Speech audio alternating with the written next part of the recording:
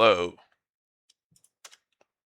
The goal for this VOD is to serve as a tutorial for the early game of Impossible. The idea is that I've done this a million times, and there are certain concepts that might seem obvious to me and other players who have been playing for 1 billion hours, but not to everybody. So I will be talking about some basics, some concepts that most people agree to, at least, on how to succeed in the early game.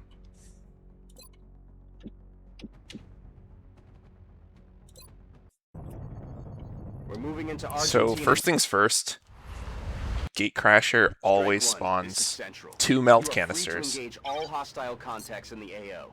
Don't take any chances. Because of that, a lot of people will play in such a way where if they don't get those 2 melt canisters, they will just restart over and over.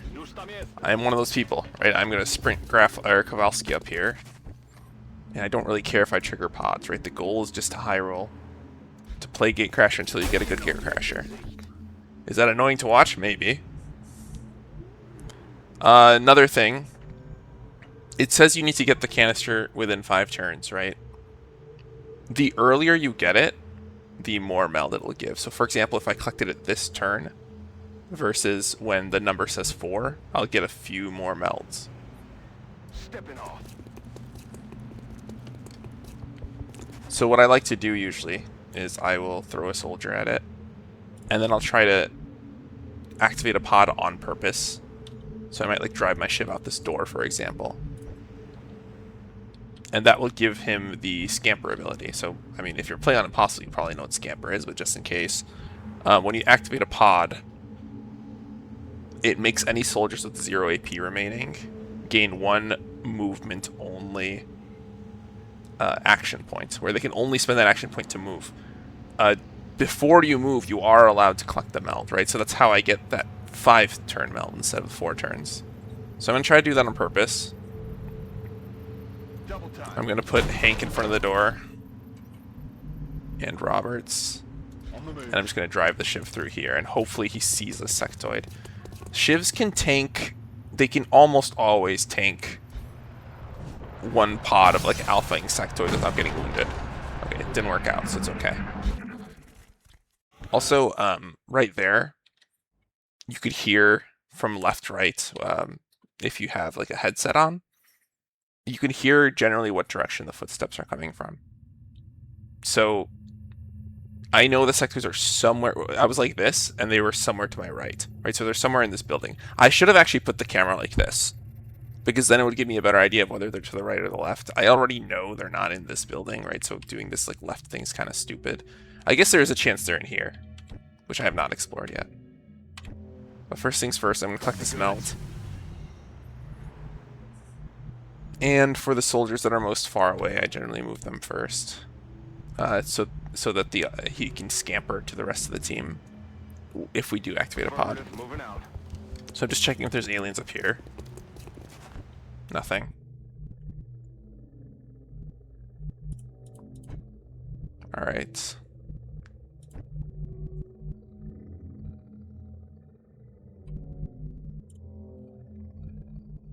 So I'll just keep moving the farther away alien or soldiers. Also, in case you didn't know, if you hold on the period key, it fast forwards to game speed 10. That's how I'm making my soldiers run faster.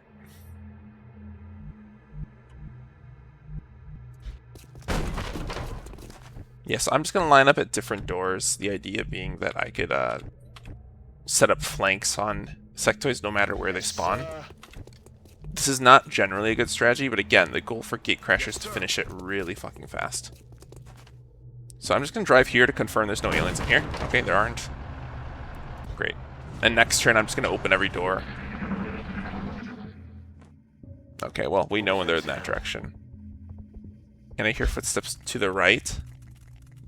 And it was a carpeted noise with outsider footsteps. Those are sectoid footsteps that you heard.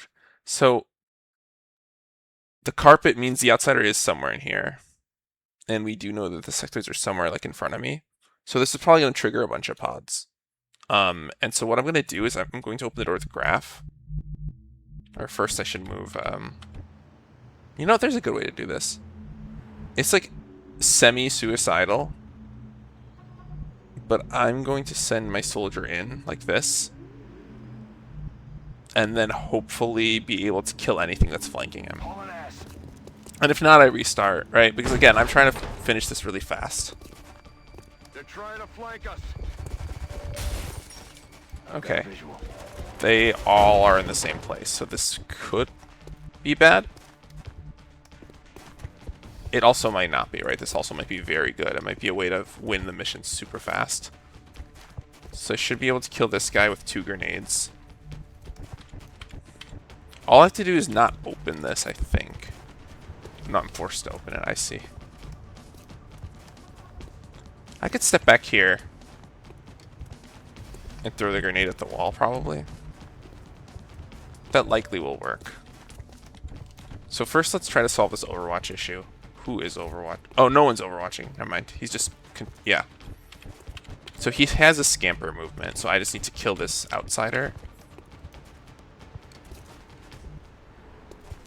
Yes, let's do it like this. I think first we shred.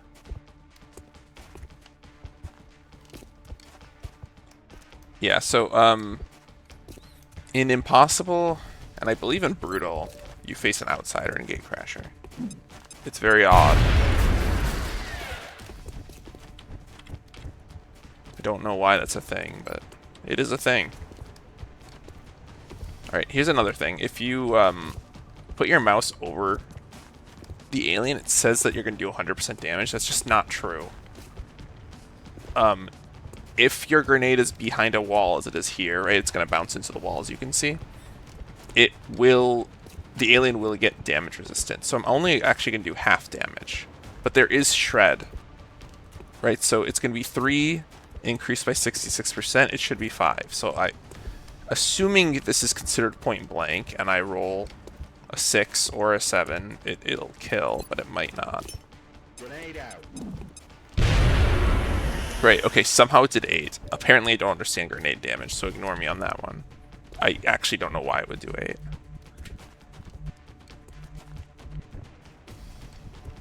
Cool.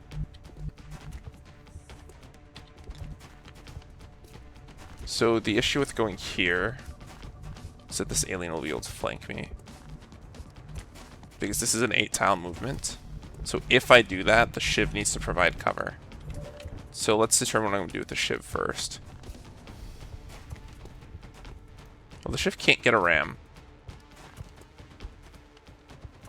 So I might be okay with using him for cover.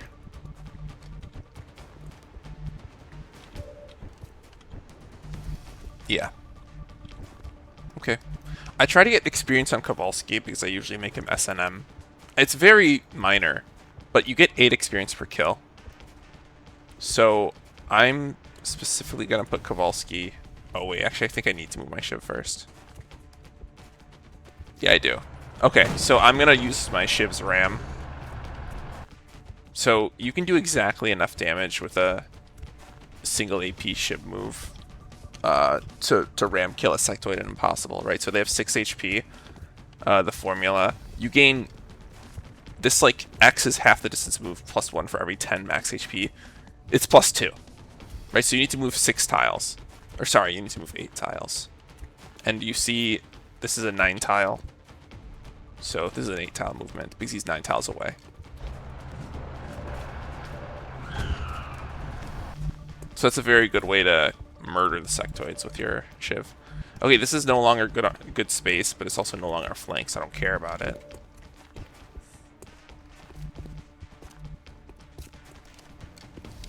Okay. Going low cover is not a big deal, because they're usually trying to mine for you anyways. My goal is going to be to disorient both of these. If I can hit them both with 1 grenade. I probably can't. Oh, I can. There we go. So hopefully disorient. Catch. And here we're kind of rolling the dice, right? Most likely, the Shiv is going to dodge enough to not get wounded here. He might get wounded, and if he does, then we just pray that the first mission happens a little later. And if it doesn't, then you consider restarting. I probably won't. I don't want to be too dramatic. I'll just like play the mission out. I'm just going to do some quick math here. If he gets mine merged, he is going to... Oh, there. Hey guys, is the chat overlay working? Well, okay, I'll have to fix it next time. And hello, Torvon. Yeah, I'm just going to confirm he can't flank me. 1, 2, 3, 4, 5, 6. Yeah, no, there's no way. There's no way for them to get back there, so I can do this. Moving to position. And now we just pray, no injury. Yeah, that is true. Because the Shiv has, as Billy's saying, because the Shiv has high HP, the formula for injury takes into account your HP number. So Shivs usually have pretty short injuries anyways, so it's very likely my Shiv will get injured just a tiny bit. Maybe like 4 days. Oh, and they have the minus 50% modifier, which I forgot about. That is true, Torvon. I am considering sectoids actually flanking me. Yeah, see, like, this is a perfect example. I'm just standing in front of, like, 7 sectoids. No one's been hurt yet. It's just okay. Right? So this is why you play fast and stupid. Because eventually you're going to get your luck like this. I'm getting it first try, right? So it's not uncommon. Alright, oh, I guess this is an impossible exclusive thing, right? Is Sci-Fade impossible exclusive? I'm not sure. But long story short, when they mind merge people, they go invisible now. And sneaky CR, yeah, we'll have to talk about it at some point.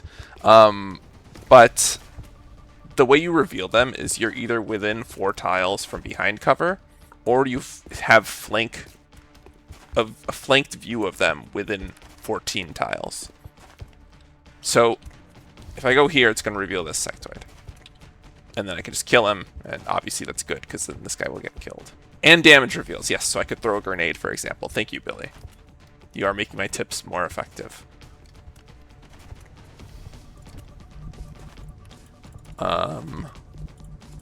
So I'm pretty sure I'm just going to drive my Shiv into there.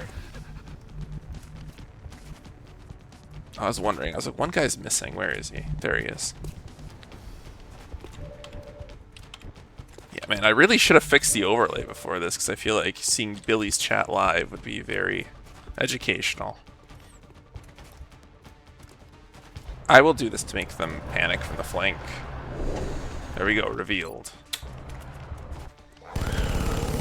Shiv does enough base damage to where he doesn't have to crit to kill sectoids, so no concerns there. Aye, aye, Commander. Oh, also, something worth noting, you do not want to explode any sectoid corpse. So if you use a grenade to get the last hit on a sectoid, you do not keep the corpse. And you'll see later that I want every single corpse. I'm unwilling to lose even one corpse. So I play Gatecrasher in a way where I do not blow up any aliens except for the Outsider, because the Outsider does not leave a corpse. Yeah, I'm using stream elements, Admiral Billy. So, yeah, I don't know. I might ask you for some help later, because I know you have it set up. On my way. Yes, yeah, exactly what Billy's saying. Basically, sectoid corpses are not that important generally, but for the first mission specifically, you care about sectoid corpses. Yeah, I'm just going to set up an Overwatch, just because there's a chance the sectoid moves, but also because I would like a stagger shot on him to do less damage to the Shiv. Also, yeah, his cover exploded because I threw a grenade at it earlier. When cover's on fire, you should probably not use it. That was a mistake. I knew it could happen. You know, it's Gatecrasher. I'm not that scared, but you know, in a normal mission, I should not have done that.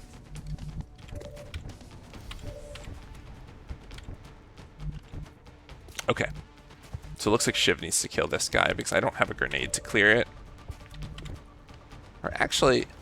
Oh, his cover did not explode. I'm wrong. Okay. He does 6 damage.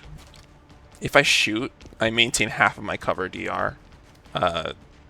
If he hits me with the Overwatch shot. So I'll have 25% cover DR. So let's assume the worst case scenario, he rolls a 7. 25% of 7 is, I should know this, but my brain is only half on right now. So 25 times 0.25 times 7 is 1.75. Damage rounds down. So that means he would hit 5. 5 would not injure this guy. So I'm able to just take this shot. And the reason I want to take this shot, apparently actually I have no reason to take this shot. I thought that Cameron could flank if I do that. Okay, we don't care that much then. Never mind. Oh, wait. I'm dumb. This battle is solved. We win. Unless I miss a 96.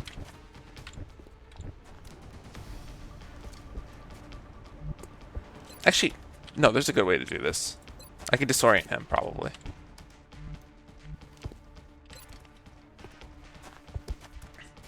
Alright, so if it hits, it'll only be 5 damage or less. We're fine. Yeah, Billy, I did try to do that. Wait, sorry, I'm going to check quickly. Is it above? Yeah, it's above. Yeah, so I feel like I did it correctly. I mean, I obviously didn't, but everything you're saying, I think I did. Okay, so I'm disorienting him because disorient lowers your defense by 10. Right, so before it was a 96% chance for the Shiv to hit. Now it is 100. Plus also pincered, I forgot about that. Okay. Great. Good work out there, Strike One. See, I got my 2 canisters. No injuries. That's a good gate crasher. Okay. Impressive work, Commander. Our soldiers have to be feeling good after a mission. First, I'm going to get rid of all the exclamation marks so they're not talking over me. Okay, great. Research project. I don't... Okay, obviously, some of the things I'm doing now are going to be meta-dependent. So this video, if it becomes a video, will be somewhat out of date, possibly somewhat quickly. Generally, what people like to do is they go xenobiology first.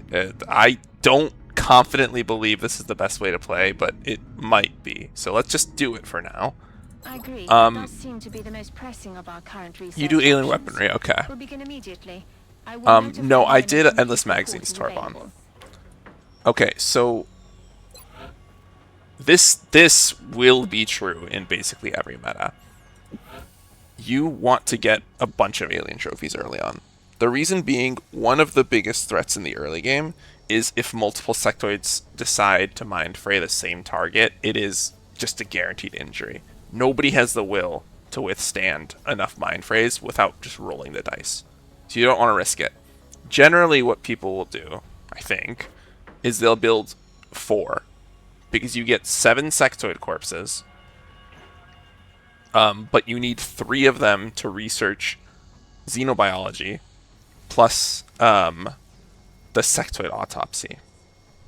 So you want to leave 3 of them for the research, because there is a chance that you get a council request that asks for your weapon fragments, for example. And if they take your weapon fragments, you can't research alien weaponry anymore.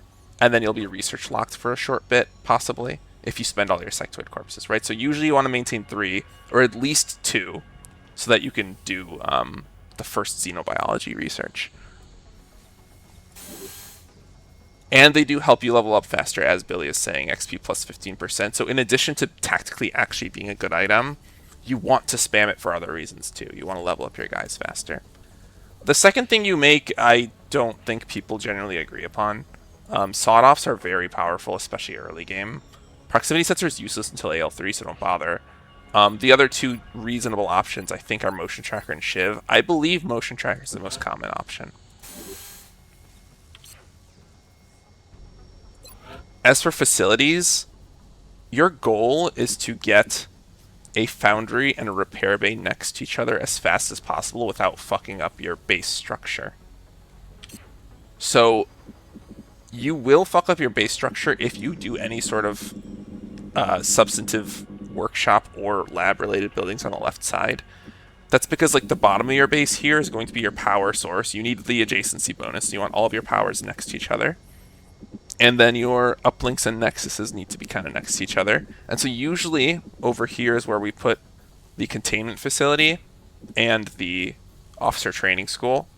You put your uplinks and nexuses around here. You could put also the training school here. It doesn't matter.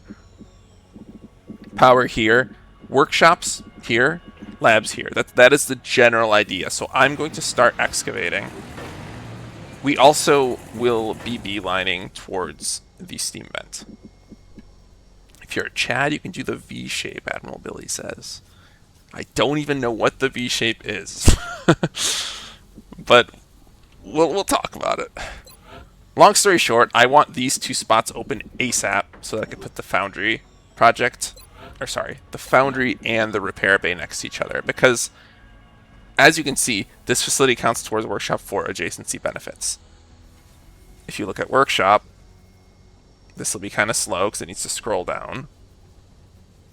See, it reduces item and workshops reduce, costs and shit.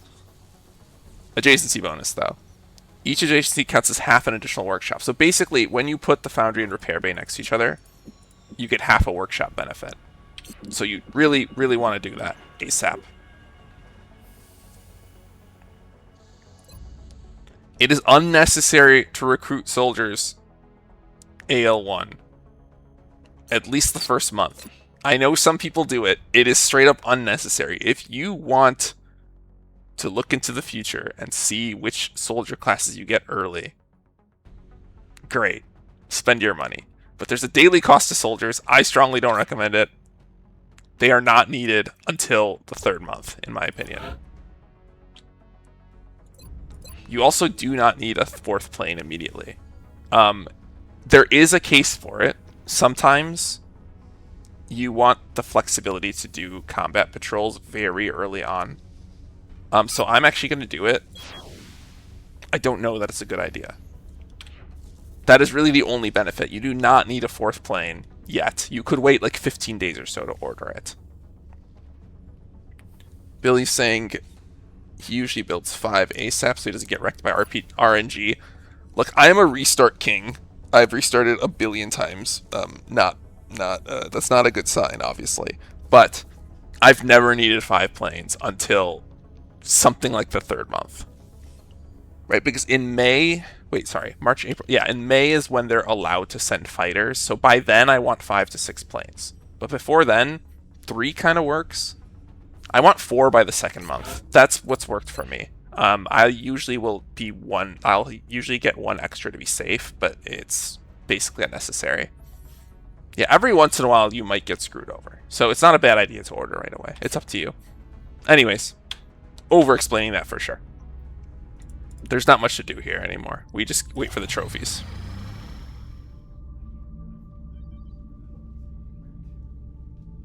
Alright, you want to accept almost everything in the early game. There are a few exceptions. So, for example, if the reward is a spec, maybe you care about like which countries, asking for the request, because the country that is giving you the request gains 10 defense, or I think the stat is called defense. Defense increases the chances that they help you in air combat. They'll like deploy a plane to help you, and also increases the chances of an airstrike. So if you plan on protecting this country or fighting in the country a lot, it gives you an extra incentive to take the deal. Here I want an engineer, right? One of the most important things is to get 20 engineers ASAP. You want your second workshop, and you especially want your Nexus or uplink, like, immediately. So you take almost any deal that has engineers. There are a few caveats. So one thing Billy is saying is be hesitant about weapon fragment requests. So I half agree with that in the sense that, if you give all your fragments away, you can't research alien weapons. But I specifically made sure I would not be tech locked. I specifically made sure I would have something to research by keeping the sectoid corpses, right? So I don't mind giving them away, but it is worth hesitating about. Oh, also, yeah, as Billy's saying, country defense increases the odds that you get free shit from countries. So that's cool too. Yeah, the only thing I would be super careful about giving away is alloys. Everything else I like to throw, but not every player agrees on this either, so just, you know, my word is not gospel.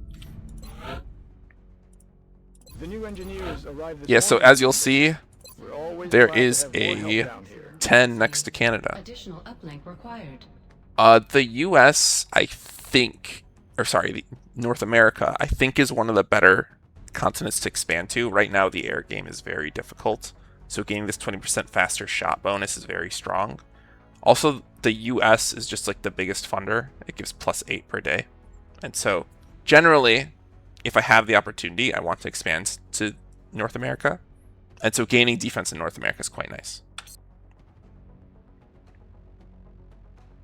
Yeah, staff requests are really good to take most of the time, as Billy's saying. The ones that you can value less are soldiers, money, right? But I don't think it's related to the UFO activity. Because early game, like I said, you don't need more soldiers.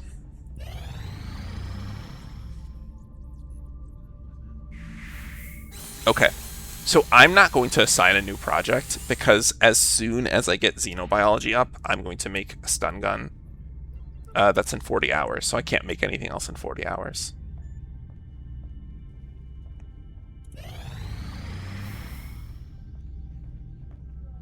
Contact detected. Cool. Okay, UFOs.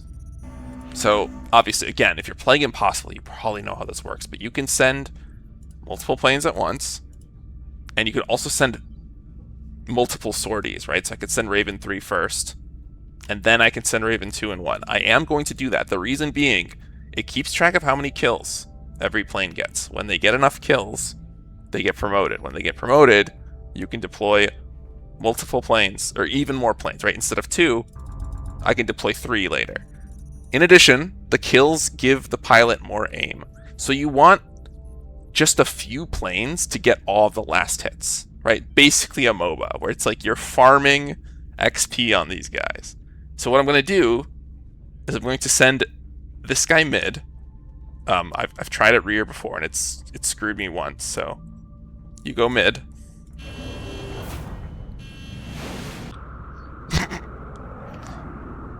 We have eyes Great. on the bandits. And so now I just make sure at least 2 shots hit. 3 is okay too. Okay, I'm going to pull away now. I don't want him to be too injured because I might want him to combat patrol later. Great, so he's been shot twice, and now to guarantee the kill, I'm just going to go lead on these 2 guys. So the thing is, mid works like 90-something% of the time. It's like absurdly reliable. But UFOs are infrequent enough in the early game to where going lead is just not a penalty for the first UFO, so you can just go lead. And yeah, one thing Billy is noting is one of the reasons it's important to farm a ton of XP on just like a few guys is because a lot of the late game air weapons have super low aim, right? So you gain a flat bonus to aim per kill. I want to say it's 0.5 aim. I'm almost certain that's correct. So, you know, if you have 10 kills, that's +5 aim. And if your Phoenix cannon has a 30% chance to hit, and you've gained 5 aim, that's actually quite significant, right? That's like almost 25%, or 20%. Like, it's less than that. I'm not going to do the math, but you get the point. It's like a significant boost. Versus something like laser weapon, where the base aim is like 45 or something. It's 17%. My bad, Billy. Bangs out.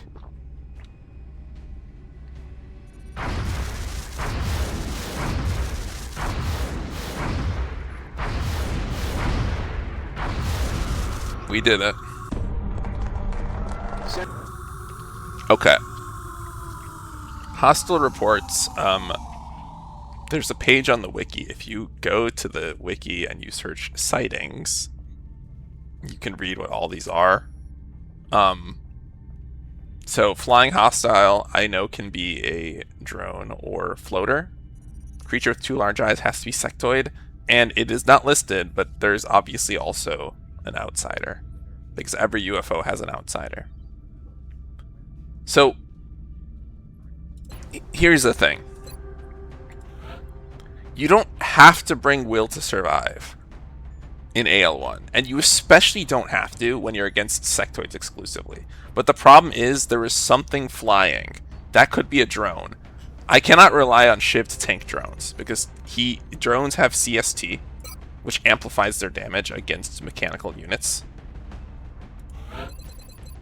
So he's just not going to be a sufficient tank. Therefore, I will bring Orlov and I will make him a tank.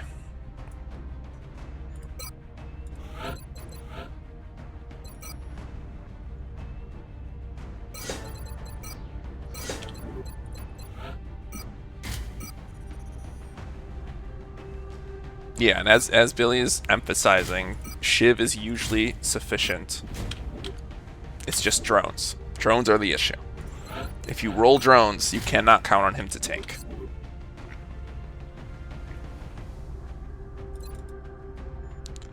Also, something that I didn't realize for a long time, it's probably obvious to most people, in the top left, it tells you what the spawn point is for this particular soldier, right? So him in the formation is like the top left, the Shiv is in front of him here. So I'm putting like the frontline units that are slow up here. And in the back, the people that don't need to make it to the front lines, I'm going to put things like the sniper. Which, where's Graf? Where's Graf? Why am I blind? There he is. Yeah, and I guess it's worth going into which classes people build. I mean, there's very little agreement on what's strong and what's not. But there are a few things. So, first, I mean, Graf is basically always a sniper, right? He has the highest aim. Duh. Okay, cool. We've discussed Graf. Orlov can be anything. All three of these builds are good. I think most people believe Will to Survive infantry to be the best tank in the game right now, which is why I'm happy to take it. Also, my start bonus benefits this class the most out of all three, in my opinion. On UFO missions, you almost always want to scout. So I will take Kowalski.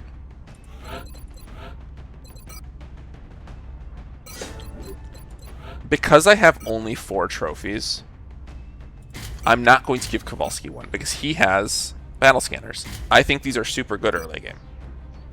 And so, you know, other people who I don't give a trophy, they can't really fill that slot with anything particularly useful.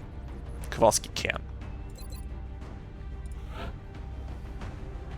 Some people are disgusting and make Orlov into assault, Billy says. Yeah, I think some people are really not infantry believers. I disagree, because I think there's plenty of fights where the assault just isn't allowed to go in, because if he does, he'll get demolished. And in those contexts, he's just standing there like combat readying. Versus Orlov can actually take some shots, right? So, yeah, and Billy is saying, prioritize trophies on low-will soldiers. That is absolutely true, because the low-will soldiers, the sectoids prefer to target with Mind Fray and with Panic. So a lot of the thought process on like what I bring on these missions is going to be partially what counters what I'm fighting, because I want to be able to finish the mission quickly. If I finish the mission quickly, I have a chance to roll like a speed bonus. If you finish the mission fast enough, you get extra money. I also care about the melt. Beyond that, I want to get some people to Lance Corporal ASAP. So, it's preferred to bring these guys, even if they're fatigued, it's preferred to bring these guys who are closer to Lance Corporal than these guys who are not. So keep that in mind as I like select my soldiers. I just need to theory craft a little bit on what kind of builds I'm going to do. I am thinking about doing triple mayhem. Just 3 gunners all mayhem. I just want to confirm that that's the decision I want to make. It's the scouts will be S&M. I will have 2 medic S&Ms, I think.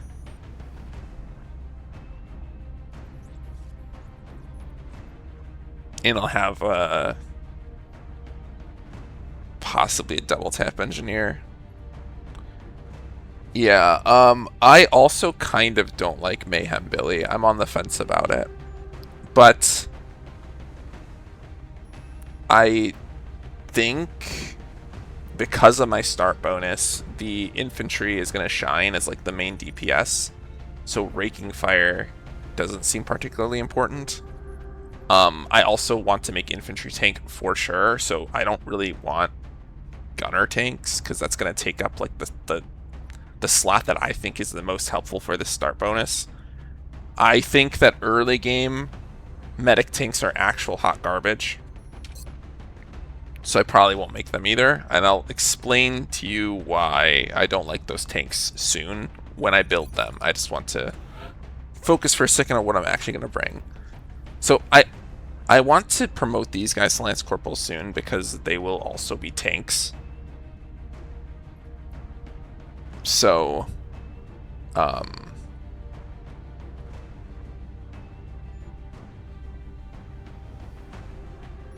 actually, will they be?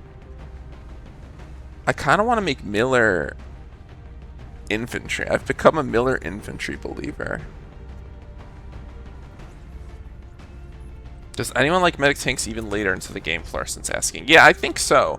So, I need to skill one so I can show you guys the perks. I don't think I'm actually going to skill a medic.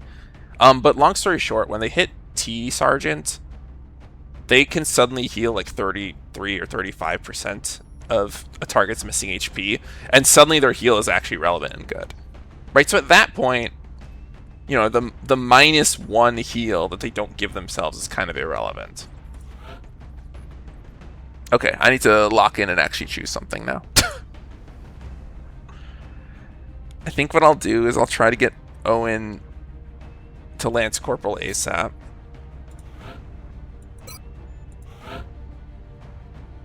Yeah, exactly. Medic tank lacks tank perks. So sustain is basically not a tank perk in the early game, right? Because for it to do anything, it requires you to take 4 damage. So all it is, oh, I can heal for free. Which the problem is, you can get wounded in 1 turn. So it's like, okay, yeah, I can heal, but like, I might have already been wounded that turn, and then you're not happy about that. Yeah, it is a tank perk, technically. It's just that you can take a bunch of shots in 1 turn and get wounded, right? Versus, like, infantry gains 2 pips and crit resistance right away. Like, look at that. Like, way less likely to get injured.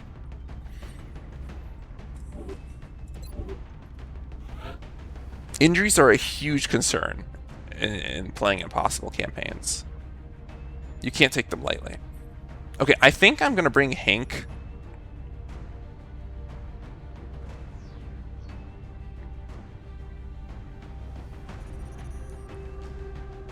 Hank and Chloe. No, I could bring my infantries because they're going to gain aim bonus. I think I want to bring both of them.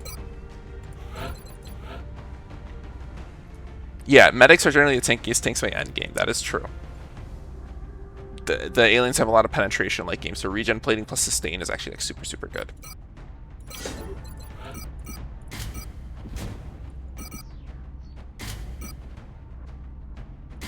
Okay, in deciding who gets trophies, this guy has very low will, but you have to keep in mind because it's his home country, he's going to gain 10 will.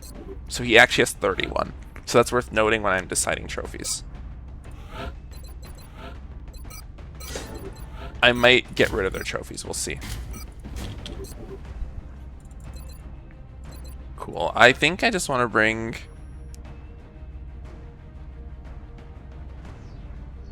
I'll probably just bring Hank to level him up. I think I don't need any medics or mechanics for this mission, because I have a will to survive. Yeah, let's just do this for class diversity.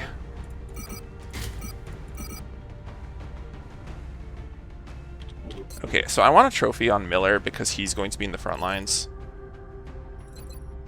So I think I'll give up this guy's trophy since his will is 43, again, home country.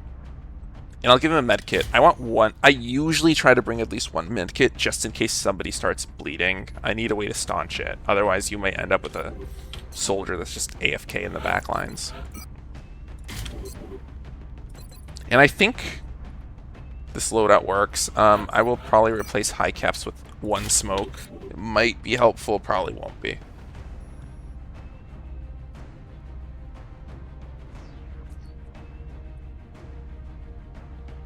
Yeah, I've never tried a Ranger Pistolero Admirability. I think with the right start bonus or the right patch, I'm going to explore that, but Medic Tank's just too weak early game for me to want to play around with it too much. Yeah, I think we just go. Am I doing anything stupid here? I have a checklist that I have, right? And it's somewhat irrelevant in the early game. But it goes like this, basically. Like tank, S&M, officer, mechs. Make sure you have your armor and weapons equipped. Make sure you have at least one heal. Scout. But yeah, there's not much to talk about here because I don't have anything. So we'll just go. Dropship has arrived. We're moving into Argentina next. The threat there seems to be the most... Yeah, so, yeah, Billy, his loadout is, for your specs and rookies, you put HE and smoke on them. That is an option. We're just north of the crash site. Strike 1 is in position. I have a bunch of high aimers, so I'm not like too worried about getting We'll monitor those kills. readings from here. Strike 1 is authorized to assault So I'm not going to bring any frags. But yeah, bringing frags, like a casual frag, is pretty useful. Okay, vicinity. Scouting's a little weird, but usually vicinity means you can move approximately 3 tiles with no danger. Okay. It's still vicinity, right? So this is more than 3 tiles right here. So I'm not confident moving up more than that. I am considering doing it anyways because in AL1 you're allowed to play super fast and loose. Usually you can get away with it without getting any injuries. No, I might actually dash into fog. You're right, Billy. I actually might. It's just I just want to be sure. The problem is if I roll drones, someone will get wounded unless I smoke everybody, I think. So I actually won't risk it. If it were just sectoids, I'd be sprinting right now. Yeah, Orlov. I think we will put in... It was vicinity, yeah, so I'm allowed to do this. I have a smoke.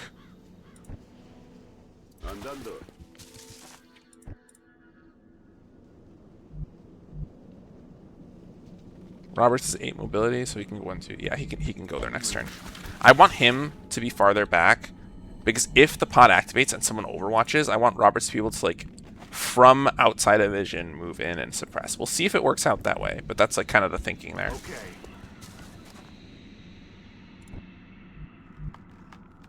Yes, indeed. If I had fewer infantry, I would be playing differently.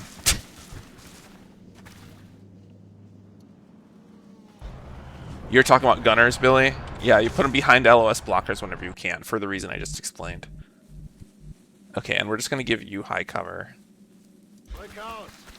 It would be nice to combat ready, but I'd rather the high cover. Ideally, the aliens walk into you, because then you get a full turn of alpha, but that didn't happen. So now, if I move up here, I think almost everybody can come and join in like a meaningful way. So I'm going to go. And somehow that didn't trigger the pod, so that's a mystery. I will move Hank out of the way. Yes, they will also typically end up closer to more of your soldiers, yes.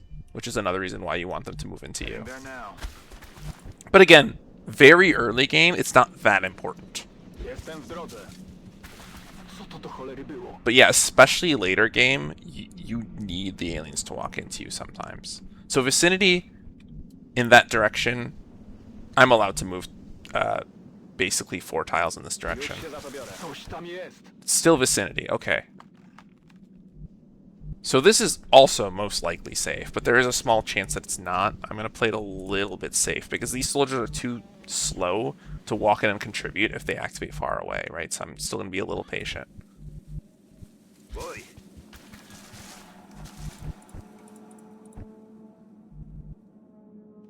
That's affirmative.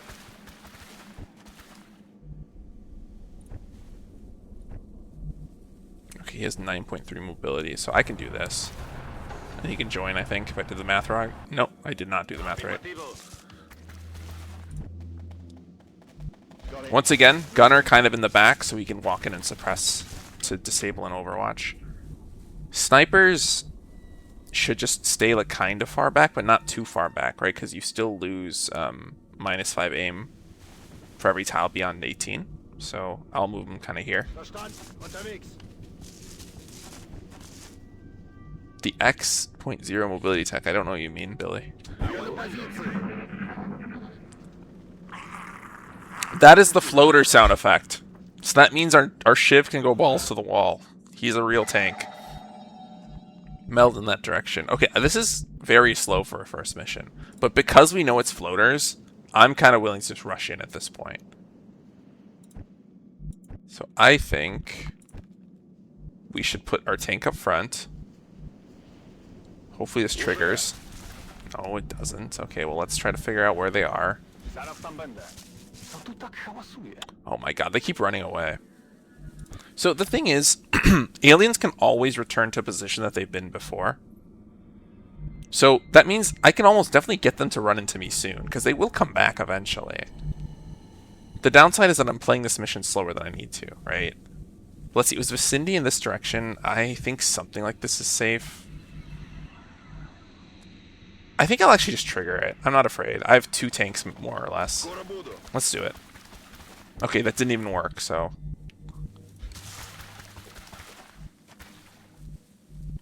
We will fight them eventually, don't you worry. And we'll lose Meld maybe, and we'll be really sad about it. I'm on the move. I'm on it, Commander. Actually, I think I'm going to send Hank this way. I want him to look for the Meld soon. Yeah, they just keep running away from me. That's no good. I put Roberts quite far away. So yeah, this is not ideal movement. I just want to trigger the pot already. I cannot imagine where they are.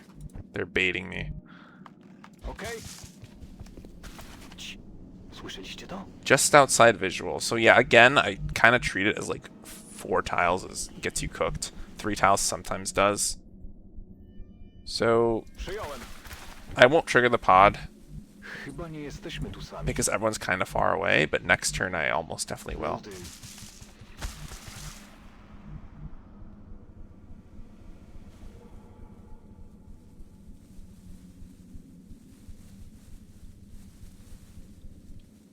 Wait, what? Billy, I did not know that. So you're telling me if I clicked here, this would not actually be a dash?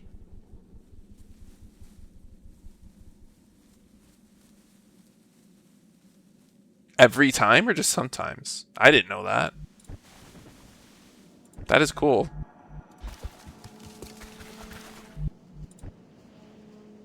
I don't know if cool is the right word. It's kind of stupid, honestly. Like, that should not be in the game, but okay. It has failed you once, okay. Well, that is really good to know, I guess. Alright, yeah, just go here.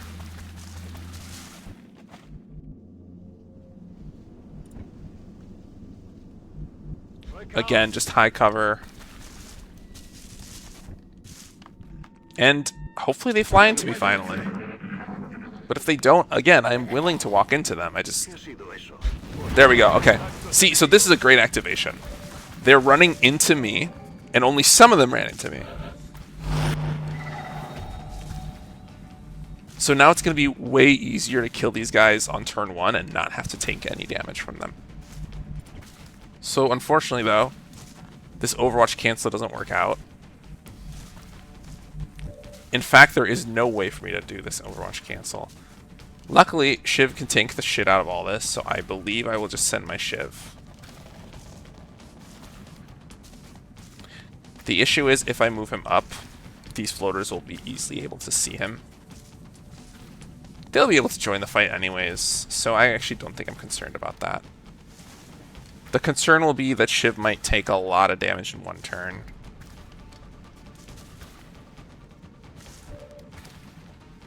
On the other hand, if I let them come to me, they'll probably just shoot at my tank, right? Because if I move the Shiv up, they might just stand still and shoot. They'll never see my tank. Yeah, but I do have a random smoke, so I could also smoke the Shiv, and so I'll probably do something like that. Just want to confirm. Yeah, because this is a weird activation where everybody's being overwatched by the sectoid, so I don't have a clean solution for it. My idea is to the Shiv will probably trigger this overwatch, and then Roberts should be able to move in to cancel the floater's overwatch somewhere. Yeah, from here. Yeah, it seems good.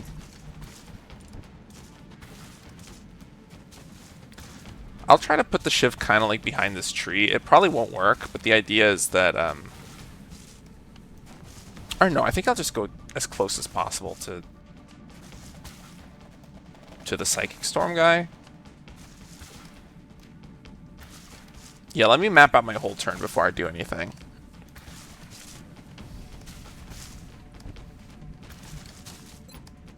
So I definitely will throw this.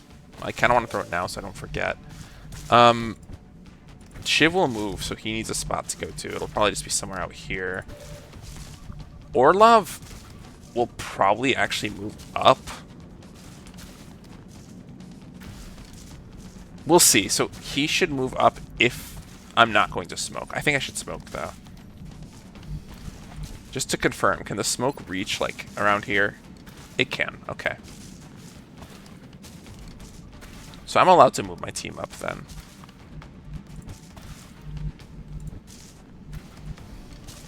So I might, like, put my assault here, for example, next to the Shiv.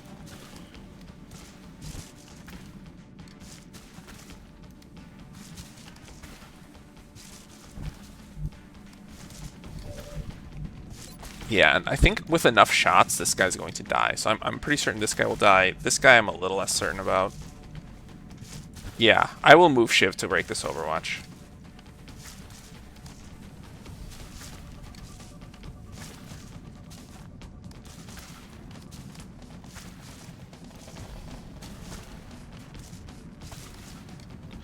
Oh, I can even put him here. I kind of love that idea. I kind of hate it.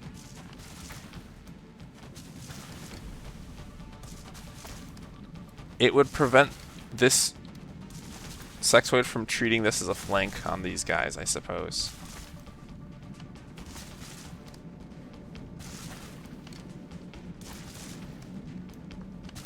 Yeah, I would like the Shiv to not see everybody. So if I go here, this guy doesn't see him. And so if he survives this turn, we only have 5 targets shooting at the Shiv at max instead of 1, or instead of 6. So let's do that. Alright. Not great, but whatever.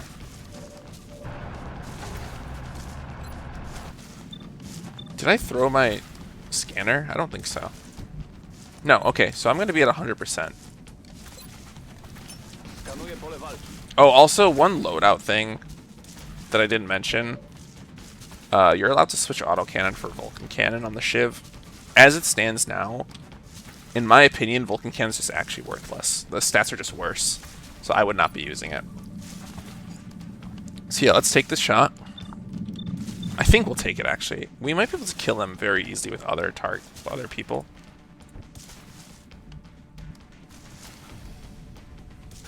Yes, Commander. Oh, I should have actually explored this opportunity first. I might be able to just hit him and break Overwatch. So Overwatch has a chance to break depending on if you do health damage to somebody. So first of all, the red pips, not the white ones. It takes a % of the total damage done relative to their HP to determine whether the Overwatch breaks. This is a really high damage shot, so there's a pretty high chance to kill the Overwatch. So what we're going to do is see if we can kill this sectoid without the Shiv's help. And if we can, then the Shiv will take that shot.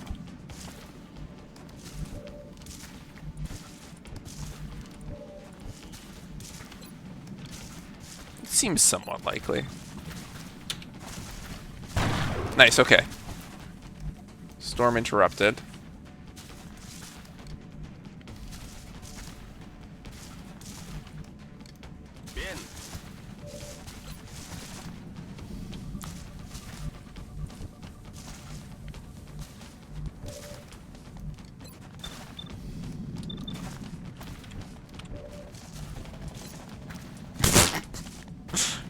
Dude, trying to be educational is making me play slower and therefore probably better.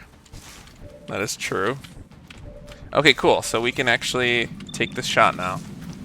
So, the shot chance against this guy is so high because he has tactical floaters have tactical mobility, right? They gain 30 defense when flying, in particular, but it's disabled when they're preoccupied, all right? And because this guy's overwatching, he's preoccupied. So we'll just try to shoot him. Didn't work. Okay. Next, I think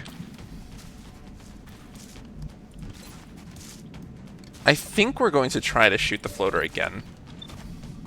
I am trying to help this Shiv not get shot by too many people in one turn. Oh wait, I was gonna smoke him. Hold on. Yeah, I think that's still the move. I think I should be smoking.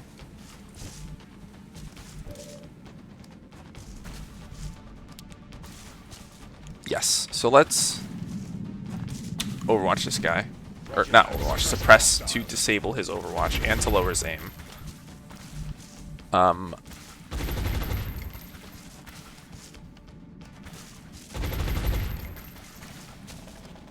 So he can see all the floaters, so if I smoke this Shiv, Roberts will probably get targeted, and to try to disincentivize that, I'm going to throw Orlov up here. He has 10 less aim, and he'll be closer to them. So the aliens like to take shots that are likely to hit.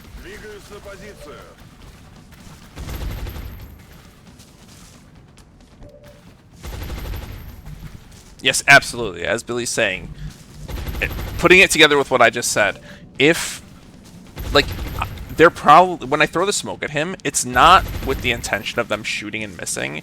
It's with the intention of them shooting someone else, right? So that's why I don't want to throw smoke at him and then leave Orlov back here, because Orlov couldn't see all the floaters back here.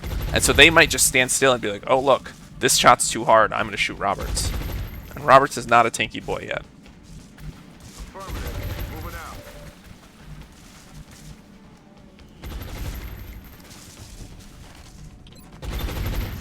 Alright, I think we're just going to shoot at the floater while we have the chance. Alright, this guy can flank us. Wait, no, he can't. So, sectoids, their AI in general, they will not enter a position where they are being flanked by somebody that they are not flanking themselves. So, you might think he wants to go here because it's a flank shot on Orlov, but the problem is then Nunez would be flanking him. And so he will not do that. I believe 100% he will not do that. It can be unpredictable, to be fair, right? Like, don't trust it 100% of the time. But it's very likely it'll work out that way for me. Yeah, as Billy's saying, it's true for most aliens. It is untrue for mutons and for thin men, especially when they're coming out of line of sight, as you're saying.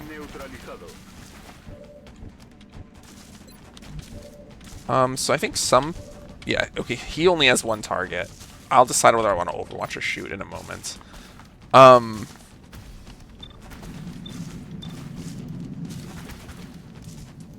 I think my reasoning here, I believe these floaters might just stand still. I'm going to take a shot with Roberts next turn with an attempt to bulletstorm them to break tactical mobility, right? So next turn, there's a pretty high chance that at least one of them will have a 30% increased chance to hit. And so I'd rather shoot at them next turn than this turn, which is making me think I want to kill this guy this turn. So yeah, first shoot with this guy, because Orlov has the aim bonus when they have half HP. Or not aim, sorry, damage bonus when they have half HP or less. So now we take this shot. Oh, close. He'll die. And now, so normally I would consider maybe not throwing the smoke, because this the Shiv might like actually survive this, but they are combat ready. Combat readiness gives 30 penetration, I believe. 10. I don't know why I said 30. Is that right? I feel like it was buffed. I don't know. But anyways, it gives them penetration. So they'll do a shit ton of damage to the Shiv. So I'm going to smoke him to be safe. I will not include Orlov in the smoke. I want them to shoot Orlov.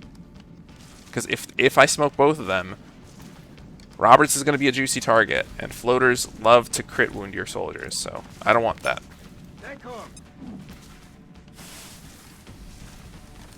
It is too bad I didn't study with Graph, right? That's why I don't like putting smoke on the sniper.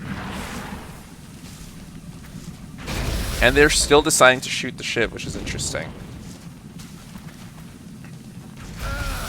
But he is so close to the Shiv that I guess he thought that was a good enough shot. Great, okay, that was a stupid move at least. And he'll bleed to death. Cool. Alright. This is a time to set up some pincers, I think. So first off, as I said, I'm going to try to bullet storm these guys. There's no way for me to bullet storm all three, but I can bullet storm two of them here. It's worth noting, if I move here, Roberts is flankable by this guy, right? 1, 2, 3, 4, 5, 6, 7 tiles, right? He has 8 mobility, it says up here. So if I do this, I have to commit to slowing this guy down somehow. This guy is already flanking my guys too, so he probably should die too. And him, 1, 2, 3, 4, 5, 6, 7, 8, will also be able to flank. So this is actually kind of scary. I need to be able to kill a lot of them for me to be happy with staying here. Yeah, Overwatch will stop aliens from moving, but not always. Billy's saying that's true. I don't like to risk it against floaters. I feel like floaters will just fly through Overwatch. Yeah, so I think I'm going to go... Oh, wait. I lose vision of the other alien there. I think I'll go here. I'm going to back off a little bit and see what happens. Yeah, we have a double bullet storm here. So we're just going to try to disable his tactical mobility. Didn't happen.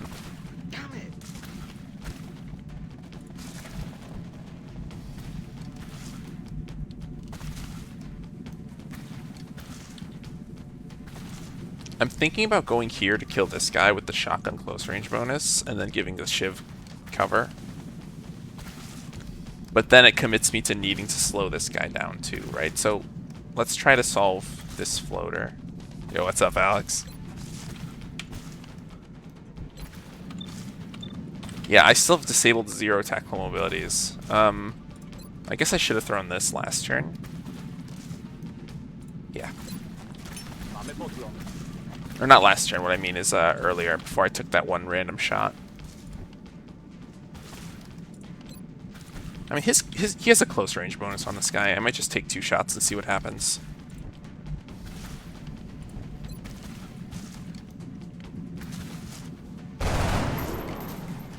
The alternative is I could also just do a pincer shot right here. But again, this guy's concerning. I kind of want to solve him.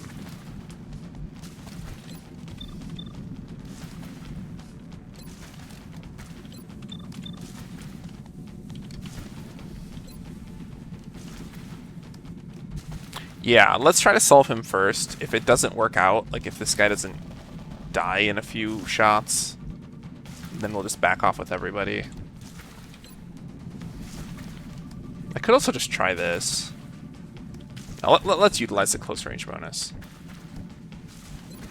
Let's do this first. Okay.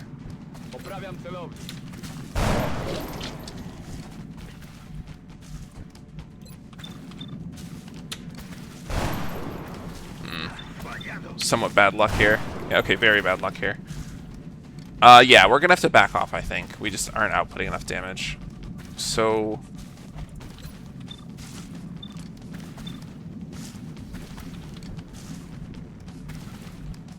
let's see, this would be 1, 2, 3, 4, 5, 6.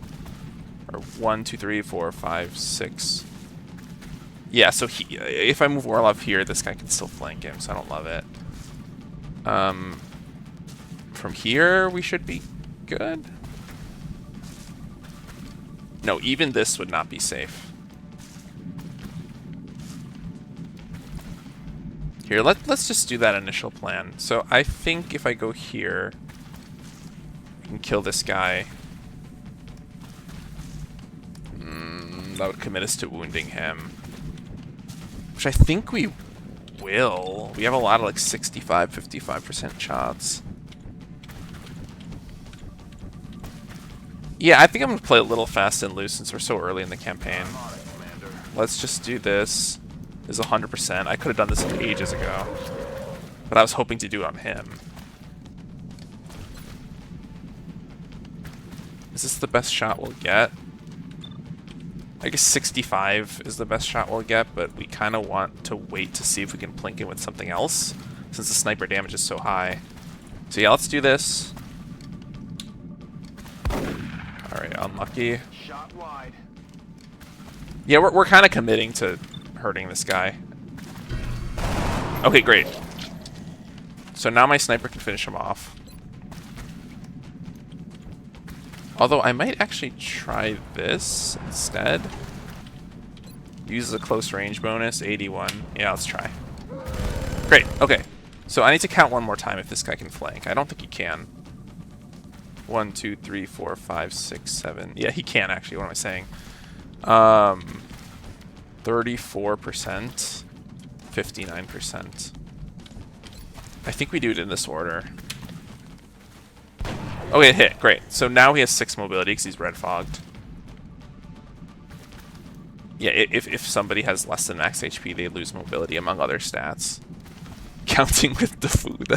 Yep, that's what we do. Alright, yep, we just try again.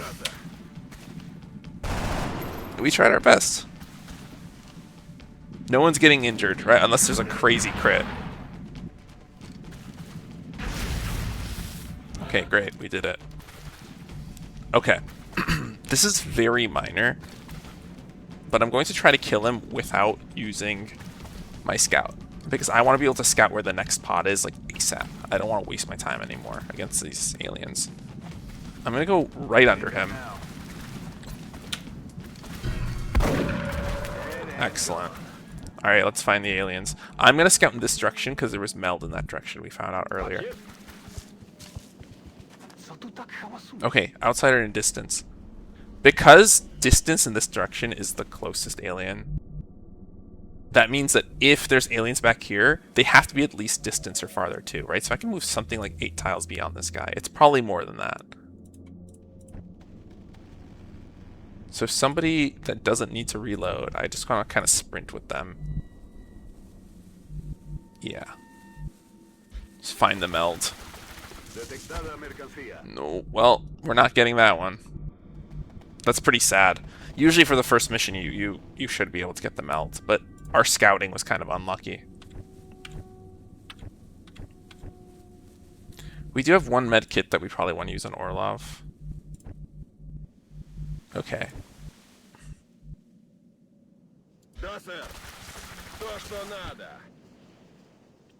We will get that meld. We're gonna rush for it. Because I have endless magazines, I don't even think I'm gonna reload on anybody. I'm just going to go in. Oh, I actually might do that, Billy. I might dash into Scamper and activate the meld. Unironically.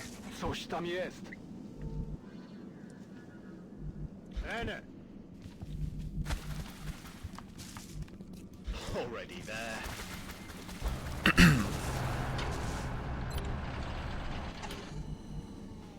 Rolling.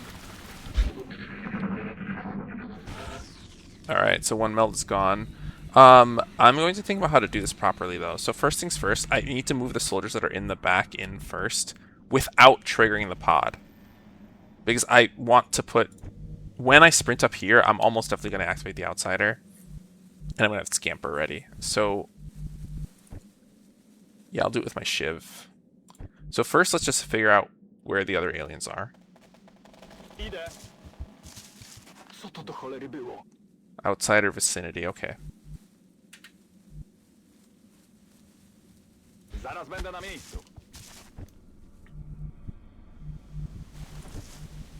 Yeah, does anyone else want to move up first? There's a chance that the sectoids are back here. Or I guess they could be floaters, technically. I don't know that they're sectoids. I think this is the turn where I sprint in. Yeah.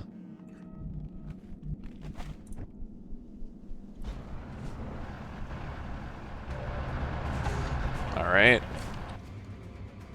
And now we get to use that scamper trick to get the meld, right? Because he can scamper. Okay.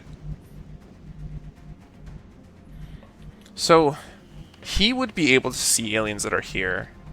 Therefore, there are no aliens, at least over here. There's a chance they're back here, and I'm fucking myself if I run there, but I will risk it. Got it. Moving. Because again, it's early in the campaign. I'm not afraid to restart if I need to. But I'm just letting you all know that that is not a good move, since this is allegedly a tutorial stream.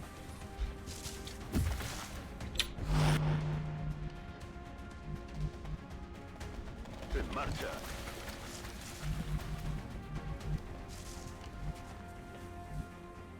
Same thinking here. I'm just going to Moving out.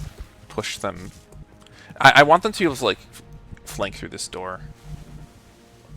Orlov probably won't even get shot at. The Shiv will, but let's move him up. Alright, we're going to Overwatch just to, like, hopefully graze.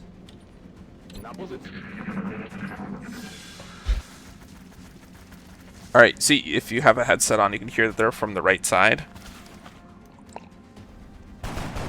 So the next spot is to the right. Whether they are north or south, we don't know. Most likely north, because we've already scouted the south, but maybe they're flanking us.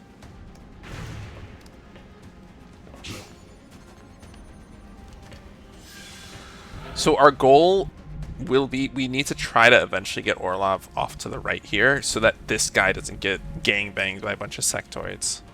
We want our tank to get gangbanged. That's the goal. So I can actually just drive into him, right? Because he does 8 damage. I have 46% DR. That is going to do 4 to 5 damage on me. 5, I guess 5 would be an injury. What I can do is I can actually suppress this guy to stop reaction fire. So I'll do that. Heading out. Yes, okay, exactly. So as Billy's saying, once you activate the outsider, the pods all start to converge onto the UFO. So they are running towards us. They will be here soon. So yeah, I'll suppress him to disable reaction fire. And now my Shiv can move in without triggering CCS. And this is most likely a one-shot, if I crit. If I don't... Yeah, I do wonder if I can set up a pincer here. Yeah, I can. I think I'll do that. This is slightly dangerous because if the sectoids are here, I will trigger them. But again, early game, I take risks. So it did happen. And so this plan is no longer good. The question is, can this guy somehow flank me? If he goes here, is it... I'm basically checking, is there anywhere I can move this scout to where it says I can see him? It doesn't look like it. No, so he's not at risk of being flanked, but he is in a scary position. He is one of the guys that has a trophy, so he probably can live. This sectoid is going to try to flank for sure. So he can move here or here. So I need to somehow put a soldier here to stop, like disincentivize the sectoid from doing that. And I just realized everything I did was stupid, because this guy can finish off the outsider if the Shiv doesn't crit. So that was a mistake. I didn't need to move my infantry up yet.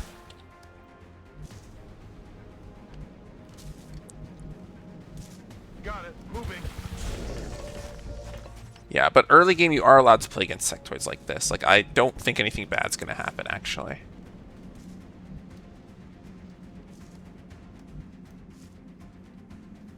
Come on, sir.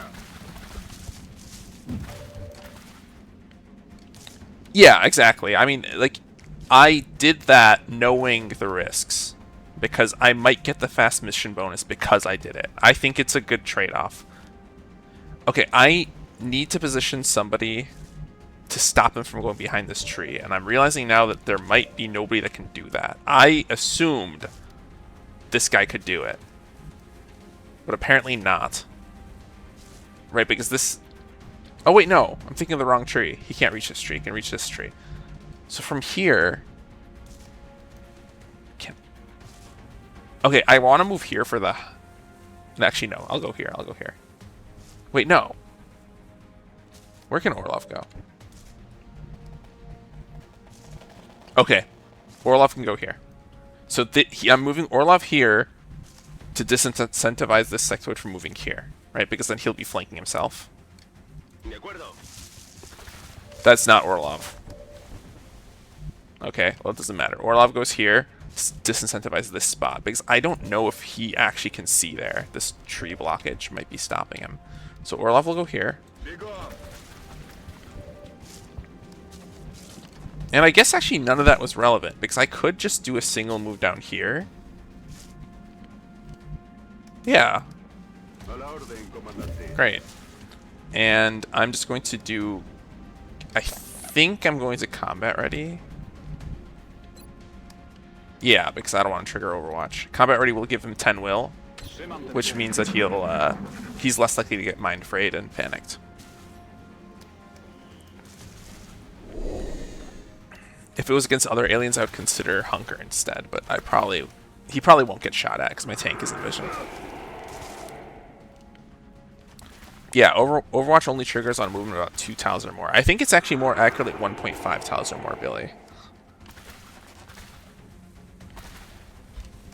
Like, sometimes a diagonal movement will trigger it, sometimes it won't. And that's a 1.5 tile move.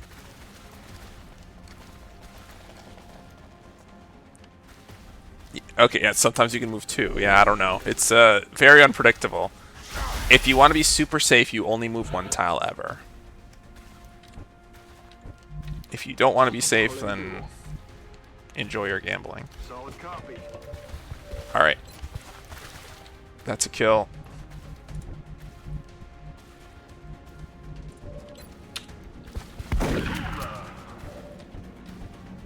Never ever tried moving 2 underwater. I have! And it's not worked. So be careful.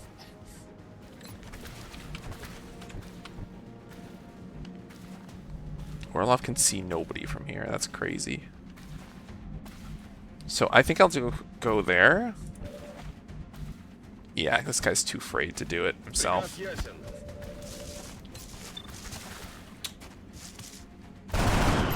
Nice.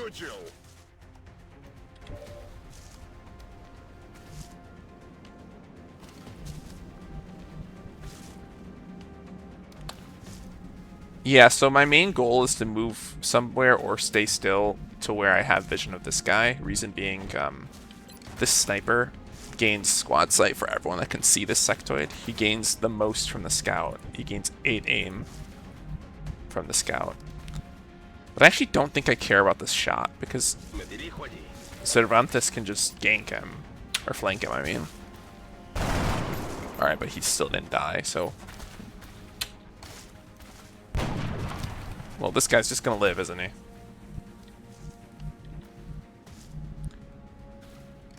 We will remain out of vision in case suppression comes in handy next turn. I don't want him to be overwatched. Shiv can survive approximately 2 sectoid shots. So I want to be a little careful with him. I don't want to, like, show. And by survive, I mean not get wounded by, obviously.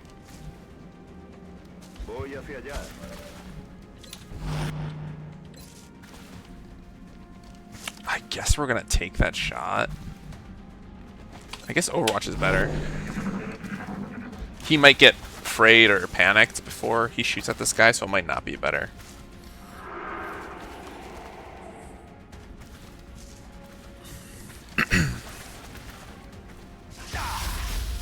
Wow. Yeah, I guess my tank is under full cover, so that's not the best positioning. They didn't want to shoot at my tank because he's more protected.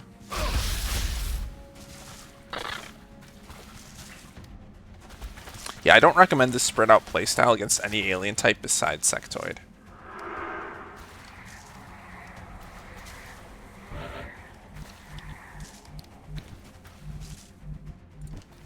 Okay, so yeah, I can run here, get the flank shot. finish him off. Under high cover, so he's not getting shot at again. A fray could still injure this guy, though, so I haven't done the math if a fray does 1 damage or 2, but we'll want to set up here.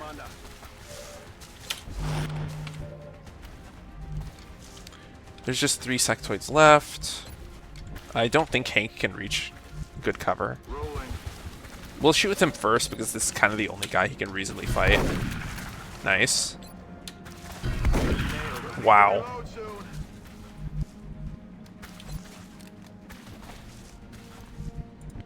What a fun start.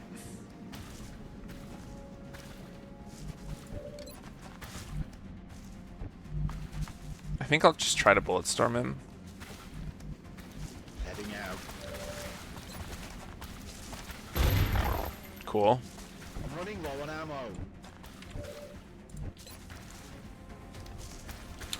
Extremely unlikely, but this guy has nothing better to do. And I can use my high ground bonus here. If I do, it increases the chances that they target this guy, though. So I think I actually won't high ground here. I'll move in.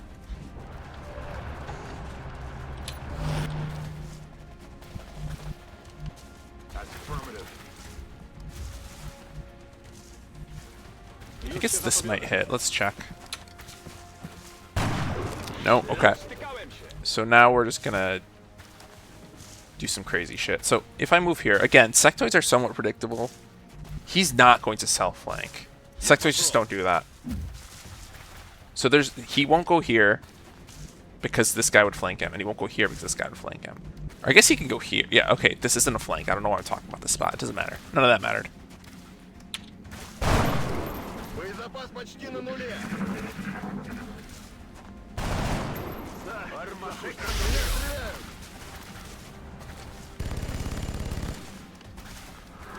Help! Help! Someone help! Okay. Can we ram him? Nice. Great. Okay. Now I believe Hank is going to be able to move in and just, yeah, demolish this guy. So we're good. We won. So not the best first mission because we didn't get both of the melds, but no injuries. As a baseline, you really shouldn't be getting anybody injured at this stage of the game. It happens. And it's okay if it happens, but like, unless you got randomly crit by a floater, you can usually avoid it. Our development of new technologies based on this substance. Literally the best first mission, you say? I don't know about that, Billy. What do we risk with our own Great. investigations into the So just melding of to human and machine? Will we see talk a line over in what the we were sand doing in the and strat choose layer to again. cross it? We're not Or building a will we second move item forward, because we're willing about to build a stun gun. sacrifice everything for So, the sake of total victory? nothing to do after that mission. Actually, wait, yes there is. So we now have enough Illyrium to build the prison. Whatever it's called. Oh no, but we can't do it until this research is done. Okay, so in 1 day we'll make it.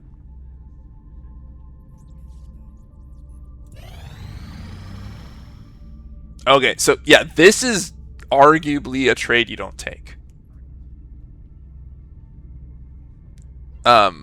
Because the specialist is not that useful at this stage of the game. But I will take it because I don't need these fragments at the moment. And I will eventually need this soldier, and I do like the idea of having another specialist, or another weapons, so I'm just going to do it. And let's see his stats. High aim. Low HP. So, I think that now that I have 4 weapons, instead of my initial plan of doing 3 Mayhem, I think I'm going to do 2 Mayhems and 2 RFAs. Or 2 Raking Fires, whatever you want to call them.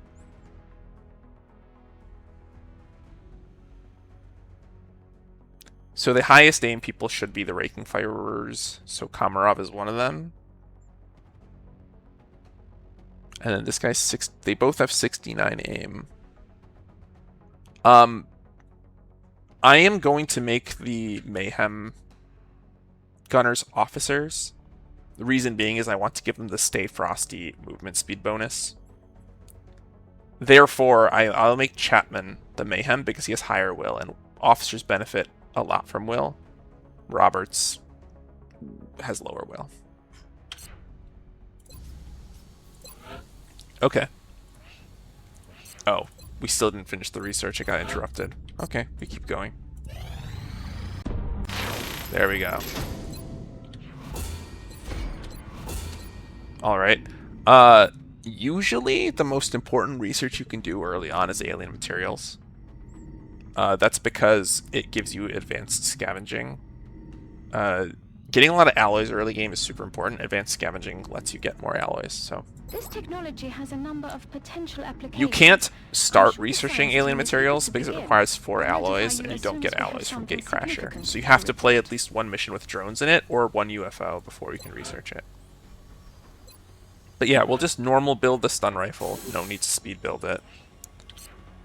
And we're going to start building the alien containment facility. And in 14 days, our goal is to capture 2 sectoids and an outsider, like kind of ASAP. We want to do it AL1 because it's just easier than AL2, right? It's like a moment where you take less risks to get your captures. Again, I don't think that's like a gospel strategy. I don't think everybody does it this way. But it just kind of gets the captures out of the way early. You could go weapon fragments first, like Billy does, for example. You get your scopes up early, your whole squad is plus 10 aim. It's pretty good. So this is not objectively correct, but it is one of the ways to play. There's no need to repair any planes, just FYI, because as the UFOs are infrequent enough early game to where you don't have to worry. Yeah, and there's nothing else to do, seemingly.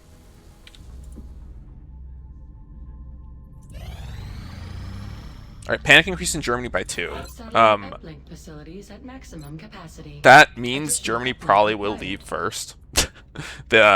One of the things the aliens do in the beginning of every campaign is they just send the overseer around. And they're going to do what's called an infiltration mission, which basically immediately makes one of the countries leave.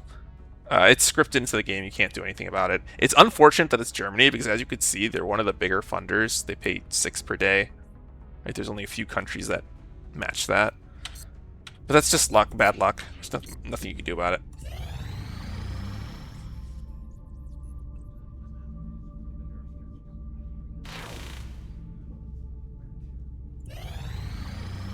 And it happened again. Operational. Okay. So I will start building the foundry right away. Because in less than 5 days, materials will be up, and I need the foundry to research advanced scavenging, or to do the foundry project. I will also cut this. This is where the repair bay will go ASAP, so that I get that adjacency workshop bonus. And then at 20 engineers, I will put the workshop here, so I don't need this spy yet. My nexus will go here. Eventually my officer training school will go here, and my power sources will go here. If I really need to, I can put my power source here, and my officer training school here, and then I could cut this, and I could put my nexus here.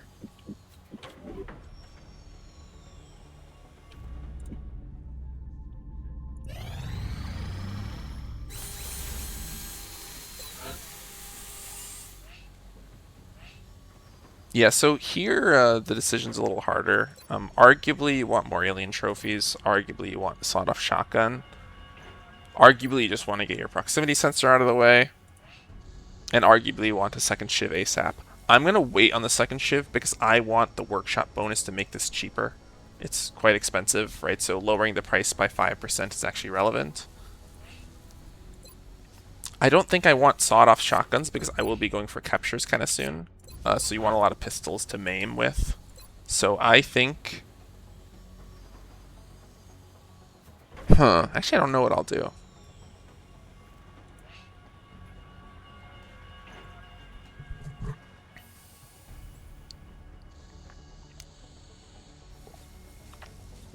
Just gonna drink some water because my throat cannot handle this amount of yapping.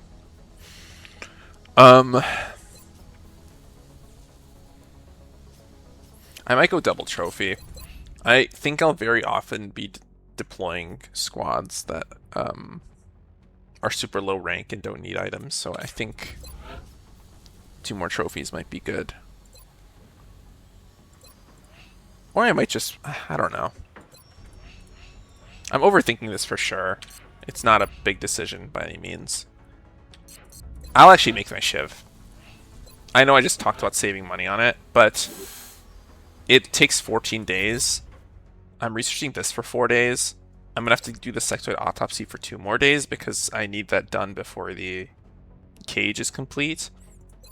And then I'm going to do alien weaponry most likely. So that's a total of 14 days, right? And the Shiv takes 14 days to make. So the timing works out really well, right? I'll be able to finish this Shiv while I don't need my workshop for anything else.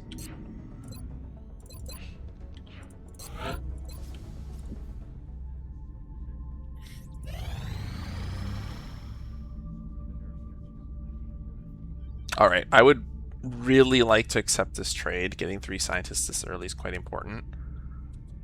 So if in 6 days I don't have enough Illyrium for this, I actually will cancel my prison. I really need to learn the name. Alien Containment Facility. I don't know why I can't remember that. I will cancel it. It's not that important to get your sectoid captures early, right? I do it because I feel like I don't need scopes this early in the game. Like, I'm not worried. And it gives me the option to get the captures early, but it's not that critical. So I will cancel if I need to. Most likely I get an abduction by then, though. And then as long as the abduction has some sectoids, we'll have enough Illyrium. Alright, great. Materials are done. Okay, I'm going to talk about this. Alloy plating is a bait. You can make one, like if you can really afford it, if you happen to come across like a lot of alloys. It is too expensive to justify mass production in Impossible. You get less resources in Impossible. Just be really careful about spamming these, because later you won't be able to make basic technology if you make too many of these.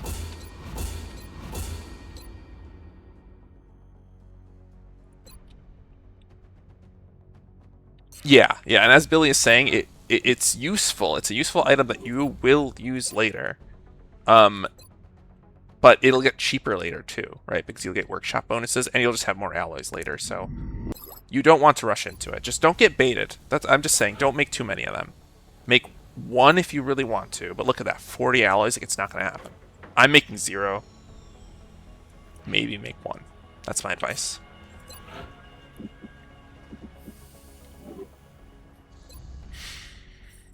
Okay.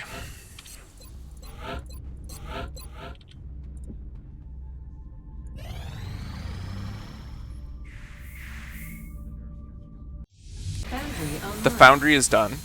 So now we can get advanced scavenging. So it takes 23 days. Unless you have the weirdest luck of all time, you're going to have another UFO before 23 days. And so I don't know if this is correct, but at least in the past, people would quick build this. So then, if you get a UFO after 5 days, your first UFO you're allowed to advance scavenge. So you start with a lot of money early game, especially if you're in South America. So this extra amount of money and this meld that you're not going to use for a while is usually worth exchanging for alloys early game. So that's why you would do this, and I'm going to do it. I don't know if this is an outdated strategy, but I like to do it. I'll send word to the Foundry crews now. You can follow their progress remotely from the project queue in engineering. Great, okay. There's nothing else to do. Alright, sectoid autopsy done, so I can capture sectoids in a few days. I will go weaponry for scopes. Or actually, I don't know. I might actually not do that. Might go body armor.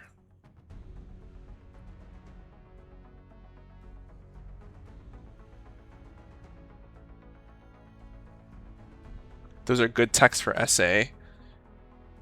Yeah, for sure. Yeah. No, yeah, I think even outside of South America, you should be rushing the advanced scavenging project. But yeah, it's especially easy to justify in South America since you have so much cash. Yeah, I don't know.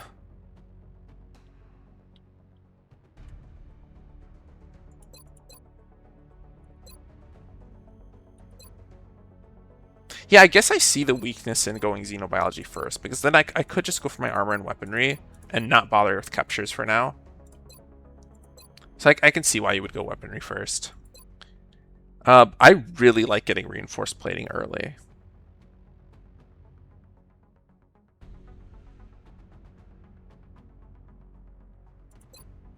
Now let's just get weapons. Let's be able to alpha I faster. expected that would be a priority research task, Commander. I'll begin allocating resources to the project immediately. What are we at for that deal? 3 days? Come on, give me my first abduction already. There we go. Commander, we've picked up multiple requests for assistance. Okay. Abductions in progress are marked on the hologlobe. So the considerations I have here is, first of all, engineer.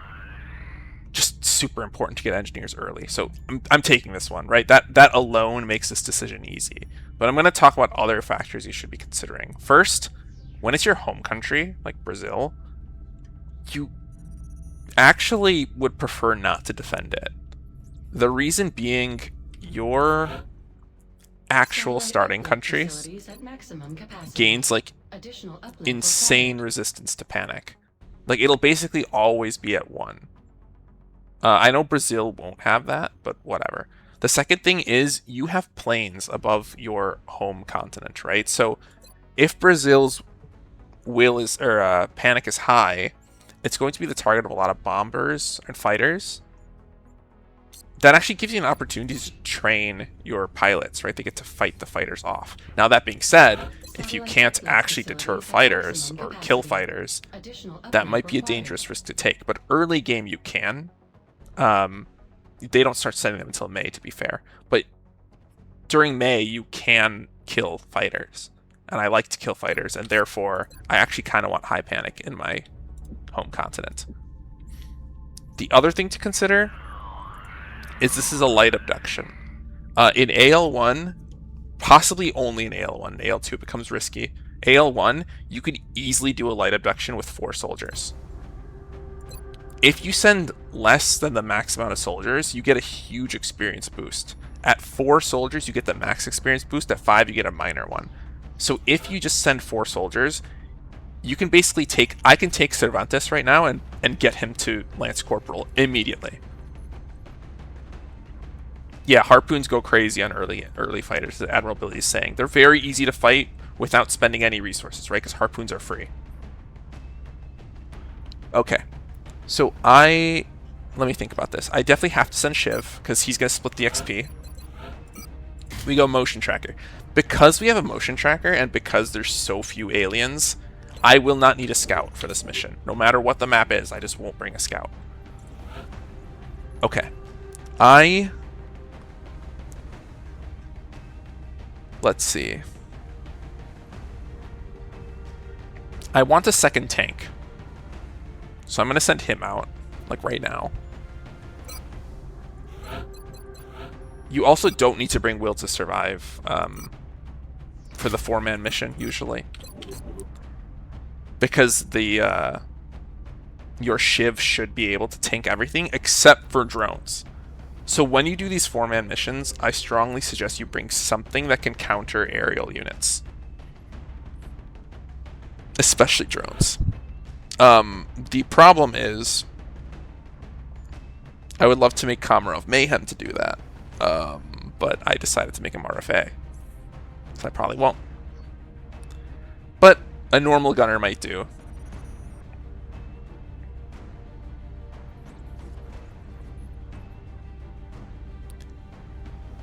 Yeah, assaults are particularly good in 4-man missions. They just output a lot of damage very quickly. So I'll bring Hank. And yeah, I'll bring a gunner for the last one for sure.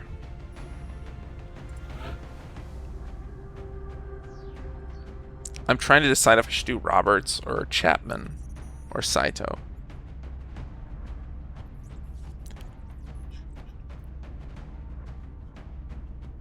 I think it's most important to get Mayhem up ASAP. of all of those. So I think I'll do that. I am in a weird position, though, where I currently only have one smoke and mirrors soldier, which is Morais. So it's a little risky. If I get a tough mission, I do want to have smoke and mirrors. So, also, very minor point. I don't pre-skill my soldiers. That's because you want the flexibility to make these decisions last second, right? Like, there's no reason to make the decision now. Like, you don't know what'll happen, right? A bunch of your soldiers might die. You might get council requests that give you new soldiers that change your mind on what you want to build. So stuff like that will happen. So I don't skill them until I have to. And I think I want the higher mobility more than I want the higher aim.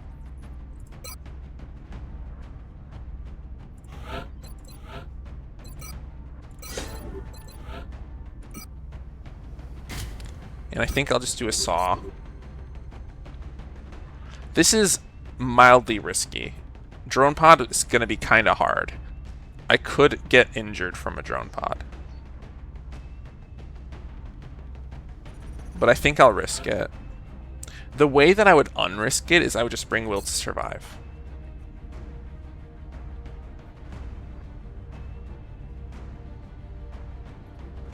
Should I do that? I don't think so. I'll take the minor risk. If I have to, I will let my ship get injured. Because I have a second ship coming in like, I think 12, 10 days, something like that. Brazilian authorities. I just need to make sure he doesn't explode. Alright, so if you single move as far as you can with the Shiv, you have a chance to trigger a pod that you don't see. So I'm going to go slightly diagonal to not move as far up. And that gets me closer to the meld. So same thing here, I'm going slightly diagonal so it's safe. If I go here, there's a very small chance I trigger the pod. Alright, still no aliens within the scanner range. So that means I can still move up towards this meld and not risk activating the aliens.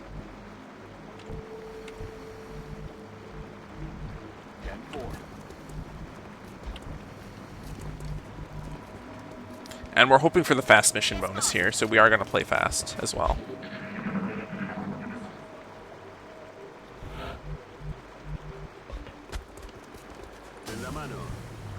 Position confirmed.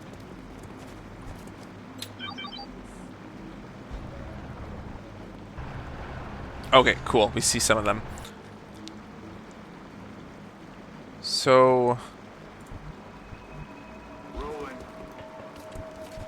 let's move closer without activating.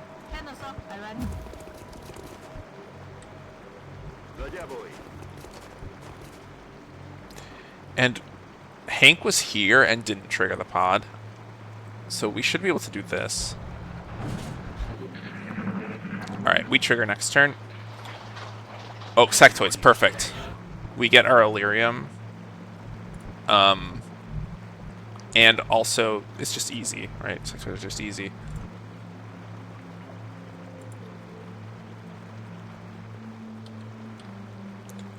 I will...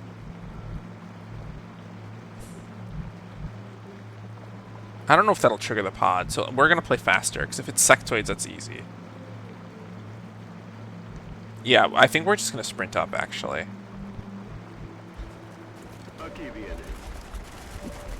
Alright, 4 of them. Oh, I did not expect Hank to get overwatched here. We can fix it, I think, with Saito, most likely. Unless we can't get vision of him. Oh, we can. Great. Okay, so we suppress this so that Hank can move. We are going to bring Hank here. Already there. And because this guy's being flanked, he might try to run away. And we can take advantage of that here and overwatch him. Oh no, he's suppressed. He can't run away. I guess he can choose to. This guy is going to tank. He sees all the sectoids, so he, or maybe not this one. But he's going to tank Mind Fray potentially, so I will give him combat ready instead of moving to a better spot. Just to gain that bonus will. Alright. And there will be one more pod. There's always 2 pods. It's going to have, I think only 2 aliens, though. It's some very small amount. Nice, okay.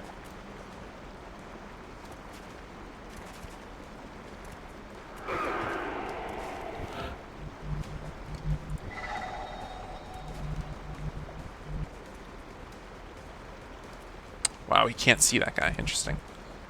I think I'm going to brute force this mind merge. If I go here, I can probably kill this guy, but then this guy can go 1, 2, 3, 4.5, 5, 6.5, 7.5, right? Sectoids have 8.6 mobility. He would be able to go here and flank me next turn. I don't think I have anything to stop him. Oh, I might be able to ram him, though. It's a little risky. I'm thinking about doing this to reveal the sectoid. Remember we talked about it. If you're flanking them within 14 tiles, you gain vision. I think it's unlikely that that's actually a ram, so I won't do it. But the other thing I could do is provide cover for Hank.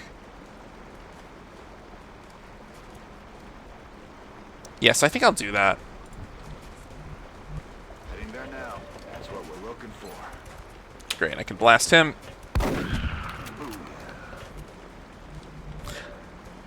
Actually, there's an even ballsier play I can do. Instead of giving him cover, I can flank reveal this sectoid, and then I can overwatch on this guy. And so when he tries to run away from this shiv, he'll get shot most likely by Hank. I'm going to do that. So now you can overwatch him. As you wish. And we're just going to brute force through your mind merge, I guess. Adjusting sights. Yeah, there's nowhere useful he can move. So I'm just going to take one random shot, because my mags are huge, and overwatch. Alright, he chose to not move. That's very common.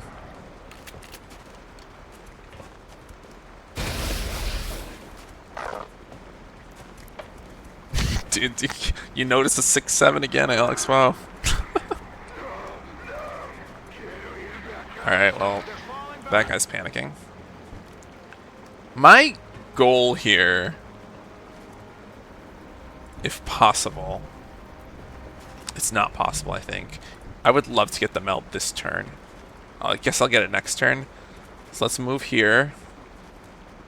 Or wait, I want to be from 8 tiles away from this. 1, 2, 3, 4, 5, 6, 7, 8. Okay.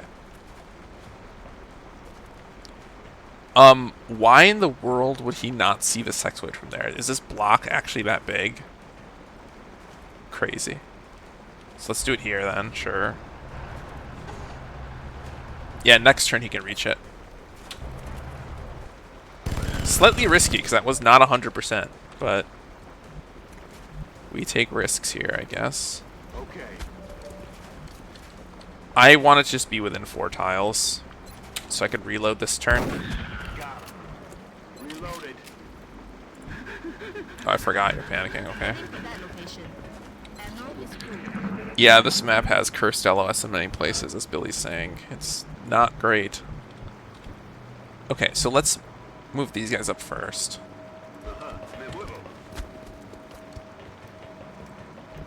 Affirmative. Moving out. So unfortunately, I do not have another motion tracker, so I'm going to have to walk in blind. But the map is about to end, so they have to be there, right? There's nowhere else they can be. Yes, sir.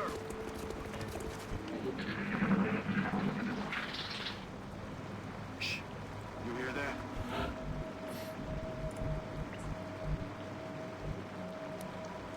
Okay, and it was sectoids again, so I'm just going to trigger it with Shiv, single movement.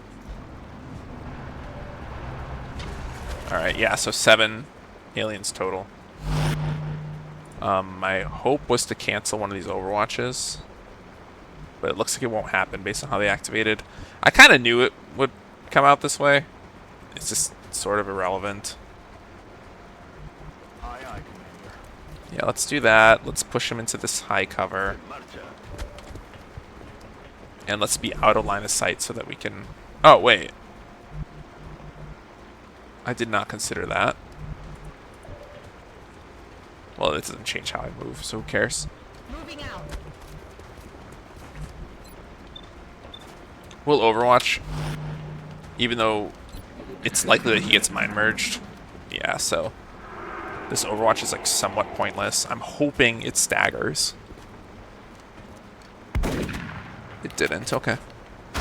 Not that it really matters. There's basically 0% injury chance. Okay, this guy's freaking out yet again.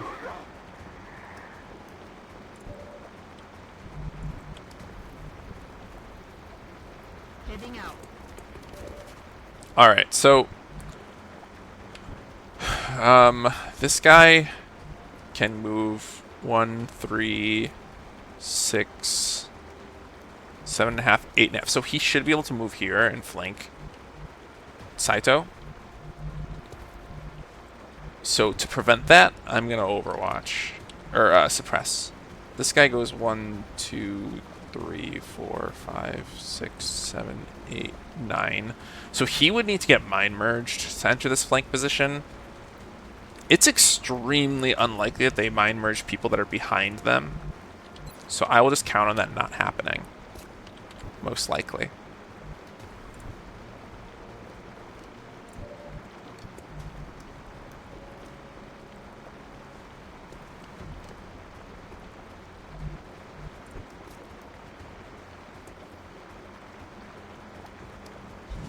Okay, I'm going to try to kill him, actually. So the plan is basically kill this guy. Great. Now I can move in and shoot him. I can use my extra movement to take cover. I can now suppress this guy instead. And next turn he's dead. It's a question of, do I want to give Hank the XP or do I want to distribute it by giving it to the Shiv? And it is going to be Hank. That's affirmative. I can rescue Annette. Yeah, she's in this truck. Chalk up another one. Alright, so I didn't get the fast completion. Just because we had to spend so many turns running because it's such a long-ass map. But we get mobility on our Mayhem, which is incredible.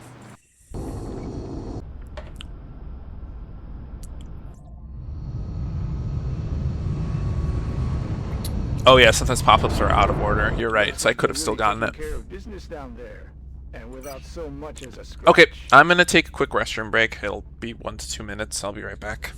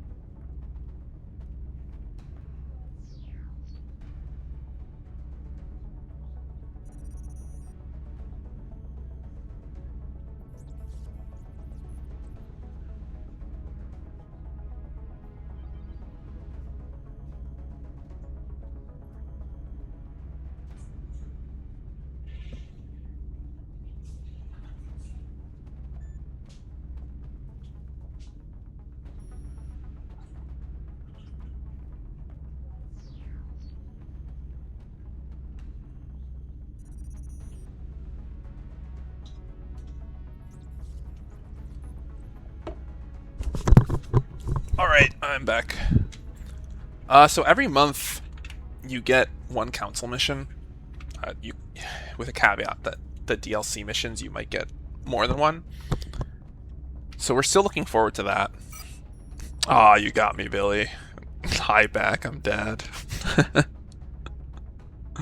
We will be in touch, Commander. Alright, 2 I'm engineers. still having a hard Wonderful. time grasping what it is the aliens are hoping to accomplish here. Are they studying us? Why abduct humans seemingly at random? There must be a pattern that we haven't established yet. Cool. So we take this for sure. Early game, you basically don't need Illyrium. It is the most expendable resource. You just need 40 for the cage, and then that's it. So we now have 13. I appreciate your efforts to support the research team, Commander. I've already put the new recruits to work in the lab.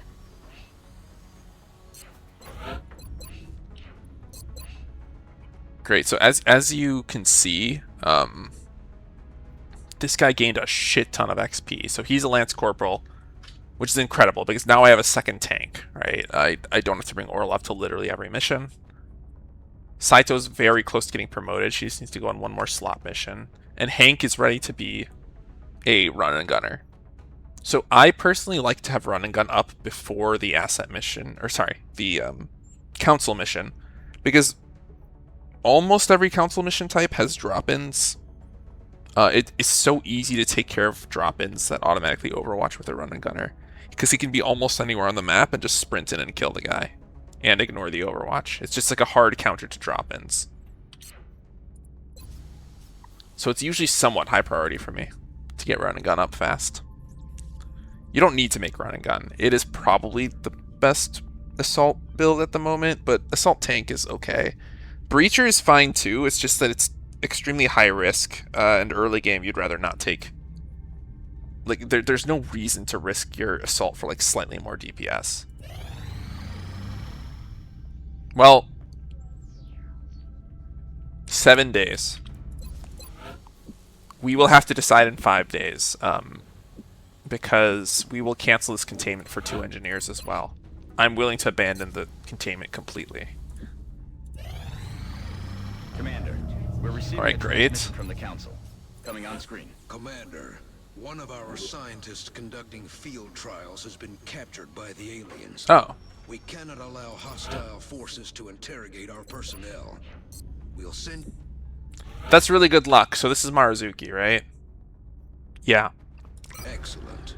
Okay. We look forward to This seeing your council mission, progress. whenever you get the scientist captured by aliens, again, like this is, you know, if you play this mod, this is not really an impossible guide. But this mission is the one where you have to escort the scientist from this observatory over here all the way to like this part of the map. Notably, in Impossible, playing this mission in AL2 is normally actually impossible. There are too many aliens. They drop in such a way that they can basically guarantee flank you if they want to. And so when you roll this mission AL2, you have to try to cheese it, more or less. Yeah, I'm sure there's someone out there that disagrees with me, but you need to do it with... Like, you just need to run away from the aliens. You just try to sneak past them. But because we got an AL1, you actually can fight it. And so I'm going to fight it, because I do not feel like cheesing. You could cheese for XP, though. Because if you successfully cheese, you get a ton of XP. Which, actually, man, maybe I should do that.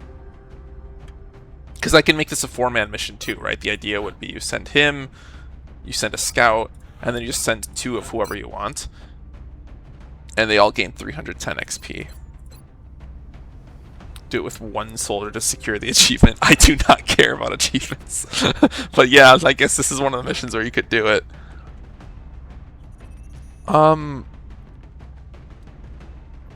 Maybe I will cheese it.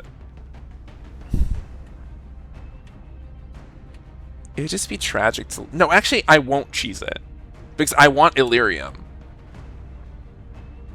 to take that council trade. So yeah, I'm just going to fight this.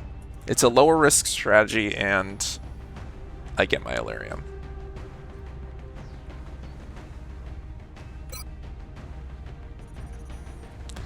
So even though he's tired, I'm going to take Hank on this. For the reason I just explained, the run and gun.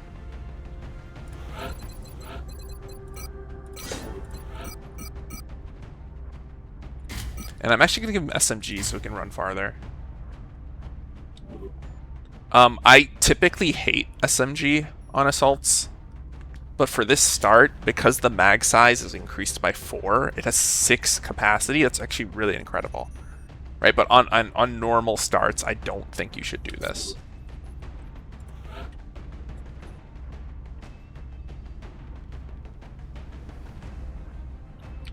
I will also bring my S&M scout, because this mission should be kind of hard.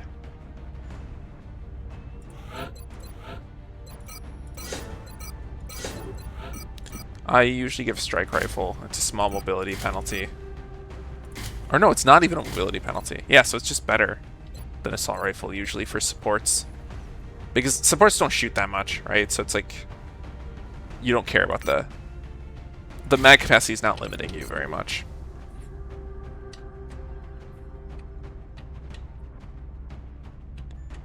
So I have every required class basically. I have my scout, I have my shiv, I have my tank.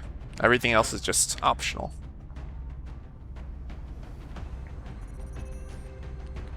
There will be thin men, and because there will be thin men, I guess I want to go engineer. I haven't completely thought of my engineer strategy. So because of my start bonus, I don't want to chop any of my tacticals, most likely. I want to keep as many of them as possible. And therefore my first chop will either be Kowalski or Burns. And therefore, instead of training Wilson like I normally would, I might just start training Burns.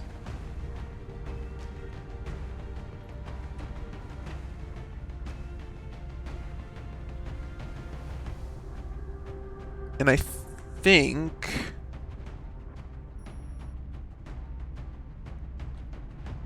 I'll make him my engineer. No, I'll make Chloe engineer. And I'll make them both S&M medic.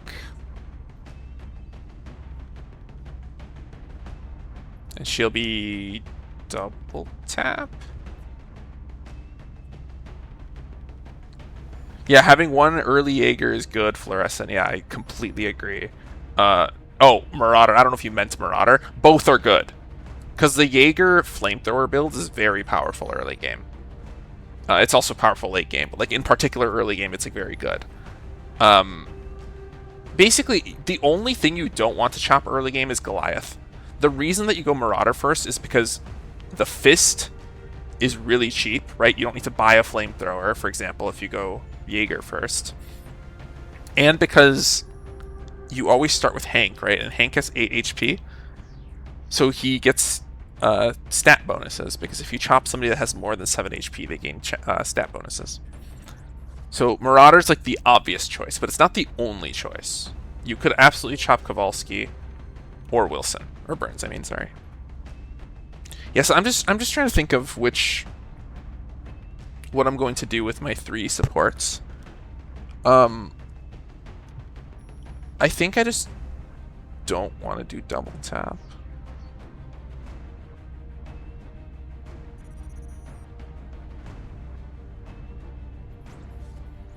Yeah, because the thing is, if I do double tap Chloe and then S&M medics on these two, then I have no grenades. I think that's okay. I mean, I used to play with no grenades.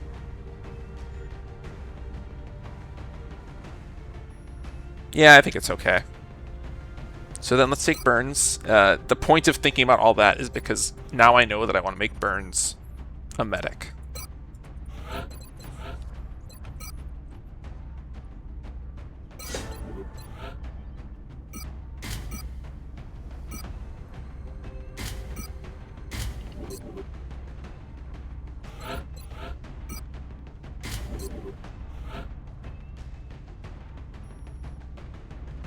And then I'll probably bring Chloe, because bringing a mechanic on this mission would be pretty useful. Both to repair the Shiv, but also because council missions this early always have thin men. And so having a corrosion clear just by walking next to people is quite nice.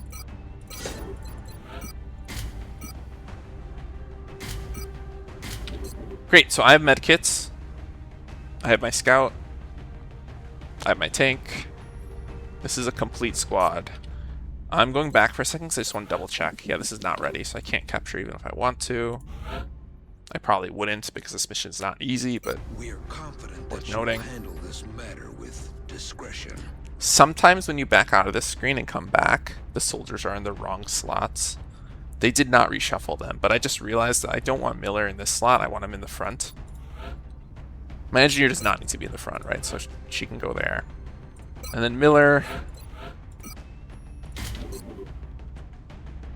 Yep. This should be a good squad.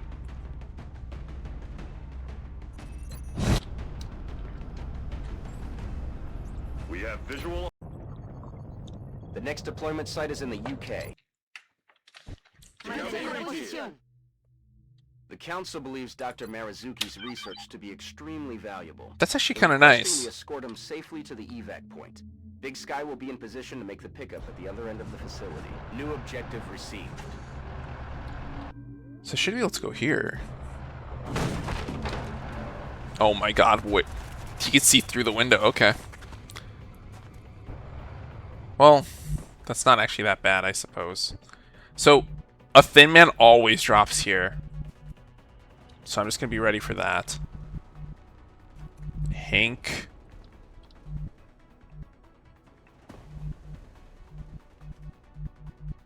So, yeah, I'm just going to put him here so that he can run in and kill that guy next turn. There's a chance it triggers another pod. It's unlikely, though. Great. Okay. My efforts here have been focused on studying the alien flight paths, in the hopes of determining exactly where it is they came from.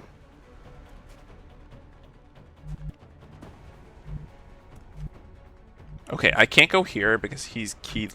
If he gets mind merged, he's able to come here and flank. So I'm just gonna do this. Just put the tank in vision. Allez, j'y vais. Good copy. Moving on target. I equipped her wrong. She's S&M, and I forgot to give her smokes and concussions. So that was stupid of me. Marazuki just needs to take cover. Just be here. Strike one. We've got a wave of X-rays closing on your location. Shiv roof Eyes boosting up. is meta. Can you do it first turn, though? Billy? That's the reason I don't do it, because I don't think you do it first turn.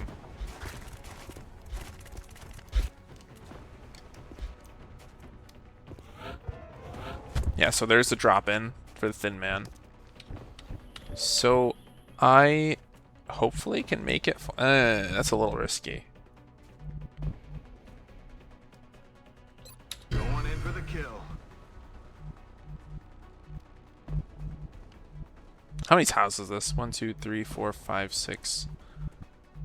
That's 5, 6, 7, 8, 9, 10, 11, 12, 13, 14, 15, 16, 17. Yeah, okay, so we might have to go here. There's a risk that I triggered pods there. Great, and I can burst this for 67% chance. Where's my scout? From what I've observed so far, it's clear the aliens have developed a propulsion system There. Okay, that allows for faster than light travel. I have to throw this. I'm gonna first move in, it seems like.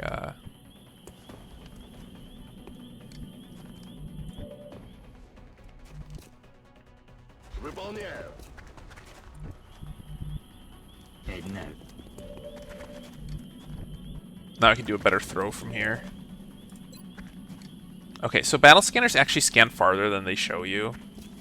So this should hit the thin man. Explorando. See, it's 67 now instead of 47. So this might not work, but he's not going to be able to flank anyone anyways. So if it misses, it's not the end of the world. But it worked. It's great. Yeah, so instead of Shiv boosting, this is how I deal with it in AL1. But let me just read what you wrote, Billy. You said, move backwards and the drop-in will be on the roof above you. So I assume what you're saying is you boost from here, right? I believe this is what you do. Like, you could sprint your soldiers here, put the Shiv in between them, right? You have one soldier here, one soldier here. They both hunker. They boost the Shiv up here. I think that's what you're suggesting.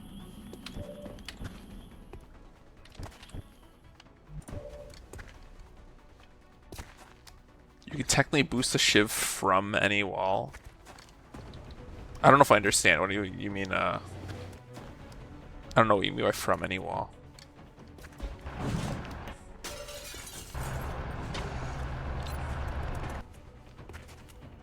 Oh, interesting. Yeah, they can hunker on the shiv because the shiv is considered a wall. Yeah, okay, I see.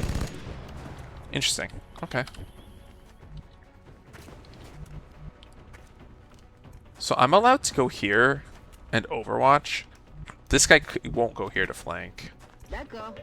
She might get panicked in the middle of nowhere, though, so I don't love this strategy, but we'll do it. And I think we're going to utilize the battle scanner, so instead of overwatching, I'm just going to shoot this guy. Didn't work. Okay. His aim is too low to justify shooting like that. His is high enough. We'll try. Plus, he might have gotten the endless mag proc. Oh. Okay, yeah. Enemy forces headed your way, Strike One. Get ready.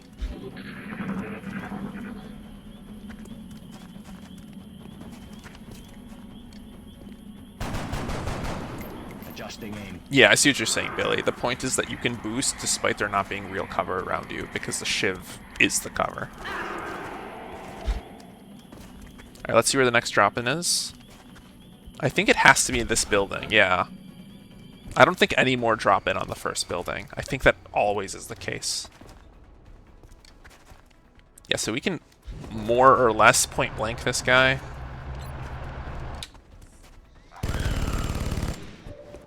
And now we don't care about cover because that thin man's too far away to flank me. So I can just shoot him. I guess I'll use my pistol. Well, that was a misplay in hindsight because now I have to reload 2 weapons instead of 1. I find myself wondering how far these creatures have traveled to undertake this invasion. The resources involved are staggering. Okay, so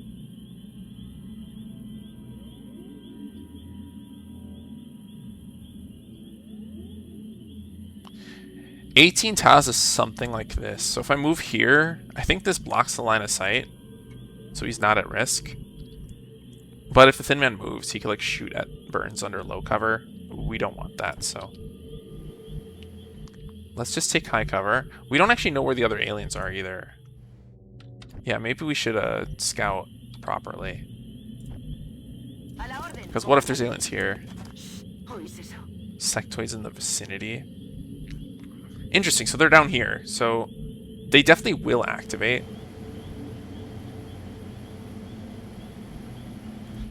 Because the thin man will see them next turn.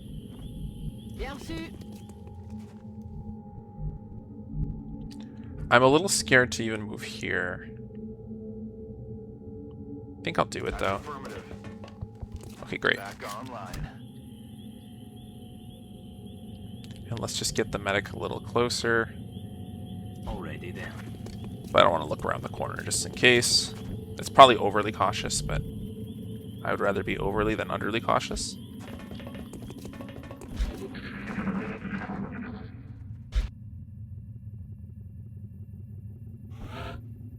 Great. And it would be nice if Shiv could reload before we push in, but I am kind of scared that the thin man is just going to like slowly flank me, so I think I can't afford to wait like that.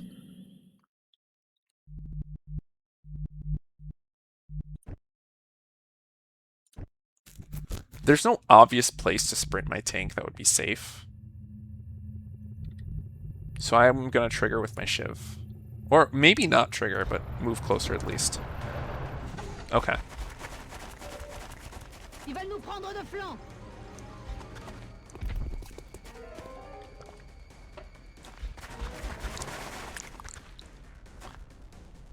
So there is another thin man, and we still don't know where. So I'm actually going to motion track here to try to figure out where he is. So let's see. There's 2 dots here, yep. There's 1, 2, 3, 4, 5, 6. That is 6 aliens, so we don't actually know where he is based on this scan. Which worries me, because could he be down here? It kind of makes me want to double move just to scan more rather than like actually reloading. Here's a concern, though. If I move, and I break line of sight with the sectoid, which I will, because I don't want to just come here, because then I'm going to get focus fired. We're going to break line of sight with him, which would make him go combat ready. That's an impossible feature where you need to be kind of careful about breaking line of sight.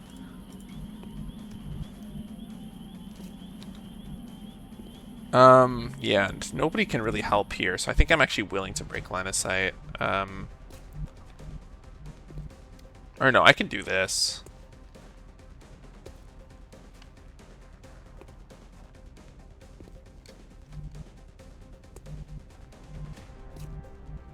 Well, actually, no. Let's first figure out where this guy is.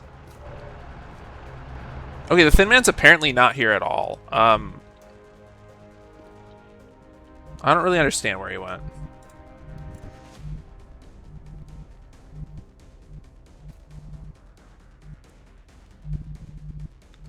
I think we're just gonna prepare to attack soon. Going here might draw the ire of the Thin Man. I don't love it. I will have run and gun next turn. I want to be able to sprint all the way up here, actually. Yes, I think from here, can I do that? 9, 10, 11, 12, 13, 14, 15, 16, 17, 18. It seems pretty unlikely, actually, that next turn I can run a gun up there. But I think I'm going to do this anyways.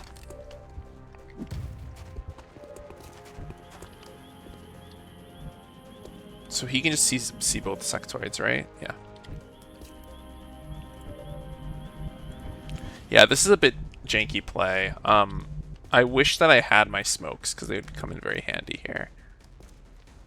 But yeah, I think Orlov is just going to intentionally tank here. We have 2 medkits, so it's okay for him to, like, just absorb some shots for now. But yeah, just moving and not fighting like this is pretty trash. Like, this is not good play.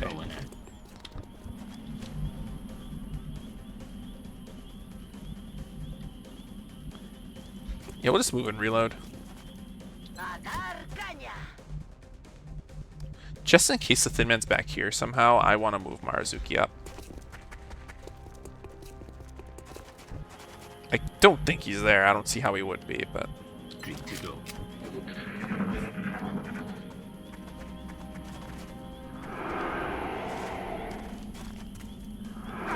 Ah. Okay, at least it's not a panic. Oh my god. That went way worse than I thought it would. There he is. That went so much worse than I thought it would. Holy shit. Okay, well that's really bad. And I don't have any smokes to save him with because I fucking forgot to equip him, so that's not good.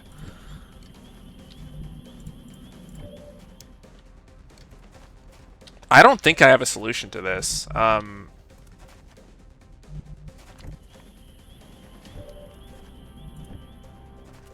think I ram. Yeah, I think he just dies. I think I can't save him. If I had a smoke, I'd probably move here, smoke him, and he's probably okay. Actually, I don't even know if that would reach. The solution was cheese, perhaps. Yeah, no, this was pretty poorly played. Wait, I could block line of sight, actually. That might be the play.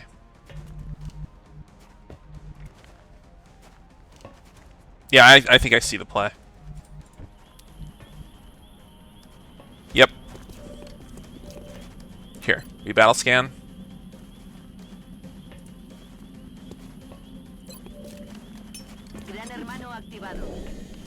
Alright, so this should one-shot him, most likely. Or it'll just miss, that's fine. It actually is fine, I'm not being sarcastic. Burns can try next. Okay, apparently Burns can't try next, because that eyeball was lying.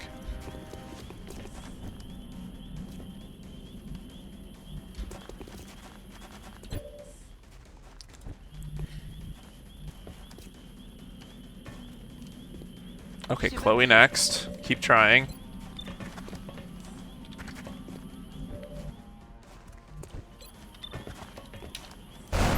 Great. Okay, so if Shiv goes here, it's gonna cause Hank to not lean out, and then the aliens can't see him anymore.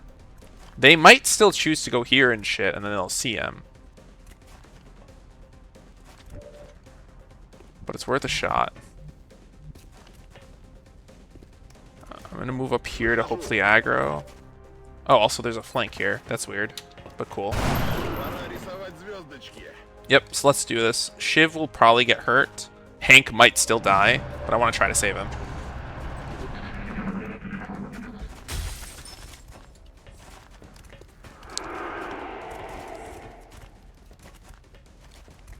If this sectoid moves up, he'll be able to see. So this guy can't see Hank anymore.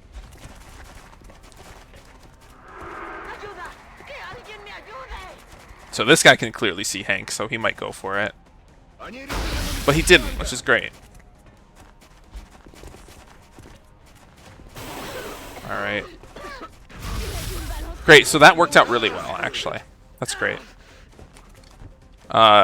It's not over. Like, there's still plenty of problems here. But things are a little better now. So I want to clear his corrosion.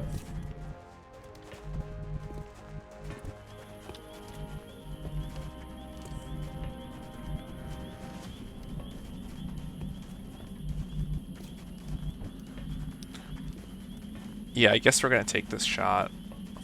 Don't love it though. Because I want to move him towards Orlov to heal him more than I want to actually kill this guy.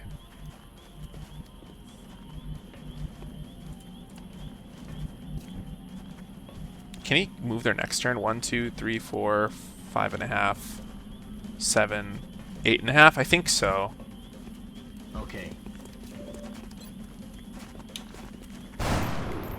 Shot wide.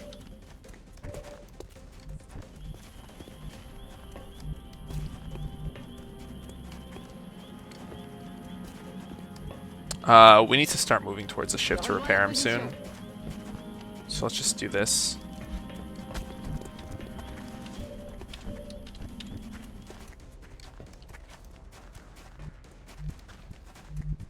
I could go for the flank here, which is awful. Yeah, we're just gonna move out of line of sight completely. Oh, he's bleeding.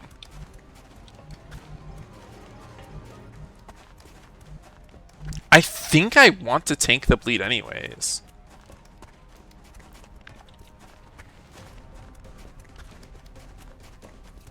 So 1 plus 20% of maxed HP. So it's 20% of 15. But damage rounds down.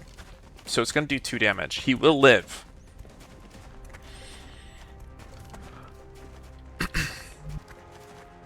If he runs away, then the Shiv is allowed to run away. And I think this mission is actually at risk of failing, so I do need to take this damage to guarantee the win.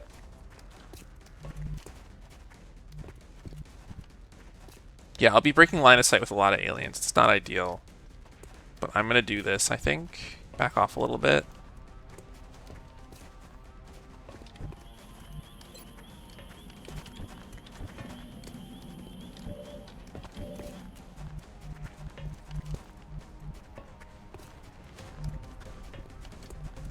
I could maintain line of sight with a few more if I go here.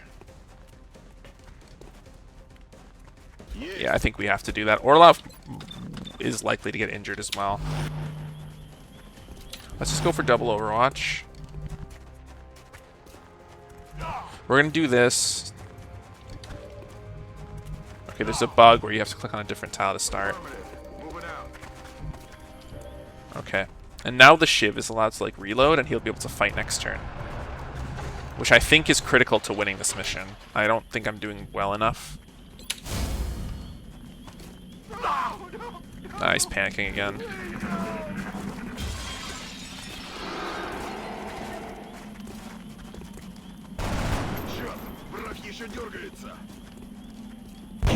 Nice. sin munición.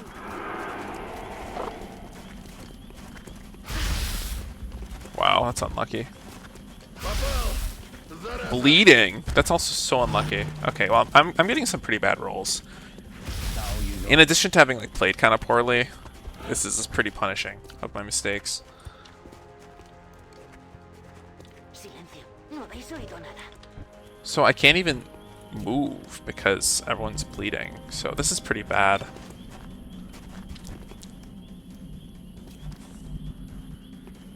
If I pull this Overwatch, I'm able to flank him, but then I'm getting even farther away from actually healing Orlov.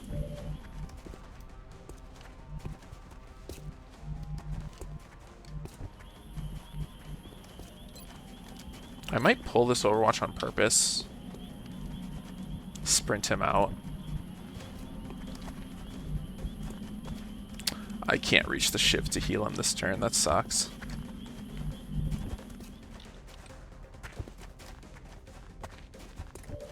Or wait, I can't. I just want to check if there's a flank. 1, 2, 3, 4, 5, 6, 7, 8, 9, 10. He can't reach, okay. But this guy would be able to come here.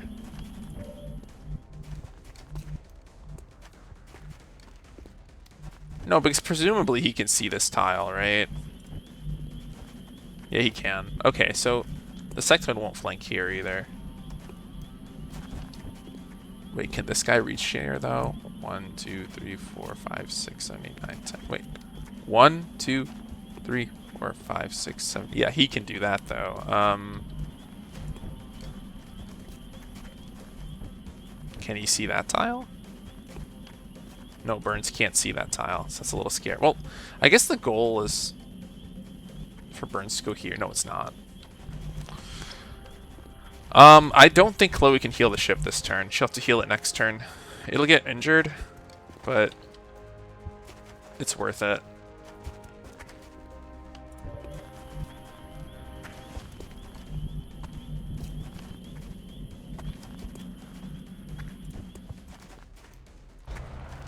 Okay.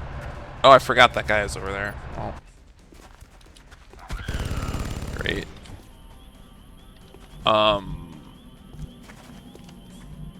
There's no chance he goes there and just demolishes Hank, right? Yeah, because he wouldn't have enough mobility to go here. He's too scared to risk his life for it. Okay, I think I pull Overwatch with Estella. And then I can come here and heal Hank, or heal Orlov.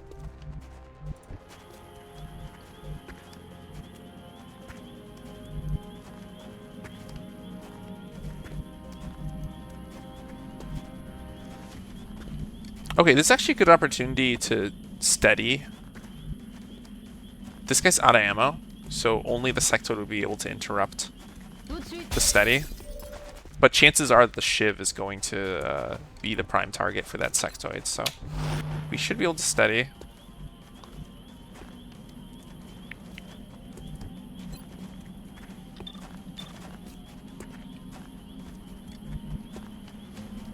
Yeah, I guess we just pull Overwatch. It's a little janky, but it worked out. Okay. Okay, now...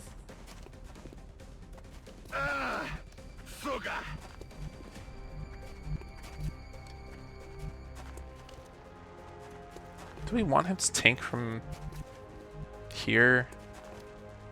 And then he can move back here.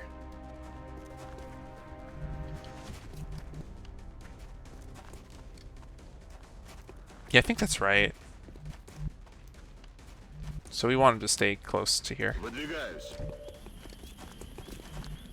Great, and here we can heal Orlov, and Orlov's back to being a tank. You'll be fine.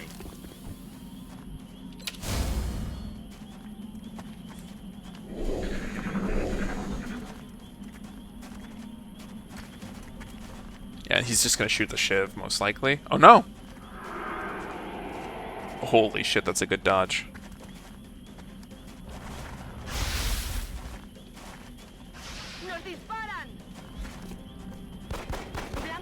Yeah, it's really good luck. Well, that was almost really bad luck. The fact that he even thought to target Chloe. I can ram this guy. He already lost some HP, so I wonder if I shouldn't be doing that.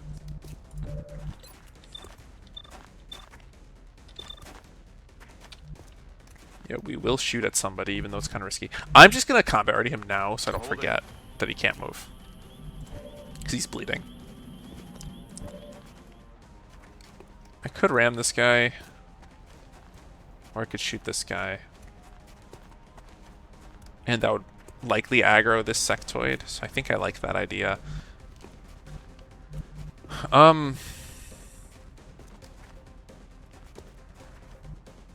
Yeah, let's make him a tempting target.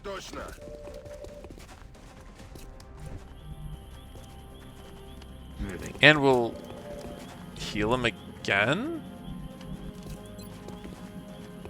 Yeah, we will. Come on, you'll be back to fight ASAP.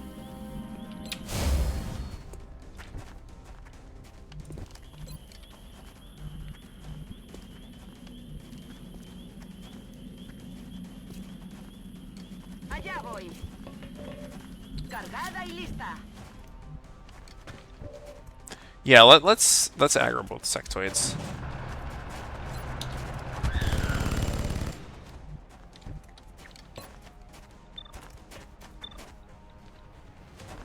Do we care which one we shoot at? This one's out of ammo.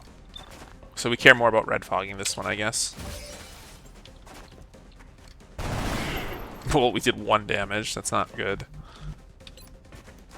Yeah, this is pretty rough. We specifically needed Hank to deal with things like this. And he's out of commission, so we're not happy about that. Great.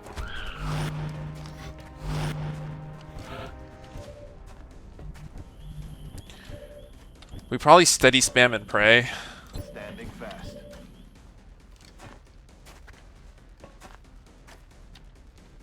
Um, 8.6 mobility on this guy. Yeah, we're just gonna ram him. This will also aggro the Thin Man shots, which we do want.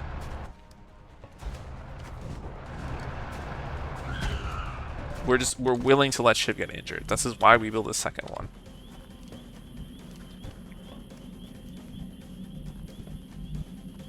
I'm too scared to trigger more drop-ins. I don't think there are anymore, but if you move Marzuki up, it could trigger more, possibly.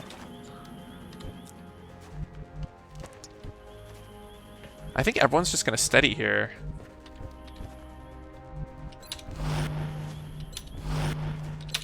Yeah, this is kind of prayer-based gameplay. Like, this is not good, but we don't really have a better option, I don't think. Alright, yeah, that's fine. Why is he hunkering? What the hell? I don't think I've ever seen that. Hunkering because people are steadying? Since when?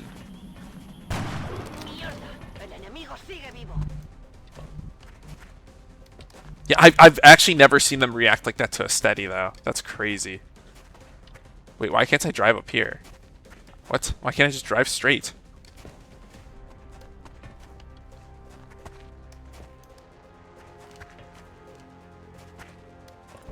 I think I'd rather heal the Shiv than shoot. Actually, that's probably not true.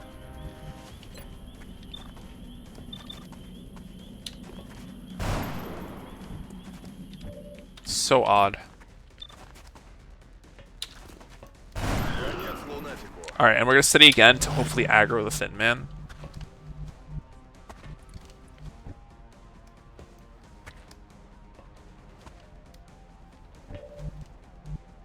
Okay, yeah, I think we'll do this.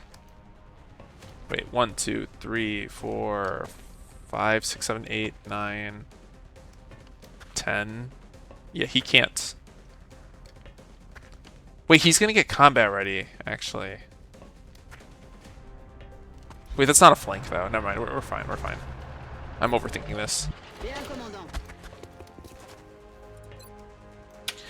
The scariest thing it can do is Thin Man can go here and shoot Chloe. Staying put. It is possible. More likely he'd shoot the shiv if he did that. Narrator, he will. Well, guess what? He did not. So we are great. Is he here still? How do we find out? I actually think Chloe should just move and find out. C'est parti.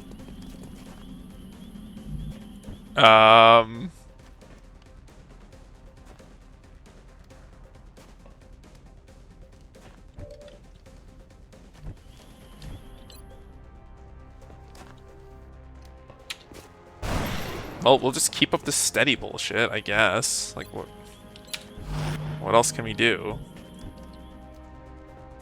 Just give her cover, I guess. Wait, was he in here? Did I see that right?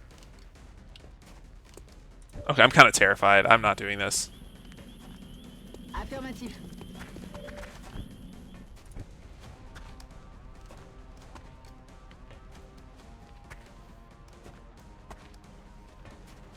Okay. I need him to not go here. So I need him to just realize that this is not safe by going here, I think. I think this works.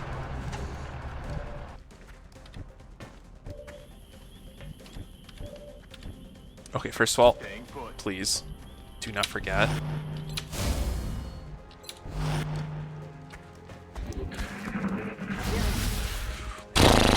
Thank goodness.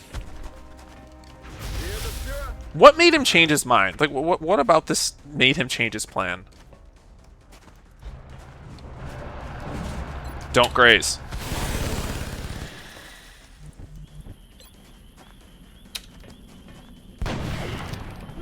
Please, for the love of God.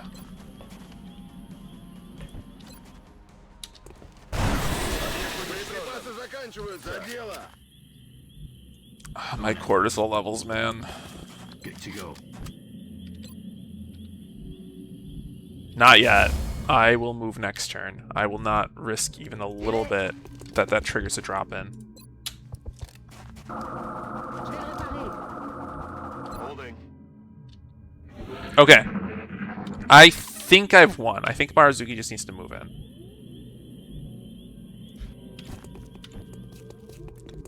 We'll put the tank near him so that he can pull Overwatch if he needs to.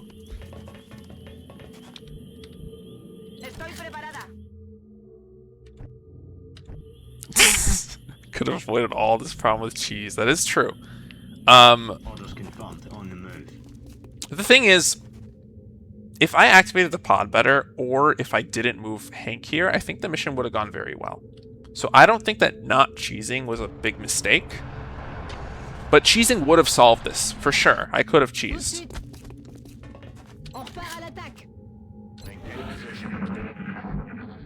Yeah, I think we just win. Oh, why am I one tile off? But it's kind of good, because even if he gets overwatched, he can just move one tile and we win. Je rejoins la position. Got it covered. Paso ligero. Je maintiens la position. Okay, yeah, there's Hostile forces about one to more hit your drop in position. apparently, okay. He just needs to not flank Hank. Holy shit, if he flanks Hank, I'll be upset. So let's do this right now.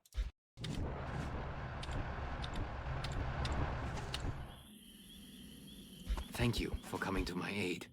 I only hope my data is beneficial to the cause. Let's specifically Well done. stare Now the you just thin need to man eliminate down. Any remaining hostiles. We have a new Oh objective. my god, stop. You hear that? If I go here... Yeah, that's not a... He can't flank this. I specifically don't care that this is making him take a shot.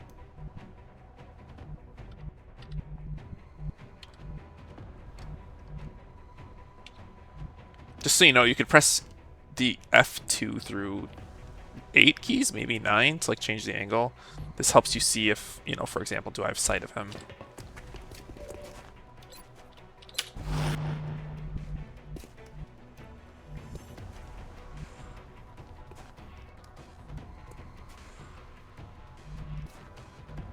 Je confirme la position. Maintaining position.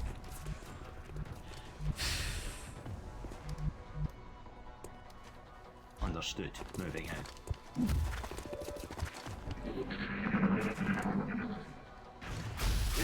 We're back to just steady-based gameplay.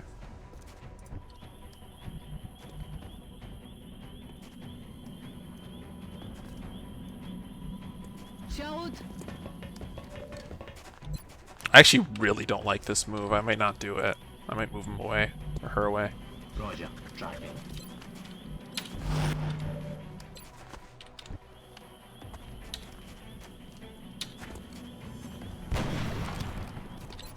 71%. I'm not gonna do it. I'm too scared. If she misses, she just gets injured, probably. Roger. Holding. Alright, now I can go point blank, I think. So it should, or close enough to point blank.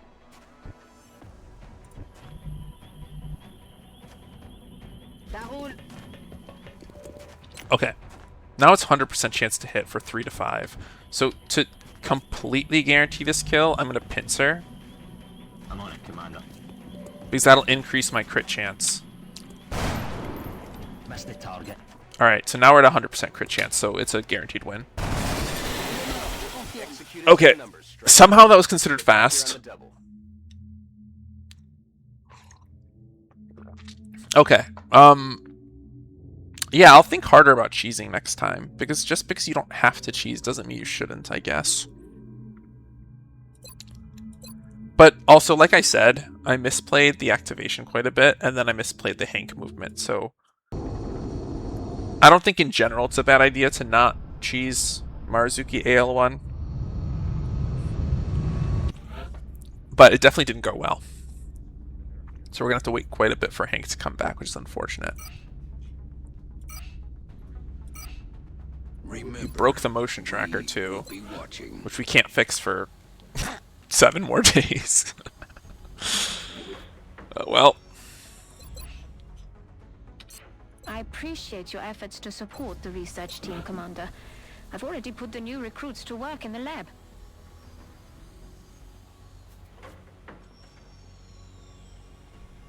Okay, I don't think anything else needs to happen.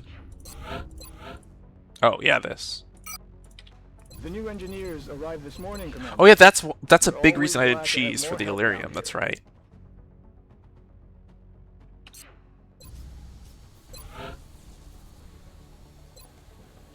Okay, we just keep going.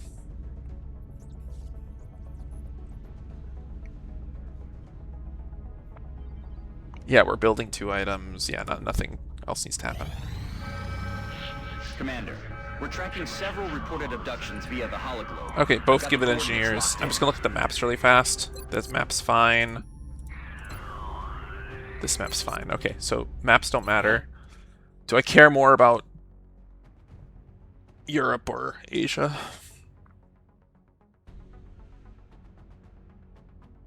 I mean, Asia provides better funding.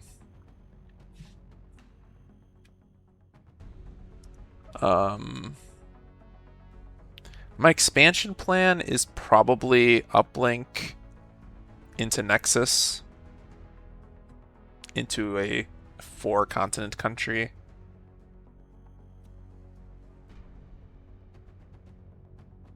Asia is better for the mid-game.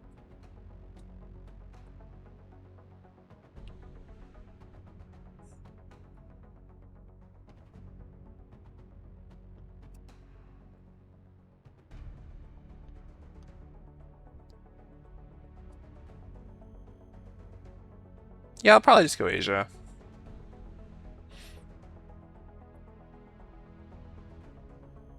Nothing to report at the moment. Boards are clear.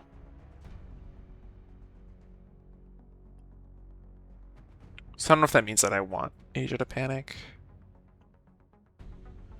I don't think I think about this too hard. Right now, protecting Asia means I get to keep more money for the mid game. So let's protect Asia.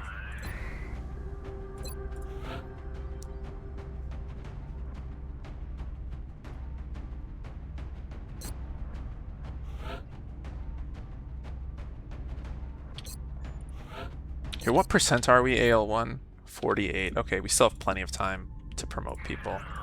We're gonna have a bunch of like easy missions still, because we'll still be in AL1. So I'm not worried about like rush promoting anyone. I can send people with no fatigue instead. I do want to bring a tank though. So we'll bring Nunez even though he is fatigued. I also forgot, for this start, I should be using battle rifles, not assault rifles. Because the main downside for battle rifles is that it only has 2 ammo. But on my start it has 6, so.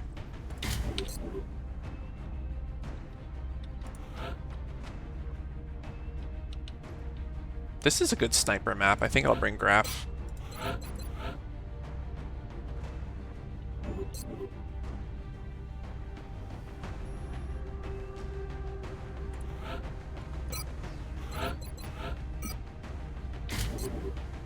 We bring Kowalski because we have no Shiv, we have no motion tracker. Oh, that means he can't bring a trophy. Or not that he can't, sorry, but like I can bring this because the other 3 can use the trophies. Good.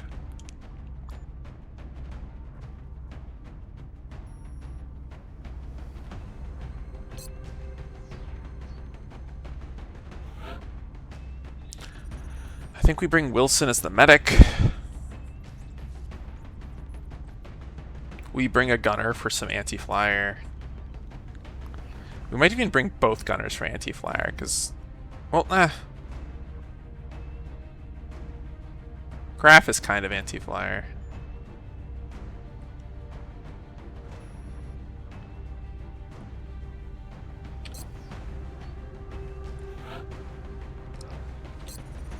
No, yeah, I think we bring one gunner. We bring a medic. And I think we bring Yosef to deal with thin men. We don't have a great thin man solution here. We need someone that can just like move around and flank.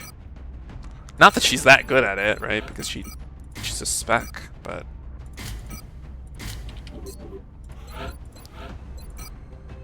Yeah, then we need a way to clear the corrosion. So we do this. I wonder if I actually go SMG for the stat stick mobility, but also to deal with the aforementioned thin men. It's a little janky, because he will never have a guaranteed crit, but I think we do it. In combination with suppression, I think we can deal with them quite well. As long as we stall, Graph can just steady and kill everything, right? So this squad will work.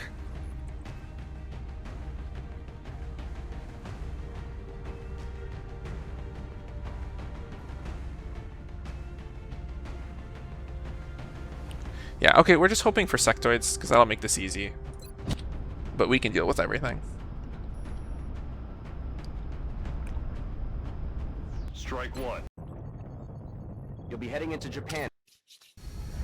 This is Big Sky. Strike team has reached the AO. Requesting authorization to deploy. Solid copy, Big Sky.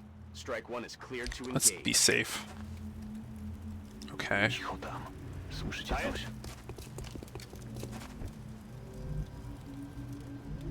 Moving. Voy hacia ese lugar.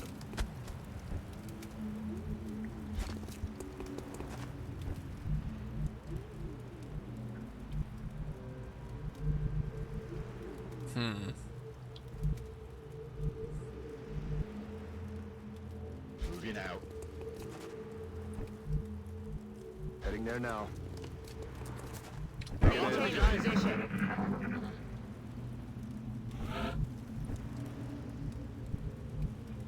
Zaraz będę na miejscu.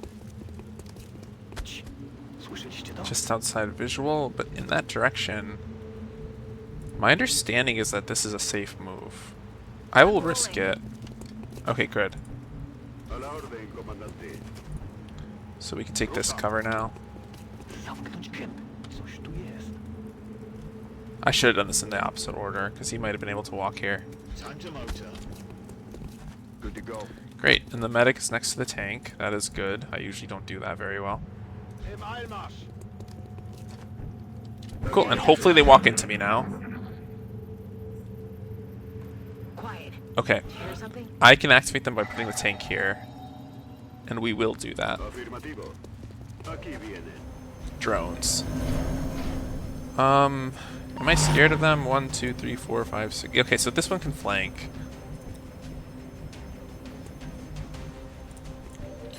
Graph? Okay, this is gonna be weird. I just need to provide squad sight, so I'm gonna try to end up there. So we're gonna do this.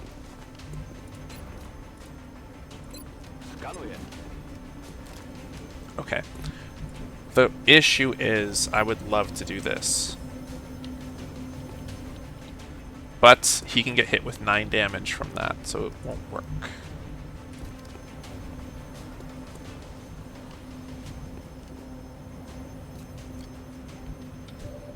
Yeah, this is a bit scary. It's not looking good, honestly. I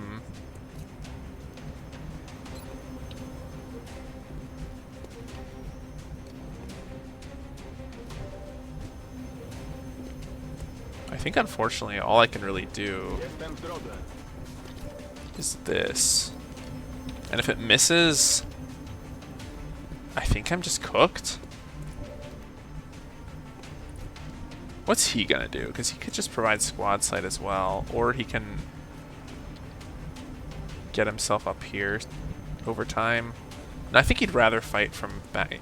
We're probably gonna be fighting back here. Okay, so since he's doing nothing, I can provide 2 more aim by looking at this drone. So now it's 84. Is she gonna do anything? I don't think so, because it's not safe to move here. They can fly over, and this, they'd be flanking her, so she can't do this either. And I don't want to move my tank out of vision at the moment, so I think she also will just like peek for squad sight. I'm on the move. Okay, 86, that's the best we got. And it worked, so we're happy. We're gonna leave vision here. We're also gonna leave vision here. Okay. And leave vision one more time. And I'm just gonna try to go for Gray's chance by going combat ready, because the steady will get broken. He's gonna get shot. I would have to be exceptionally lucky for none of the shots to hit.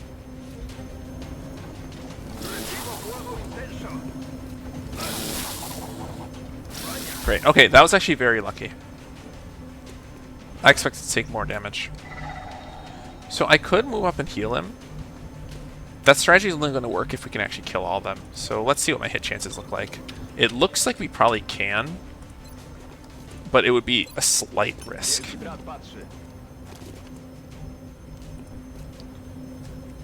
Actually, I don't even think it's a risk. I think it's guaranteed. It would just require, like, basically one of the sniper one-shots to hit.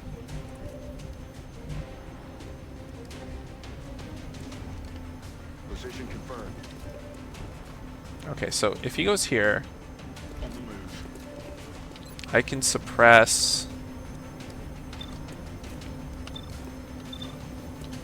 What's the hit chance here? It's probably 100. Yeah, wait, no, this is guaranteed. We got this.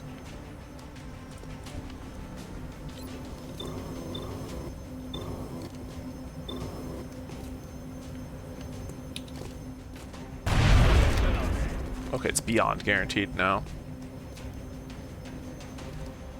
On my way.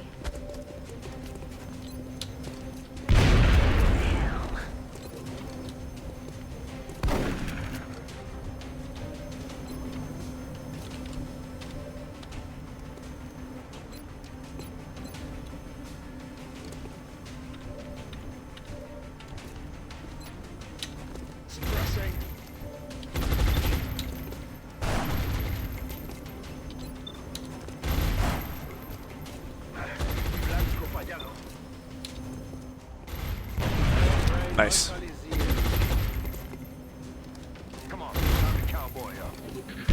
Yeah, that's why I like having the second battle scanner. It's a very easy way to fix your shit aim early. Right, since I don't build scopes, it's kind of nice. Cicho tam. Słyszycie coś?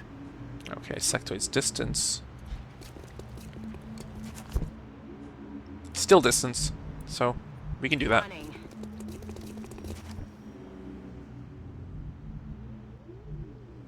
Anna.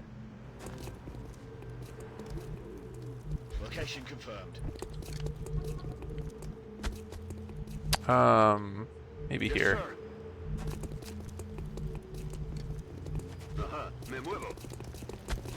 Great. You hear that? Okay, so because it's sectoids, I can play like a dumbass. I can just like run in. I don't need to actually scout them carefully.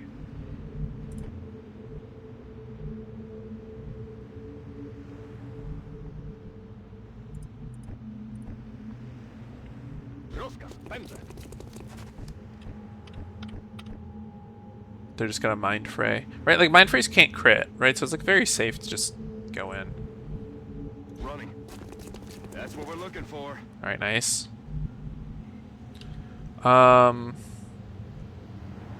might avoid triggering this turn so that I can do the scamper trick on that meld. So what do I think a safe move is? Like I probably can move him up a little bit, but I don't think I want to. I don't. Alright. Okay, I can't do the scamper trick.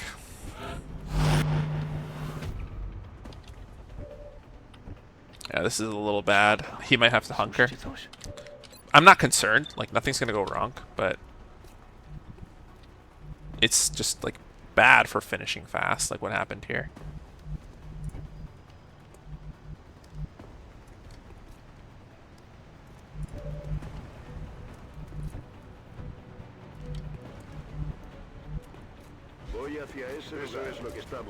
No. RIP meld. He's gonna hunker.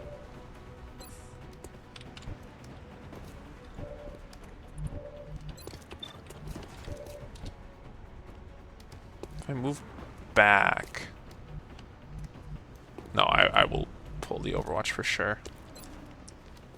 I can try to cancel Overwatch. That would make this mission end fast. But no, I low-rolled. I mean, I high-rolled the hit. I low-rolled the Overwatch. Break. We can try? If that hits, I get to go here for a 5-shot shotgun hit. Or I can go 67%. Yeah, we're doing this. We're doing this. Wow. Achievement. Moving. Don't bait me. I need this. There we go. Holding ass. Holding ass.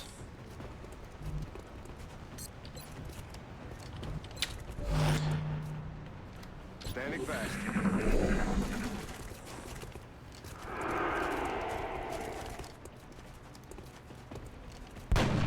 Szlak mi to. Nie mam już czym walić.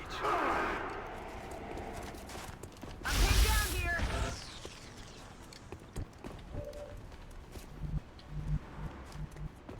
I can do a flank shot here. Heading out. Let's try it. Flushing target. Guns dry. Unlucky. I'm on it, Commander. Kill confirmed. You lost your steady. That's sad. Heading out. Copy that. Suppressing target. Manos a la obra. Przechodzę na pozycję. Mogę cię.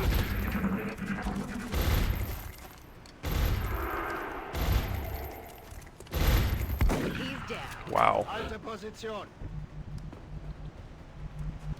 I'm on it, Commander.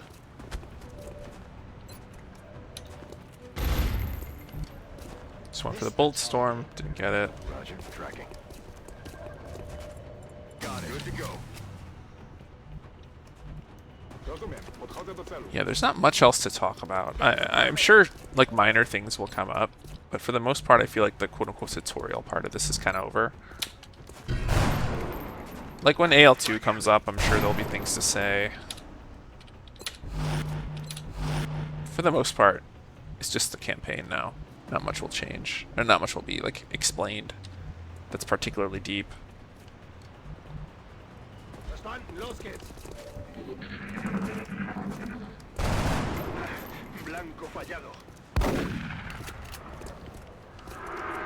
Alright.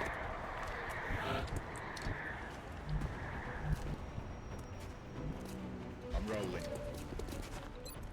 Actually, I'd rather have Yosef take this kill. Moving. Another day, another success. Cool. I missed a meld again. That's not great, but I don't think I could have done much better. When you have to deal with drones like that, you can't just like rush into them. Performance. Let's hope all of these operations go as smoothly as this one did. We will be in touch, Commander. Alright, we're getting closer to needing power.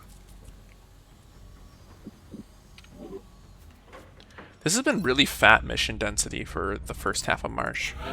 The rest of March will probably just be very relaxing. Not much will happen, is my guess. So we don't need to do anything.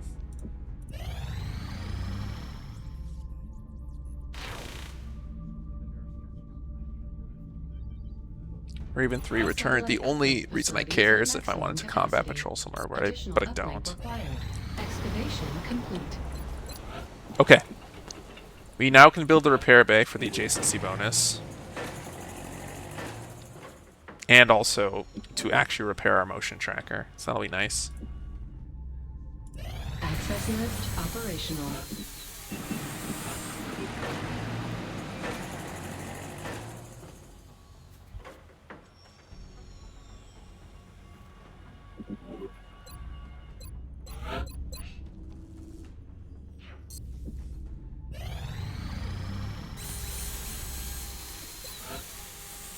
Cool, we have a stun rifle.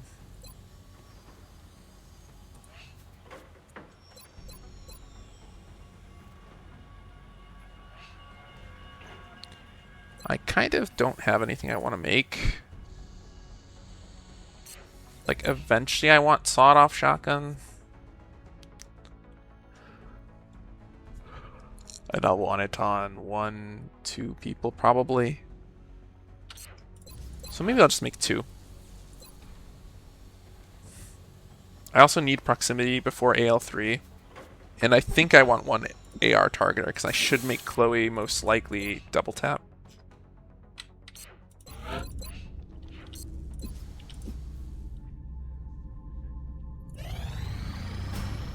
Cool. I guess it's worth mentioning these things. They're super expensive, so building them early can be a detriment to how much money you have. It'll make it very difficult to expand to your second continent, for example. It also 50 meld per, right? 50, 50, and 50. So it's kind of rough to get these super, super, super early. If you're doing an Asia start bonus, you want to wait until you cover the entire continent because it cuts the price in like half. Otherwise, you probably want to wait for 1 workshop and maybe 2 workshops.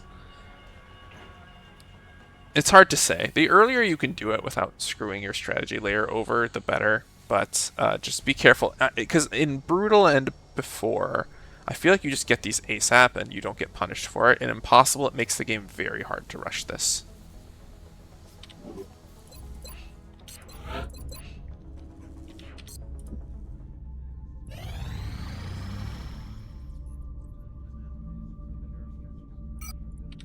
Nice defense in Argentina is good.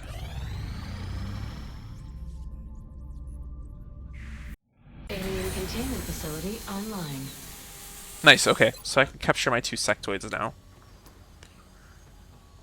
I could build the AR or I could just do proximity. I think I'll do proximity because I don't need AR yet. Oh, I don't need to build anything yet. What am I doing?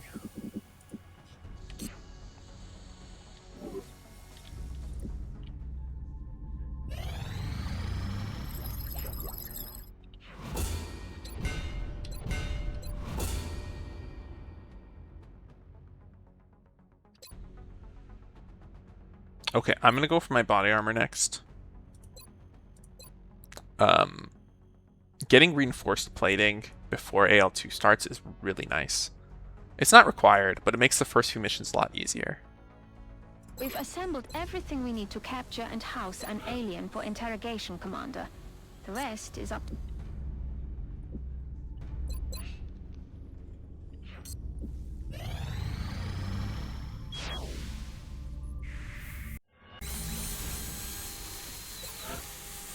Okay, so now we can make our scopes.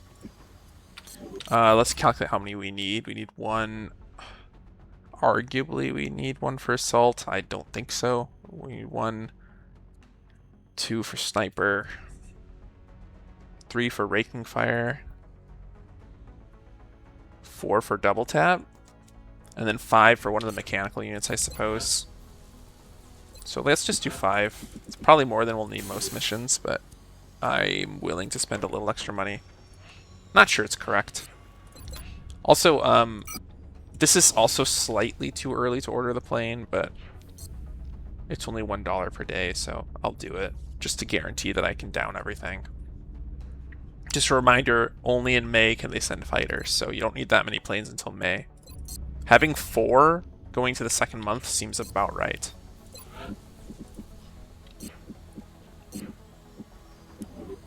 You could do 5 if you want. It seems unnecessary. Okay, and again, I'm just reminding you the month is about to end, but I do not want to hire more soldiers. It's unnecessary. Even though Hank got injured, I did end up getting the free, well, not free. I did the council request that gave me Chapman, so he's been replaced. We're good on numbers. Okay, we can repair this now. I wonder if we should re-queue the scopes because they're cheaper now. No, it's only $2 times $10 difference. Nah.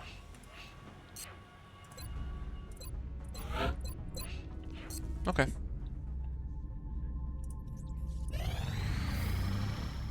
Great, and we're getting yet another weapons. So, okay, I'm going to take this obviously, but we can do a neat trick now. So, my bonus, it's one of the bonuses that has to do with a particular superclass, right? It's the tactical superclass, infantry and assaults. So, PFC promotions go to tactical whenever another superclass outnumbers it. So I can, assuming my soldier count remains the same, what I can do is I can chop or retire one of my tacticals, and now it's being outnumbered by weapons, right? Because I have 5 weapons. I have 1, 2, 3, 4, 5. And so if tactical is being outnumbered, the next promotion is going to be tactical. So what you can do is you can get XTP1 from the officer training school, which triggers everybody to get promoted at the same time, right? At 1 a.m. So if you hire, let's say, like 6 guys, and they all get leveled up by XTP1 at the same time, they all become tacticals. It's a very easy way to just spam the class you want to actually use. So we're going to be on the lookout for an opportunity to do that. Right? We're going to either try to get another weapons if we can. Like, for example, if there's a council request that gives me a weapons, I might be more inclined to take it so that they outnumber the tacticals, or I try to get rid of a tactical. We're going to try to do one of those 2 things. So it's very good that I'm getting only weapons. That's very good. What were his stats anyways? Yeah, okay. I'm going to do 3 Mayhem officers because his will is high. His aim is fine.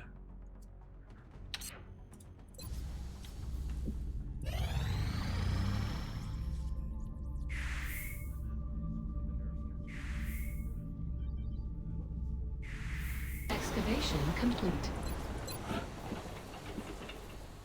Okay, I don't think I need to cut this yet. But I'll start just in case.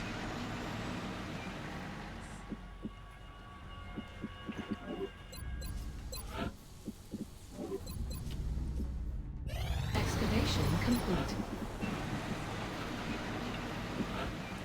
We will need power soon.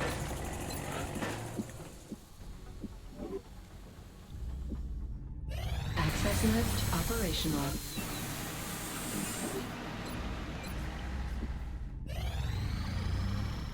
1 scientist, Brazil I defense, that's appreciate very your good. efforts to support the research team, Commander. I've already put the new...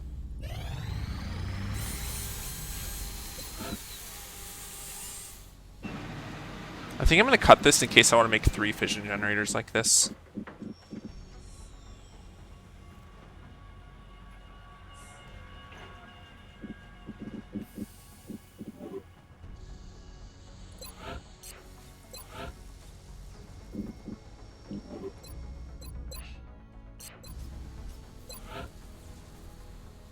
Okay.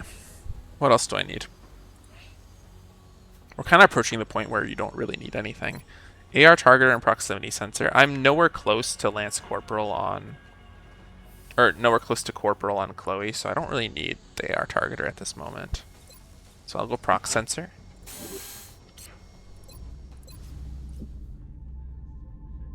But actually the timing... Let me see. This will take 9 days. In 7 days I want to be ready to build stuff.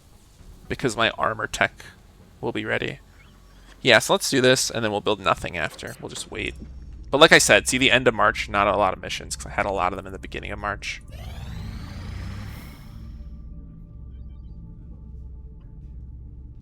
Power generator complete.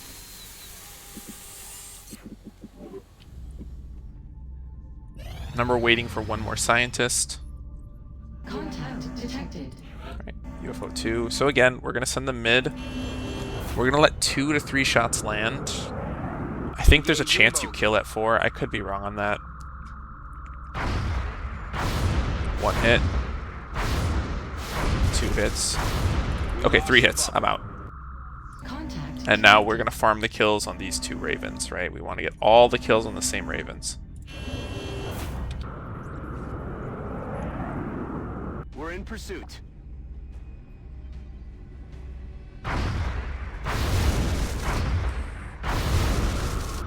Great.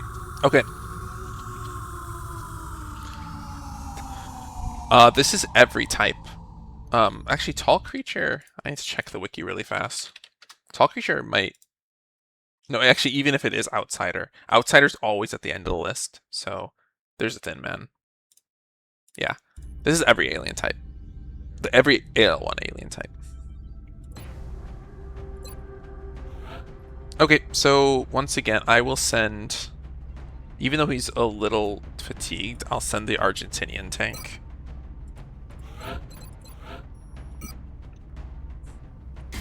Because he has the home bonus. That'll give him plus 10 aim, which is very, very nice on an infantry. We will bring our spec infantry as well, but first, let me think about slower units. Because Saito, for example, probably wants to go on this mission. So that she can become Mayhem ASAP. And I might equip an LMG on her, which will make her extremely slow.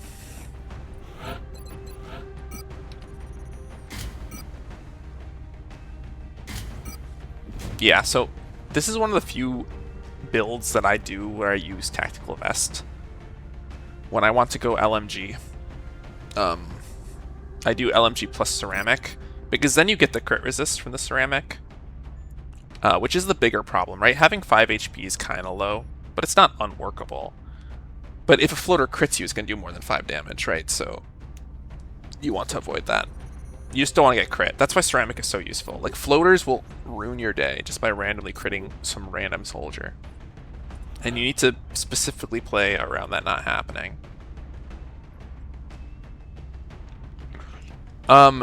So between choosing Kowalski and Estella, I'm going to bring Estella because I want the flexibility to make Kowalski hit and run. Like, let's say that I randomly get another marksman and the stats are good to make him smoke and mirrors. I want that flexibility on Kowalski. So even though Kowalski's closer to getting promoted, I'm going to send Estella.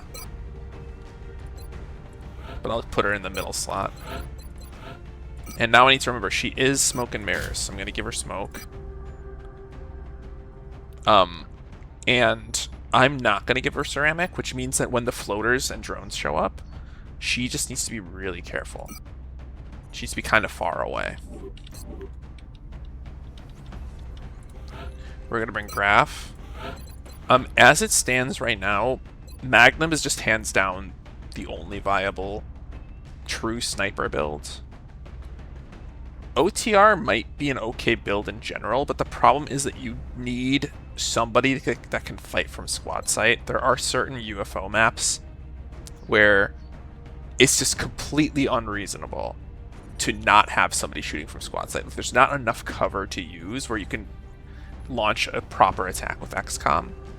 And so unless you have a ton of marksmen that all have high aim, you go Magnum. You just always go Magnum. ITZ does not work and impossible at the early game. It's not strong enough. Just go Magnum for now. Eventually this will get buffed and it'll work. OTR only if you have too many marksmen.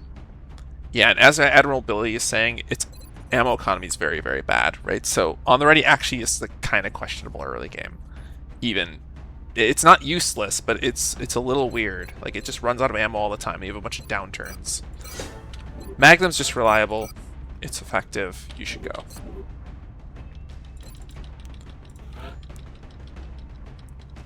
Let's see.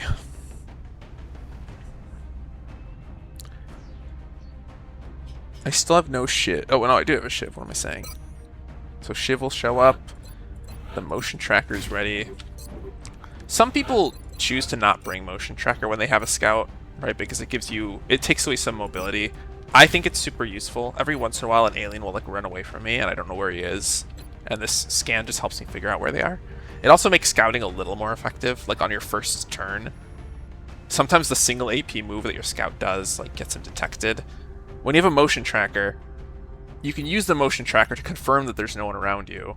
And then you can actually do like a full 1 AP move with your scout. So you also finish the mission faster. So I really like bringing it, but arguably you shouldn't, just to give mobility to your Shiv.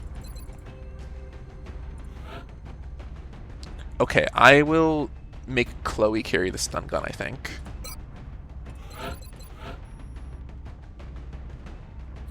Actually, I'll make Wilson carry it, because Wilson has higher will.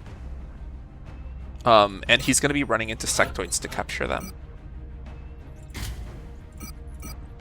So yeah, let's do it like this. The goal is to capture either one sectoid or one outsider, or just 2 sectoids. I don't really know which is more proper. It kind of doesn't matter. Probably capturing sectoids is better, but you also have the flexibility to capture sectoids during abductions. So, you know. You only need approximately, like, I think something like 5 outsider captures for the entire campaign, because you probably want to build 3 keys, maybe 4 keys for ABAs.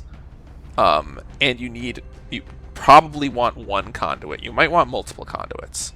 And that costs an outsider shard too. So you need something like 4 to 6 outsider captures. And that's not hard to get over the span of a campaign. Because keep in mind, like late game, it's going to be like, oh, I need to capture, I don't know, an ethereal. Well, you're going to capture the ethereal and then you'll have an extra charge on your stun gun, right? So you'll probably just take the outsider too. Same with Berserker. Just like the later in the game you go, you're just going to have plenty of opportunities where it's like you just have 1 capture you need. So you might as well also capture the outsider. So it's no rush to do it early game is my point, but you need 1 at some point early game. You just don't need many.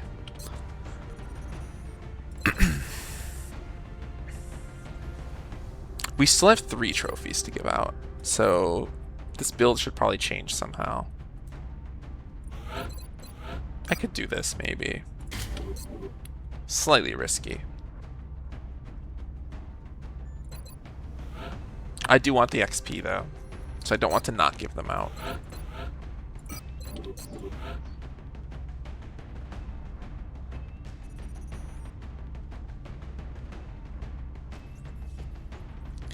Yeah, I think I'll bring Chloe.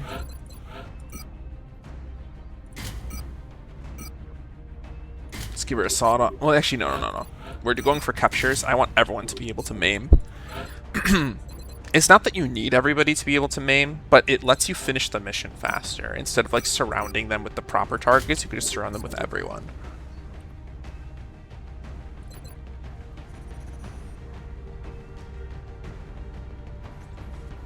Okay, this looks good. I might actually want concussions. So on UFO missions, I often don't bring concussion grenades because until you get Ranger and like other throw range perks, it's kind of awkward to use them early game. The exception is floaters will sometimes launch behind you, and it's very useful to cancel floater launches. But also for captures, right? You actually will be like approaching a target without killing it, so it's probably worth bringing concussion. Yeah, but other than that, this seems like a legit squad. I'm just gonna confirm I have my S&M and I have my tank, right? This is my tank. Yep. I have heals. Yeah, so we're good. I'm gonna launch this mission. I'm gonna take a quick minute-long break again, but I'll be back to continue. We're moving into Argentina.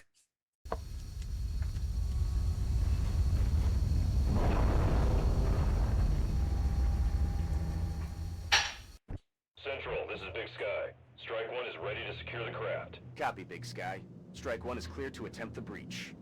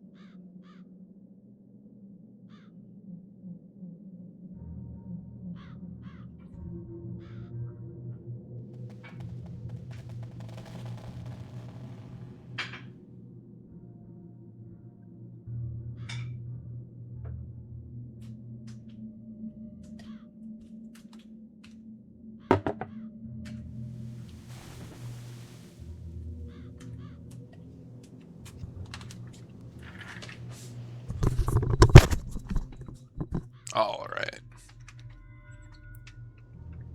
So as I was saying, the kind of combo you do, right? You first will motion track. You've confirmed there are no aliens nearby, so it is safe to do a full run in any direction. I'm first going to look at the map. So the right side, it's a dead end. The left side goes on for much longer, right? Yeah. And I don't know where the UFO is. I always forget. I think it's up here, though, if I recall this map correctly. You learn to recognize them at some point, but like I still can't tell sometimes. It's just a bunch of trees, right? But the point is, you don't want to move this way unless you're trying to finish the mission really fast. You want to move against one of the walls because you want to avoid a situation where you end up getting attacked from like two fronts, right? If I move this way, there's a chance there's a pod here and a pod here, and they're pincering me. That's really bad.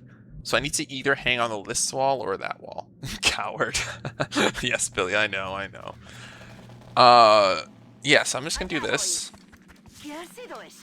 Sectoid's vicinity, okay.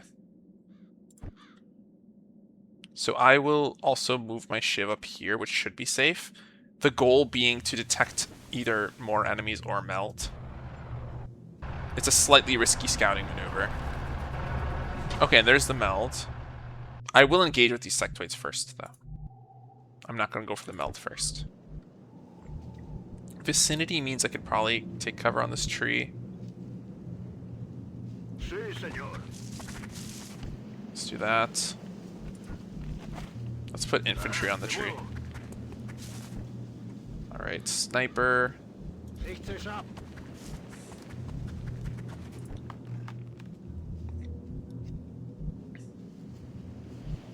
Let's do this. On my way.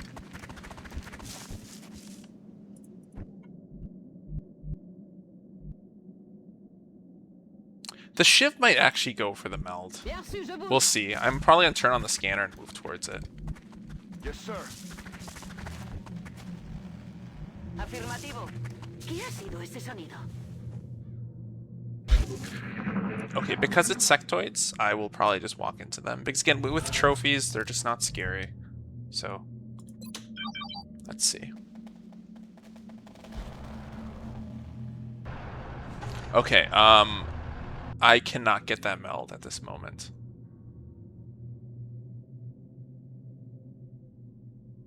If I move here, they're going to scamper to the left away from my team, so I won't do that.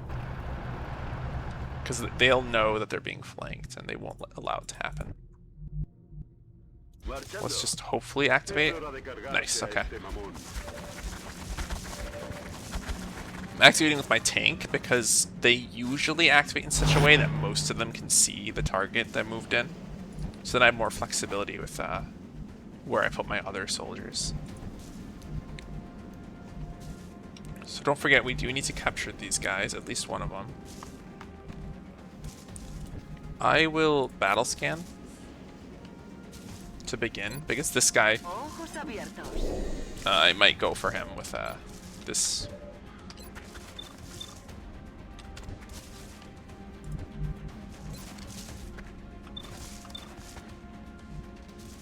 It's too bad that he's being overwatched here. I wonder if I can concuss. I should be able to if I move up here. That's probably worth it.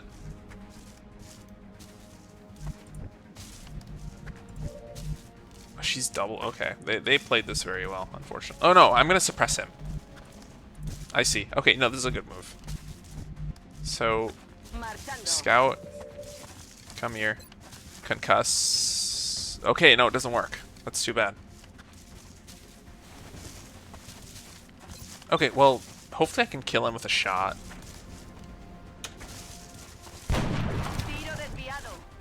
I still have my sniper, so I should be able to.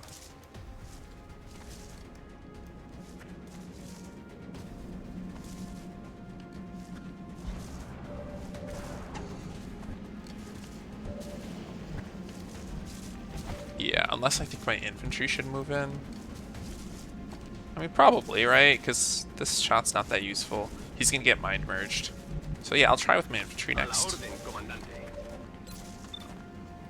Hopefully kills. Nice, okay. So now my gunner can move in and overwatch or suppress this guy. I don't want to move up because she has low HP and no trophy, right? So if she gets fray spammed, which she probably won't because she has high will, but they could, she could actually take some pretty bad damage from it. And now I can flank this guy. Apparently I can't. I assumed that was a flank target, but nope. We'll have to do it like this. Okay.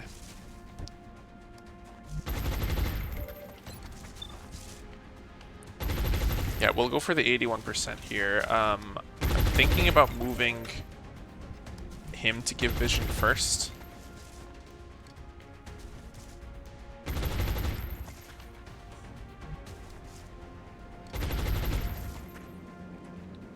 Yeah, I think that's right.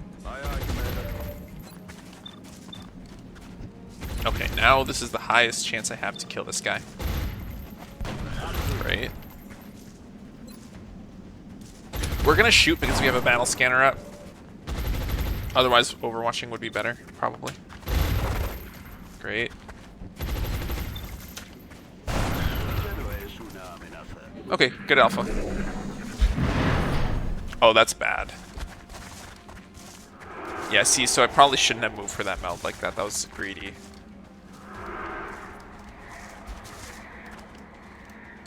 We do have smoke and mirrors, so we can fix anything that happens. Oh! Did they get activated or not? What's going on? Okay, they did, they did.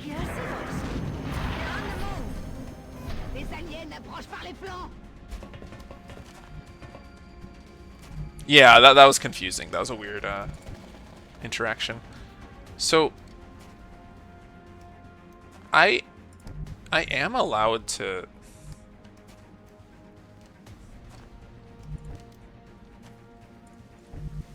keep my shiv here. I will probably smoke him. Oh, but I can't smoke far enough unless I move in first. I think that's worth it. Yeah, this is an uncomfortable fight, so we are strong enough to win it. As long as I play decently well and I don't get bad luck, this is going to be fine, but it is not ideal. Like, we do wish it didn't activate this way. Okay, we'll go for the Shiv kill from down here.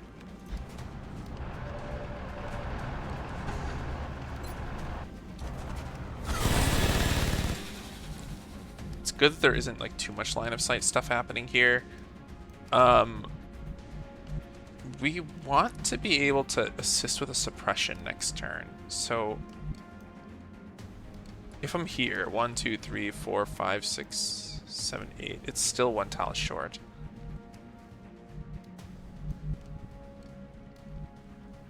So there doesn't seem to be a comfortable spot I can move to where I can join for a suppression next turn without putting myself in risk. 3, 4, 5, 6. Okay, that would work.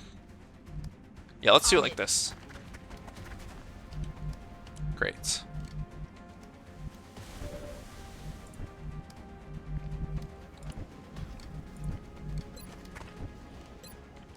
Okay, we have a lot of people that can just shoot at him, which is kind of pointless. This is how I get self-flanked, so I'm not going to actually do it. I can go here.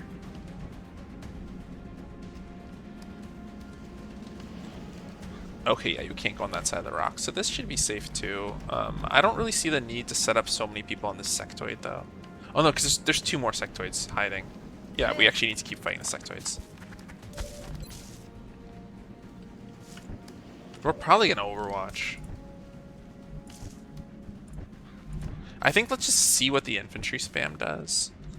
I think our sniper needs to leave and help with the floaters. Yeah, let's just see what happens. It's very swingy how much damage I can... Oh, actually, Nunez should leave, I think. No, Shiv can tank for now, right? Because there's 2 drones. Okay, no. We will fight the sectoids without a tank.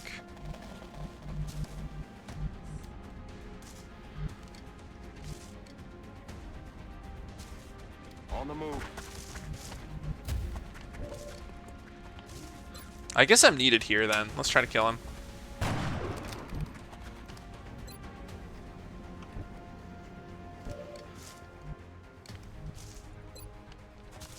Yeah, I need to smoke the Shiv.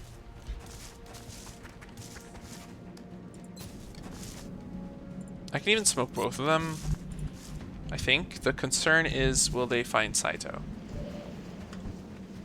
It's going to be very hard to count the tiles, but it's like something like 1, 2, 5, 6, 7. He can end up somewhere like this, which is like, I don't know, 1, 3, 4, 6, 9, 12. Okay, so like 1 to 3 floaters are going to find her. If I hunker, I'm okay with that, I think. Yeah, we can smoke them both.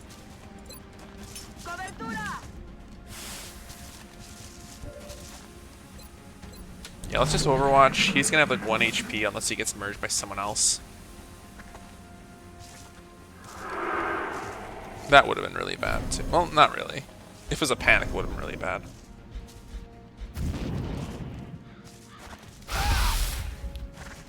Incoming over here. I also overestimated how many would show up here.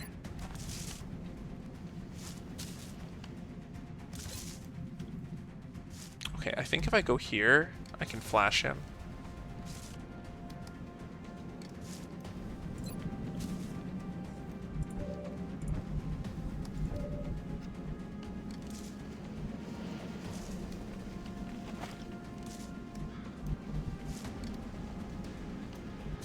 J'y vais tout de suite.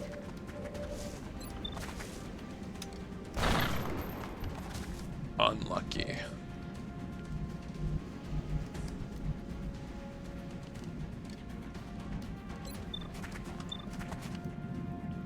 Yeah, that's what we're gonna do.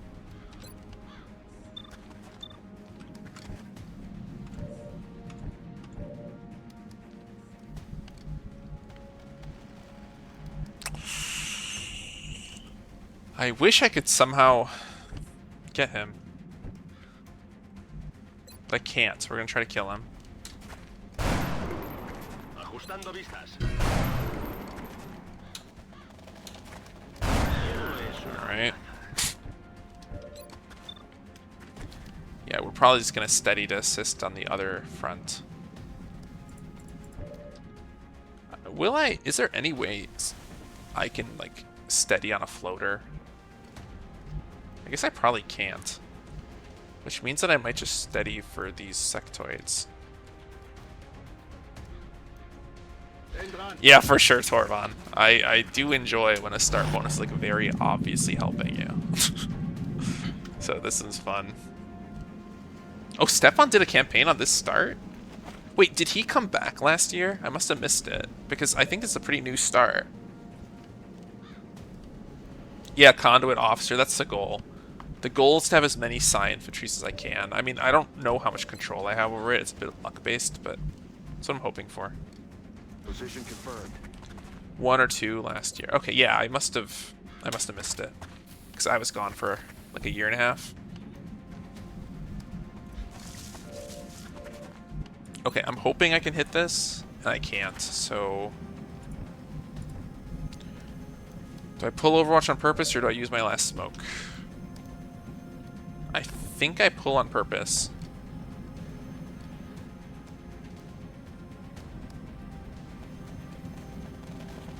I could ram him, too. Did it get nerfed? Yeah, I don't know any of this.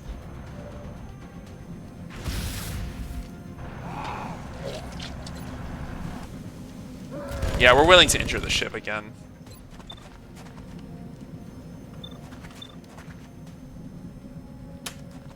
Yes, boss. Raining fire.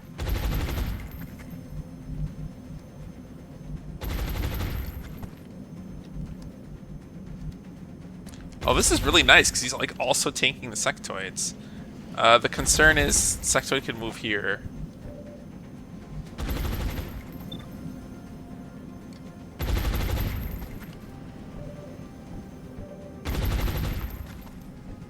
Porque no los dos.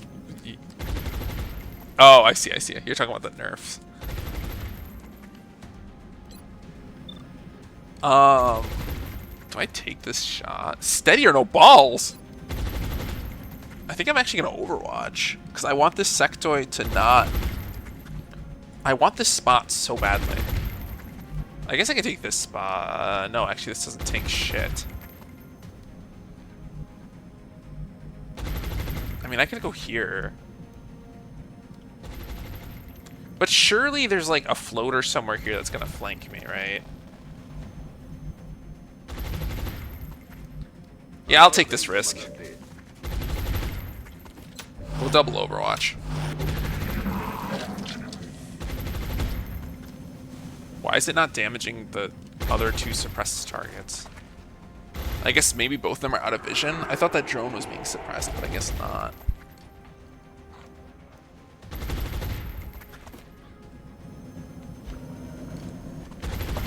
Well, that's not the turn order I wanted.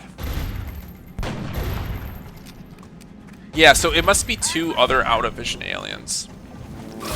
I thought that drone was one of them. Oh god, the crit. What was the % chance crit there? What? It doesn't say. Oh, 30%. Oh, that's not my tank!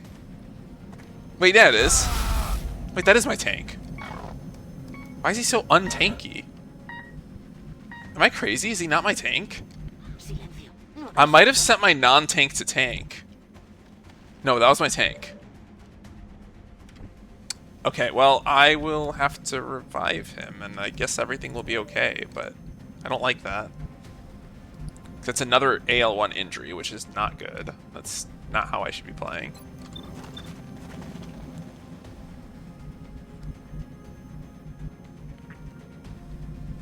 Yeah, Hollow definitely contributed to that. Okay, so this guy can flank Saito. Wait, actually, can he? Yeah, he can. It's unlikely, but he can.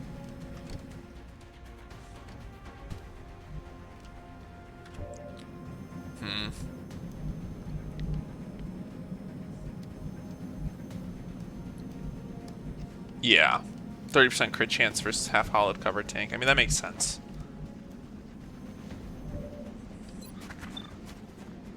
Oh, I can probably kill that guy with just a steady. I think I'm gonna ram this drone.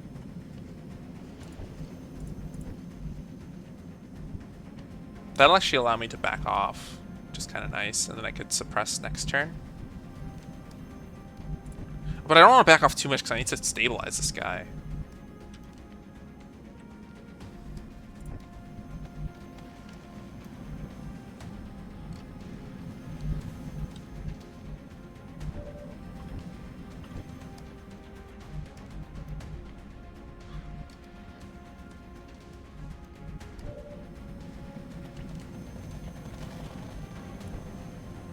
Okay, move, ram.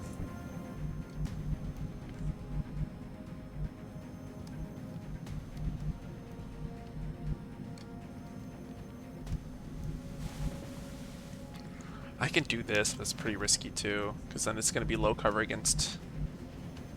You know what? Let's try this. I will probably smoke him because this is crazy. Yeah, so we go for this guy. Hopefully bulletstorm the drone. No. Shot wide. Okay, so now we have a sniper shot on this guy, which hopefully hits.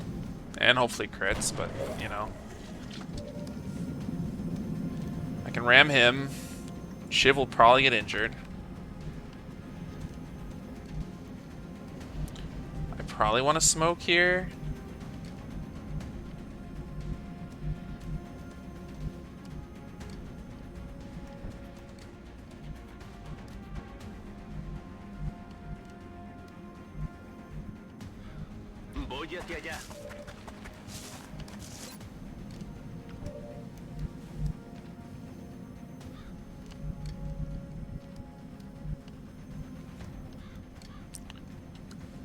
Are both the sectoids here?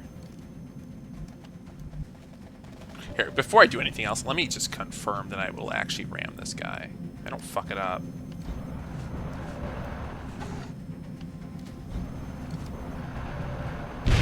Alright, drone. Or Shiv, good luck. I don't believe that you'll be okay.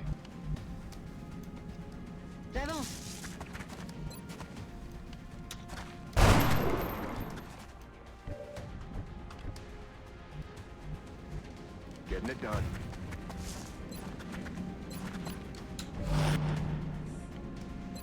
I should have just overwatched, I guess. Can we smoke them both? Probably not. Do I need to smoke Yosef?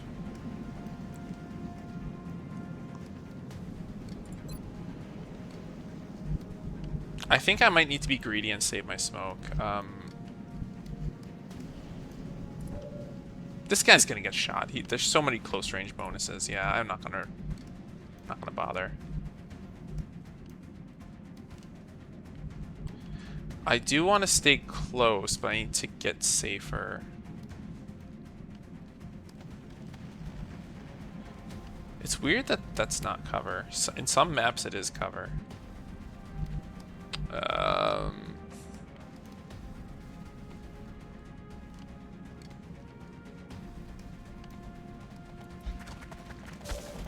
Recarga correcta.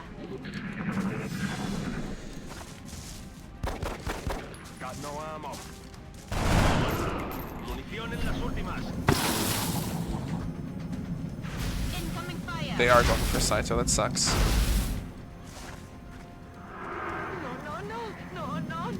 She can't throw the smoke now. That's really bad. I need to revive. I mean, the thing is, if this guy dies, I could do the tactical trick that I talked about not so long ago.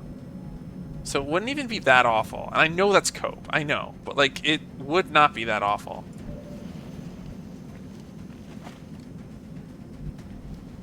I could move here and mostly safely stabilize. Where is this other sectoid, though? I'm getting kind of annoyed. I'm just gonna capture him like this. Maybe I'll go for the MAME just to be super safe. But yeah, I don't understand where this other sectoid is. Excellent. Now we can begin preparing for the interrogation.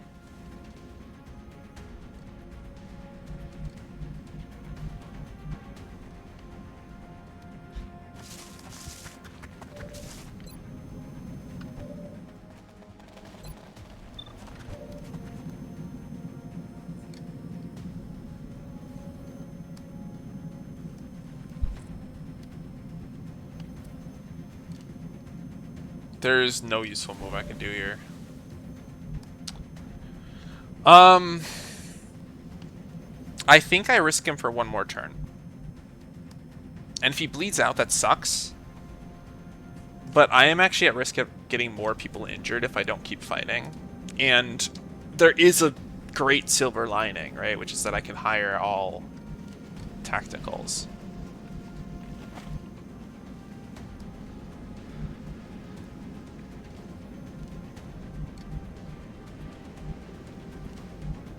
So let's see, from here, I can suppress the drone or the floater. Okay, boss.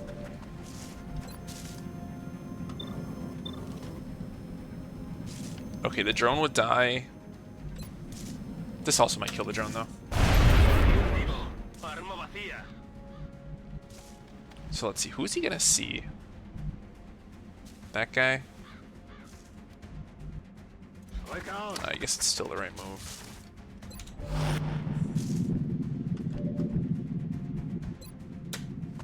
I bring the pay. Training ammo fast. Can I break line of sight with anyone? Oh, this breaks it with the outsider. But I think I'd rather just leave. And get healed by Chloe, hopefully. Wow, that's a weird place to launch. There's heavy fire in this zone. I'm alright.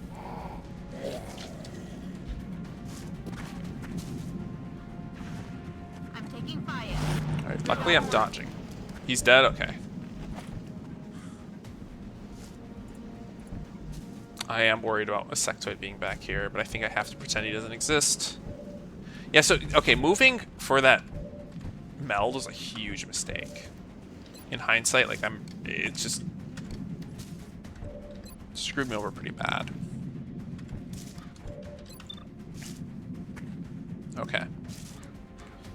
Both of them are out of ammo, so... I definitely can't do that. Should I be smoking this?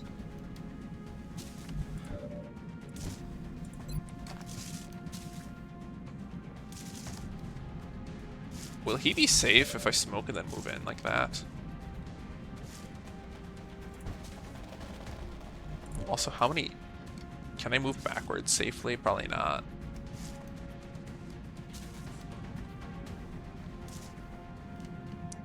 Wait, what is his aim? I just realized this might not be a problem at all. It's 63? So if I sprint, he's invincible.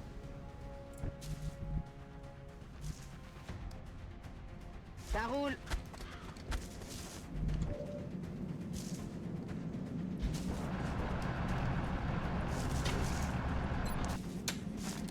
Pour toi, finis les virées.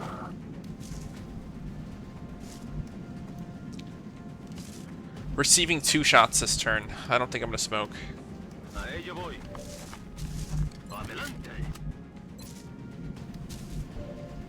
Let's rock. Just take the higher chance shot. I should have kept the shiv there and before for this squad site. Will do. Good to go. There he is. shifting their training staff over here.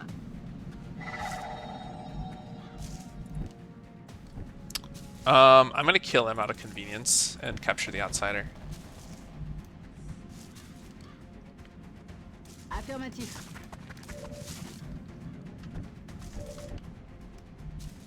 Yeah, he has no good way to do it, so let's just take this. Great. I'm allowed to tank again.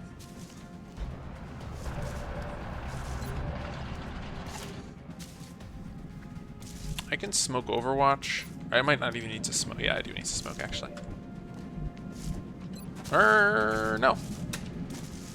I forgot I did that. Okay. We've basically won. Got it, right away. Yes, boss, raining fire. Dead. I want this meld. Hopefully he doesn't move here and reload. If he does, I'll need to waste my smoke to free him. Wait, does that even reach the meld? I should have done the math. I might not get the meld anyways. Time to motor.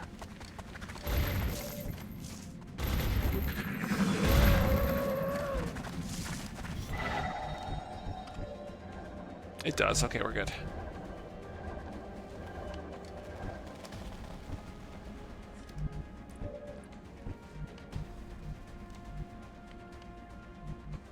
Shout.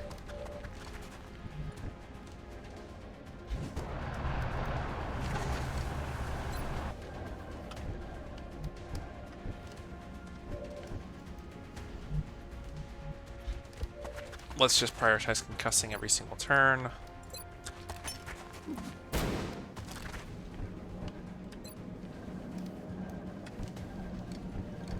Wait, sorry, it is 3 to 4.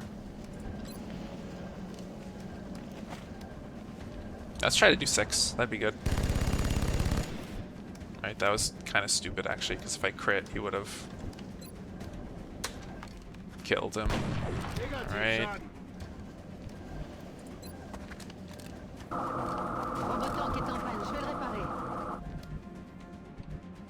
I want to break line of sight with him if I can, so that I can suppress safely next turn. But it looks like there might be no way. Yeah, there's no way. I'll still get farther away. Reloaded.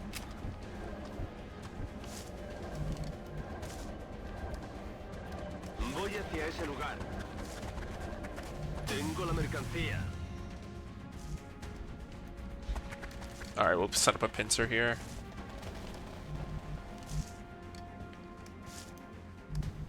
Heading there now.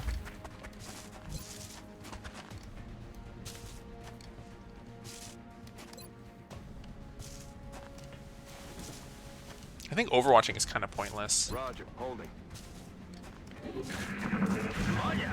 Yeah, I figured he would do that.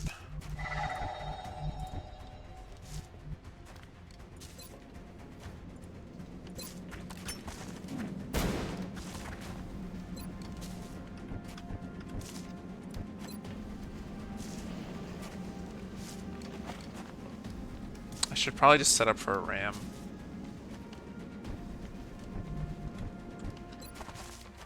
Five to 6. This is actually guaranteed to not kill. Great.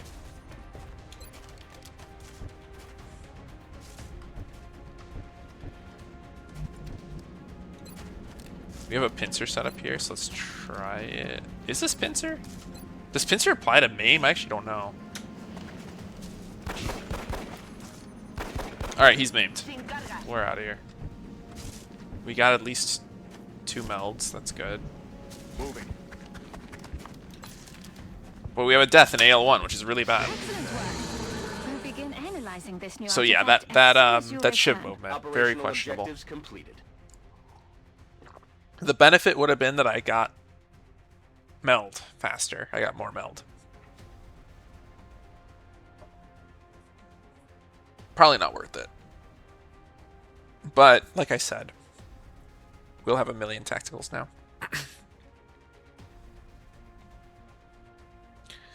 So there's kind of two things you want to consider. Well, three things I guess you want to consider as to whether you do the additional salvage team. So in the beginning, you almost always do it, first of all, and you'll understand why in a second. First, is money important to you? At this stage of the game, no. Second, is there a resource you really need, right? In the beginning, it's always alloys. You need so many alloys. You will trade money for alloys always, so it's worth taking. The third thing to consider is what is the monetary value of this in the gray market. So alloys sell for $2 each. Elerium sells for $3 each. Weapon fragments sells for $2 each, right? So this is $50 of alloys, $15 worth of Elerium, and $6 worth of weapon fragments. So that is $71 value, which is not a good deal, but because I want the alloys and because I have too much money, I will take it anyways. But that's usually how you do the math.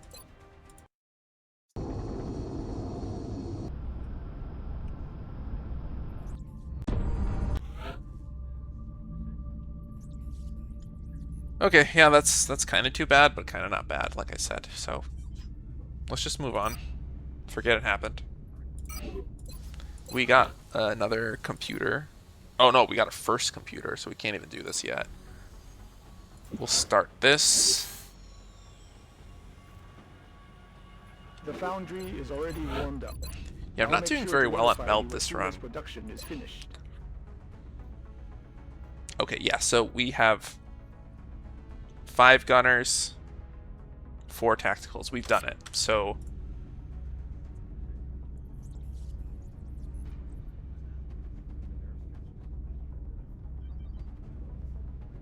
can I foresee this being a problem somehow? If I wait to hire? I don't think I foresee it being an issue. So we could roll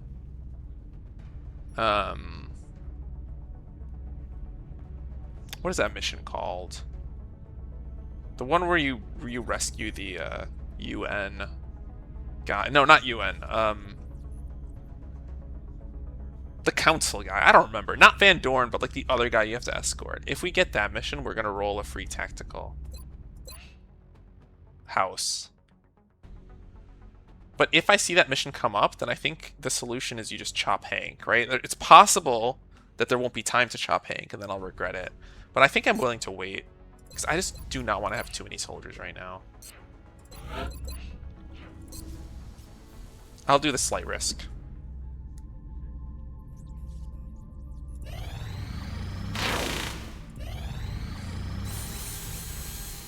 I'm probably just going to build nothing and wait for the armor. Yeah. I will.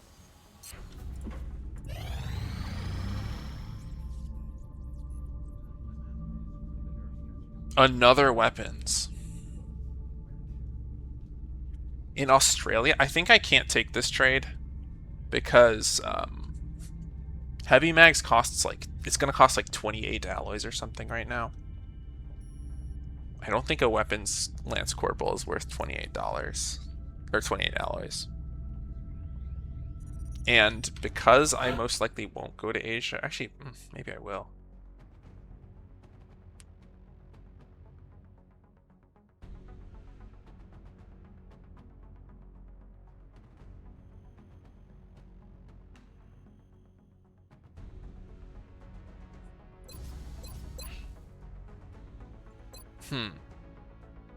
No, I think, and I don't really know if this is a solid plan. I think I'm going to go to US at 20 engineers. I'm going to actually just like control NA to start. That will require me to purchase a boatload of airplanes, but I think I'm willing to do it. Because I'll have to defend 2 continents.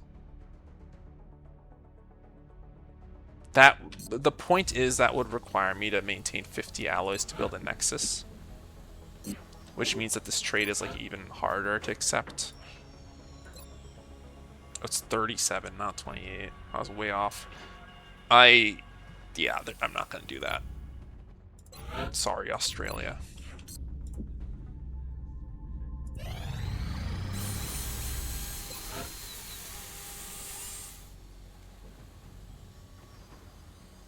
And we'll just continue to wait.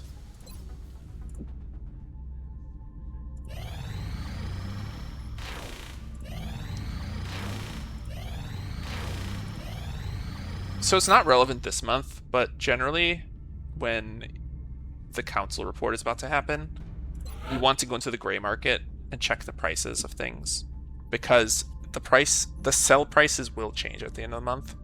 So you just want to make sure if there's some garbage you want to get rid of that has a good price, you should sell it now.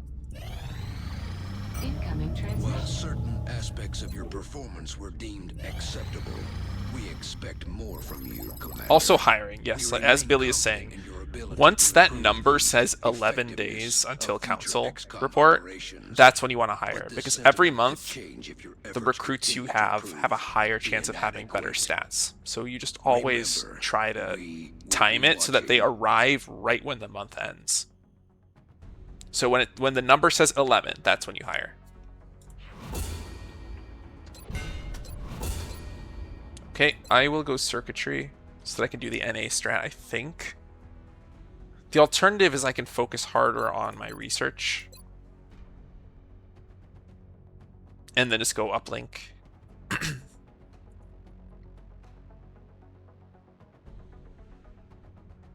But I don't think there's research I desperately need. The problem with getting beam lasers super early is that the weapons take so long to make anyways, that I kind of just like doing it later. This does give genetics lab, which gives you the adjacency bonus, so that might be worth going, but I'm just going to From what do little I've seen of their technology, if the aliens it in this were order. intent on conquering Earth, there's not much we could do to stop them. I'm guessing they have something else in mind. Okay, so reinforced plating, because you only make one of them, and it takes so long to build this early in the game, rush building is usually worth it, right? Because you spend $22 or $26, 3 alloys, 5 meld, right? So you can have it just right away. Phalanx, I need to maintain 50 alloys, right? For the Nexus. More likely than not, I'll have another UFO before then, though. So I think I can spend most of my alloys, no problem. I can go 5. And then my tank just won't wear it. The UFO mission would basically be 5 guys with phalanx that are showing, that are in quote-unquote light armor. 1 tank who's not wearing a phalanx. 1 sniper who's not wearing a phalanx. And a shiv. So that's 8, right? So having 5 is a good number. Having 6 is a good number too. Because then your tank can have one as well.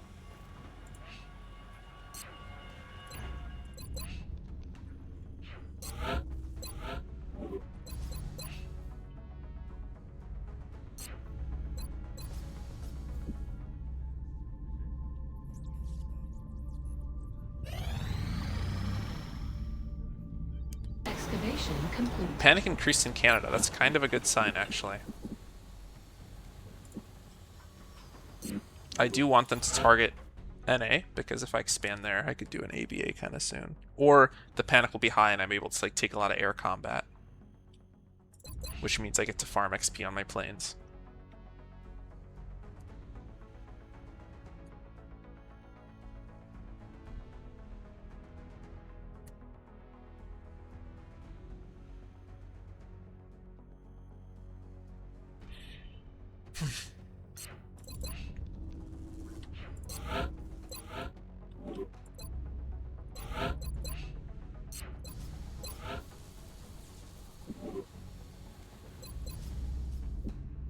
Excavation complete.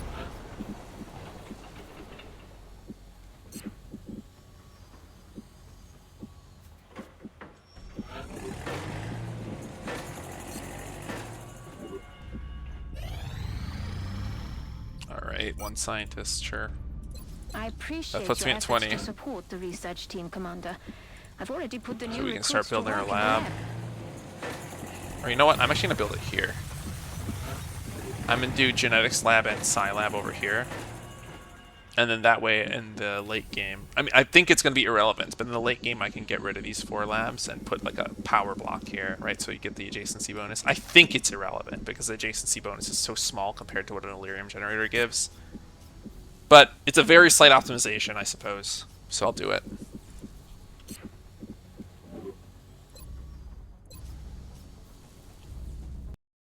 Are there any foundry projects I still need to do? No. Wait, how many drone corpses do I have? Not enough, okay.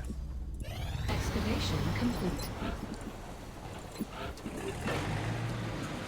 Okay, I am going to continuously cancel these fission generator buildings because I don't want to pay the 1 per day on them.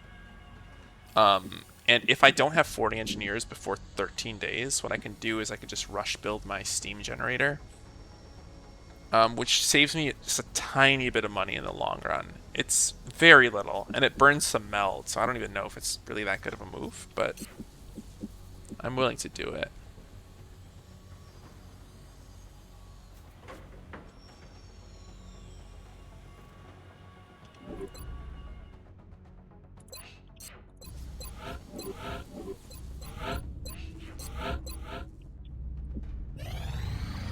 Excavation complete.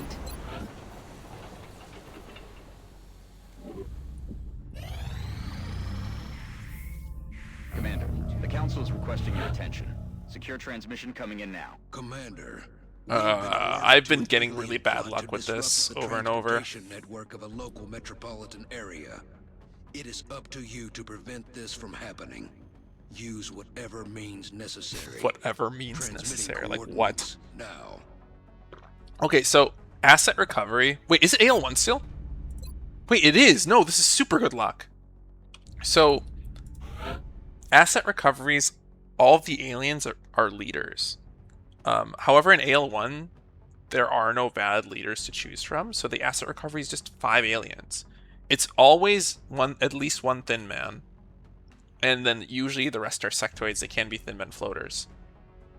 So it's just 4 of you. Like, you can literally just bring 4 people. You farm experience, you get a ton of Valerium. It's super easy. Excellent. We look forward to seeing your progress. So that's what I'm going to do. I won't even bring a tank.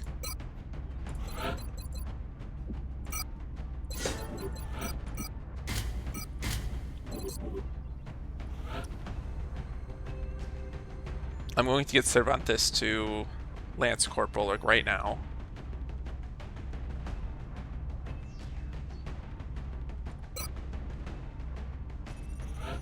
I'll get Yosef to Lance Corporal as well.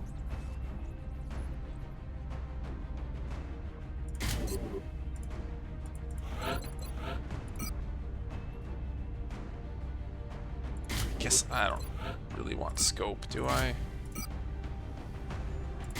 Yeah, he's so slow. I'll go carbine.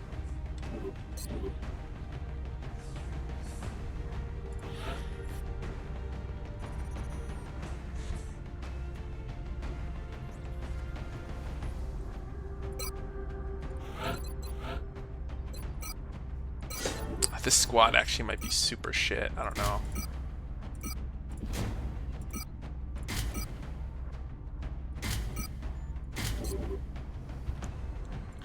Nah, if everyone's slow, you can be slow too, right?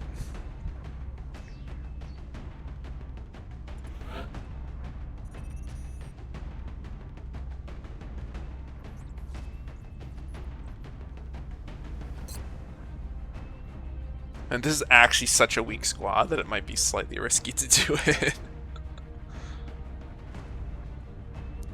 It most likely works out, but okay, I think you can't get drones for asset recovery at all. So my Shiv can be a true tank. The concern is corrosion.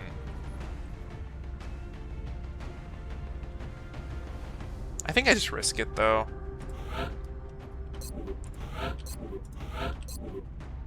Yeah, I'll risk it. I just want to farm XP here. We're going to play high risk. If Chapman can get 2 kills, that would be perfect, so he can actually level up. I doubt it'll be relevant, but it's something to keep in the back of my mind. Where if he can get 2 kills, We have vision. he should. You'll be heading into Japan. And I'm willing to finish the mission slower to do it.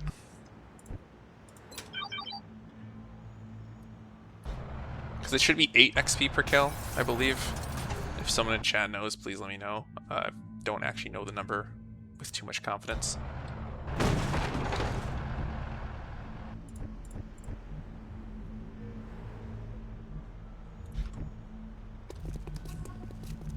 Rolling out.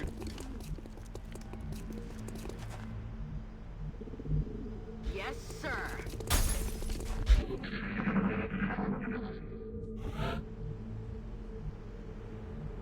Eight XP, is that correct, Billy?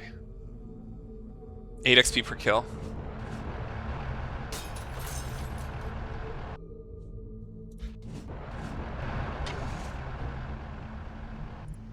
Something like that, okay. Yeah, I know it's tiny, but he's getting 390 XP this mission. So if he gets 10 more XP, it's a promotion. I think that's 2 kills. I'm just worried that it's 4 or something, you know? Heading there now. Actually, I should go here. Thin man.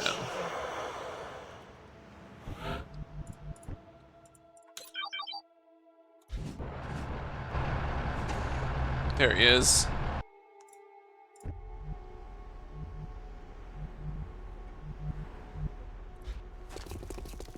It's 8. Thank you, Billy.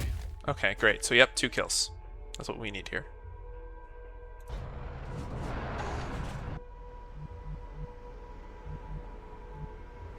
I think this is one of those trucks where it's high cover, but you can see over it for some reason. So I can't actually move in. Okay. Aye, aye, Commander. Alright, hopefully they walk into me. Okay, let's see if this triggers the pod. I hope I'm not. on the move. Okay.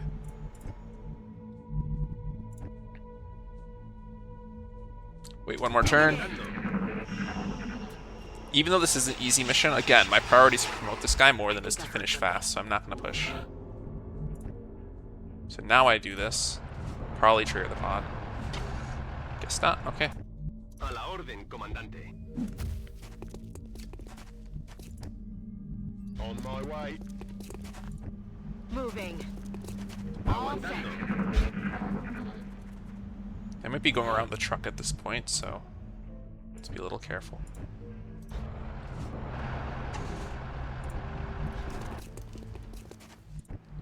I'm on it, Commander.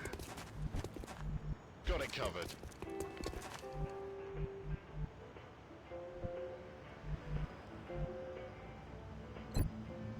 Maintaining position.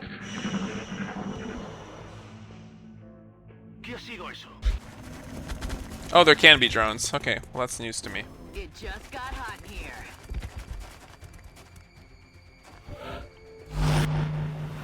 Well, this is one of those turns where Shiv just kind of eats an Overwatch and enjoys it.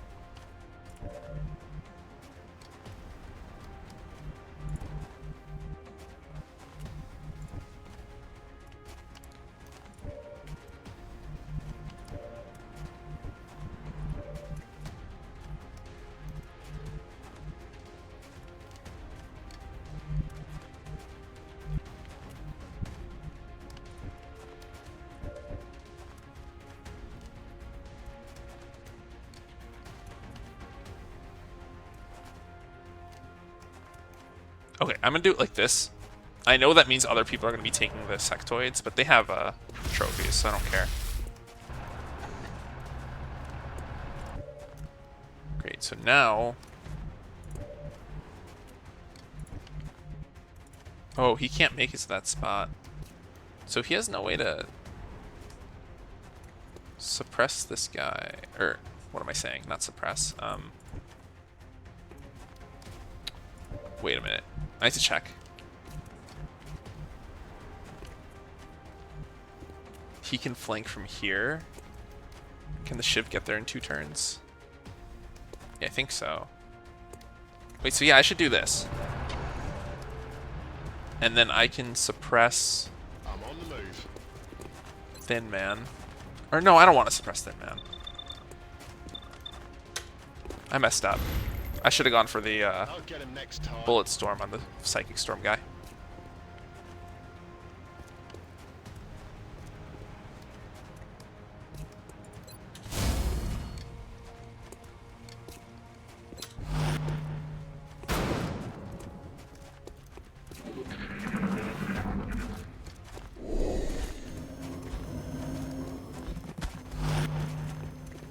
This is actually pretty bad. We'll be okay, but it is not good. I can just shoot this guy, or I can shoot him, which will cause damage. So that's no problem.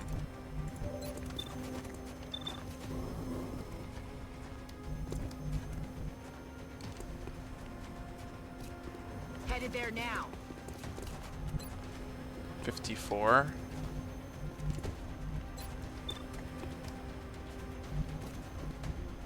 I can't suppress Thin Man anymore, so actually I think I'm happy to do this. X-ray locked down. Shot failed to connect. Overwatch broken, nice. Shiv probably injured, but I don't care.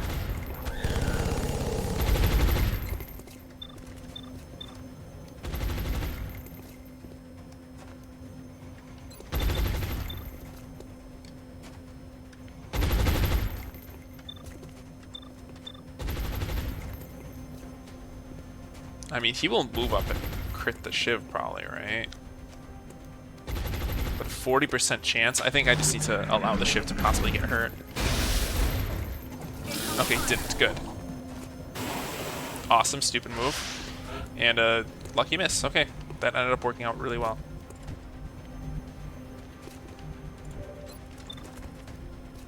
Okay, hopefully this hits. Great, okay. That permits my assault to move up. I'm rolling.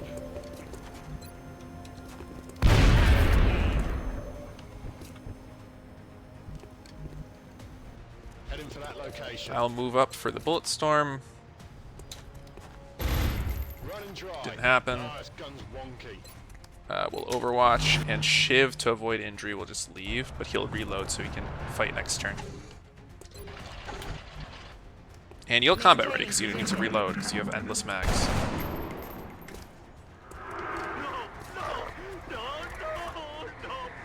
Alright, easy. Nice. We got a little lucky. I did say we had a really shit squad, right? So I knew this could be challenging, but that almost went south. Like, really hard. Oh, wait, no! He needs 2 kills! Oh, no. It's not gonna happen. All He got mission 1. objectives complete. I should have checked if the bullet storm would kill. I don't think it would, but... Our troops really came Yeah. through on this one.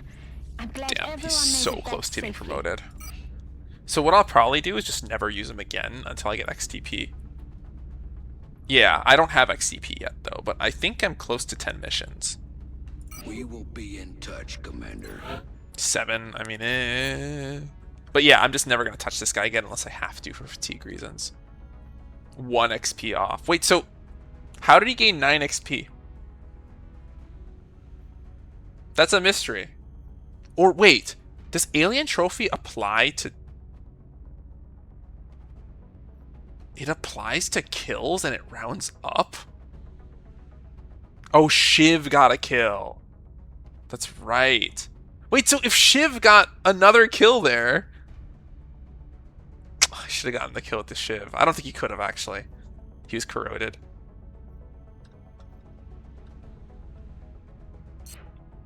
The new engineers arrived this morning, Commander. Awesome. We're always glad to have more help down here.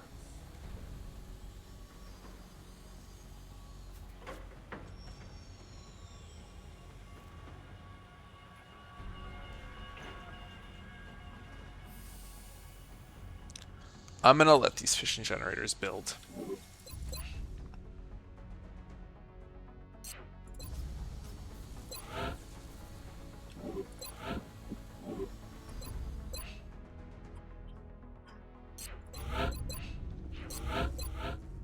Nice, okay.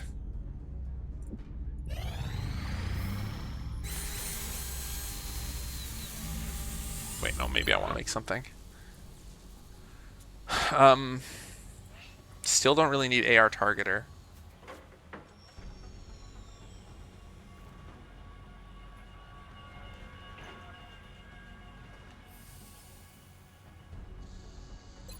Yeah, there's basically nothing I want.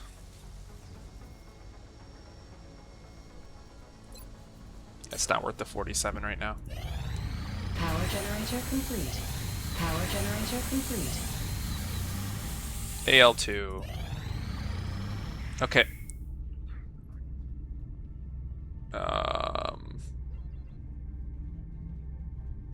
Probably can't do this, but defense in Brazil. I'm not going to cancel Phalanx for it, but if I get a UFO, I will take that. Even if it means no Nexus, I think I'll take it. We'll think about it, but...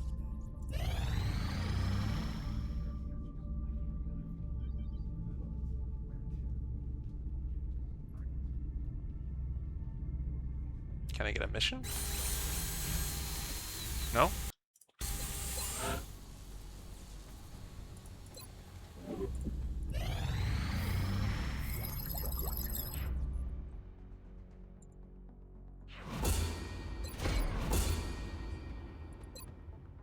I think we go Xeno for the Gene Lab.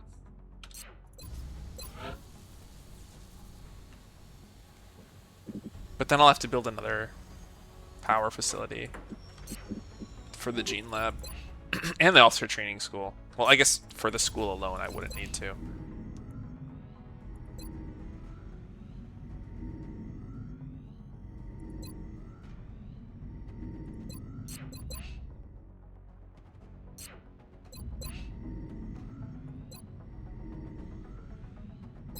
It's probably worth it.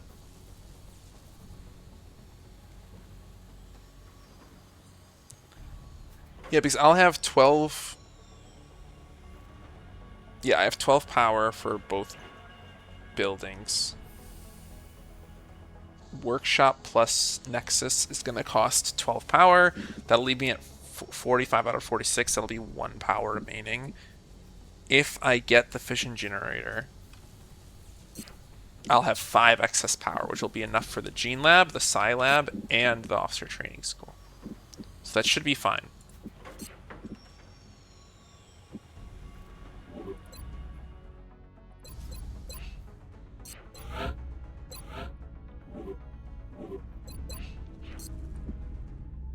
Hopefully UFO within 2 days. Oh wait, no, there's a better way to solve this. I could just get rid of the gray market. Nice. Defense in The new Argentina. engineers arrived this morning, Commander. Commander, we have multiple reports of new abductions in progress. The locations are marked on the hologram. Yeah, we want to reach the engineer threshold, so we're going to do India. What was the other country? Nigeria, so it'll be Africa. Africa's fine.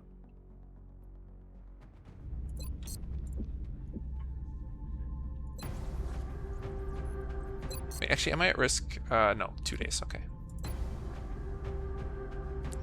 This map sucks, though, because if there's flyers on the roof, there's kind of no counterplay.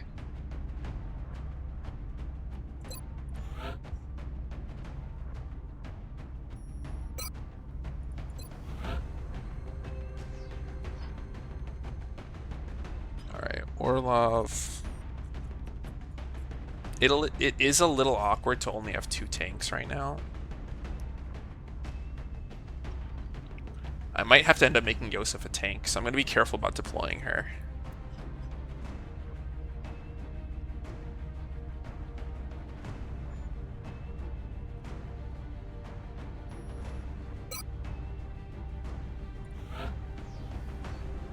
Unless I'm willing to make a gunner tank.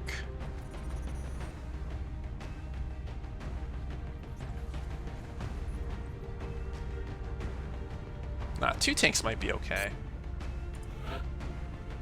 Because I didn't spam Orlov as much as I normally do, so he's young and spry. He won't get fatigued super fast, because, I mean, in case you didn't know, the more missions that a soldier runs, the more fatigue they gain per mission. So that's why you need to eventually hire more people. Like a new generation of soldiers that are fresher. For heavy, I would like to bring Raking Fire.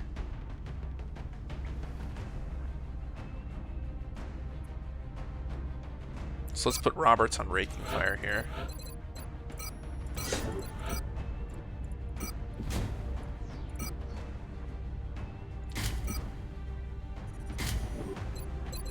Let's save the loadout. Save it as loadout 2 because it's a second build.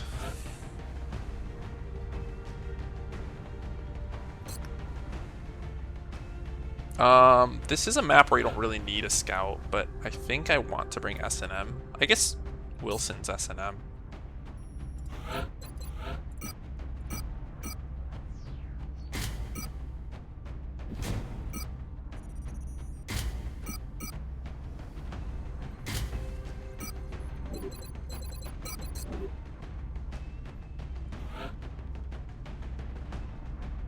Man, it'd be really nice to bring her. I don't know. Well, I don't know. For a heavy, actually, maybe not.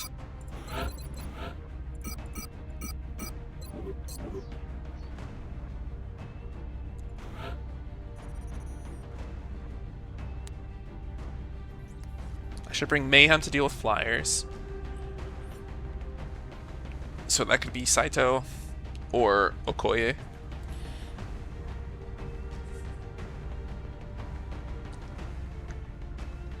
I'd prefer it's Saito, I think.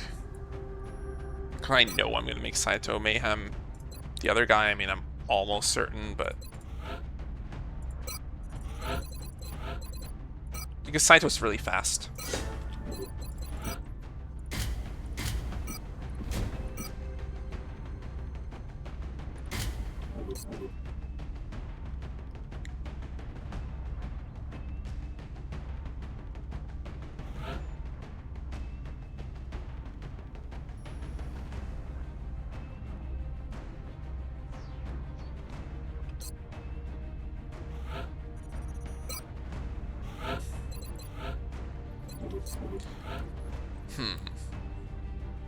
It's kind of awkward. I do want S&M. Yeah, I'll make it a medic S&M.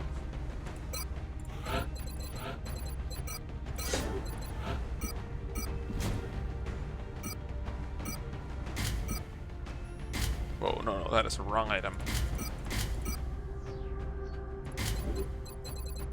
Oh, did y'all notice the mistake? Mistake fixed.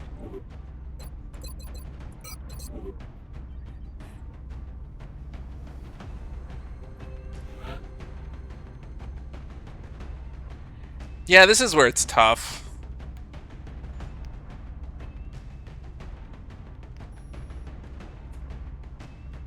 I don't really know what's correct. What are the holes in this comp? Okay, if we are against sectoids, we don't care. We have 1 million trophies. Sectoid's easy. Fine.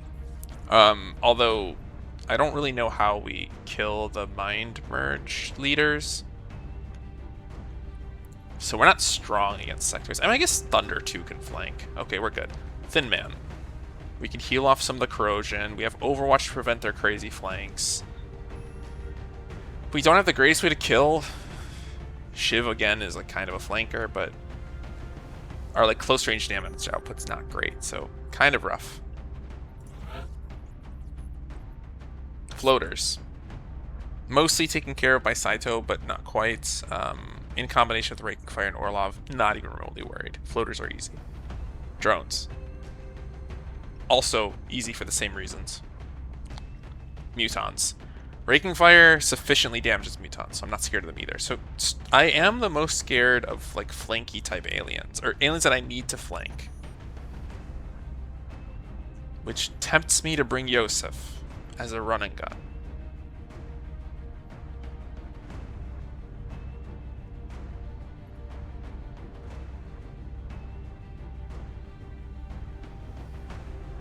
It also makes me wonder if Chloe's just has to be a Grenadier. So my plan is to make her double tap, but like that doesn't solve Thin Men either.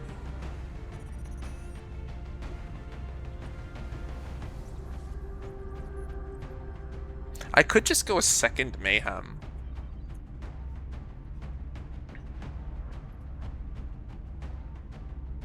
That would half solve Thin Men in the sense that they would not be able to flank me.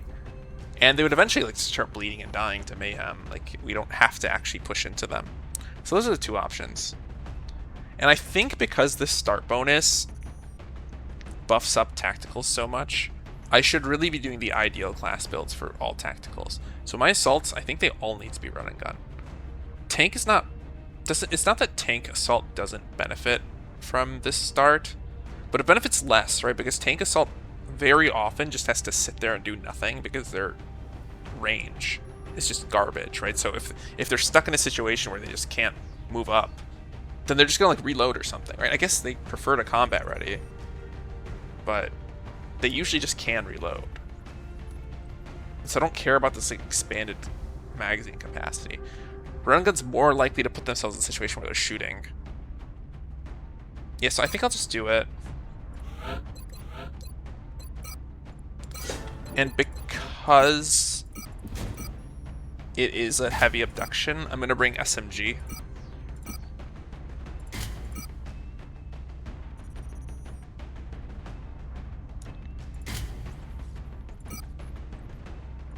I think I'll do that.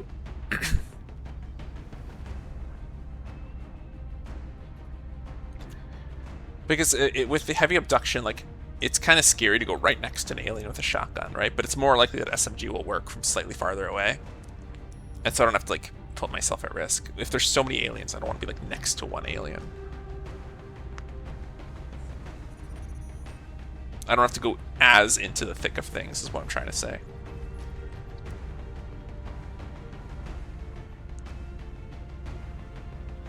Which actually makes me feel like... And this is a hipster build for sure, but I wonder if I do this. Because it's 10 aim plus 10 crit, so it almost gives the same crit. It adds weights, which is not great, but I think we do this. Yeah, I like this. This should work. I'm going to, again, just step away for a minute or two and come right back, and then I'll revisit this to confirm that I actually want to bring this squad.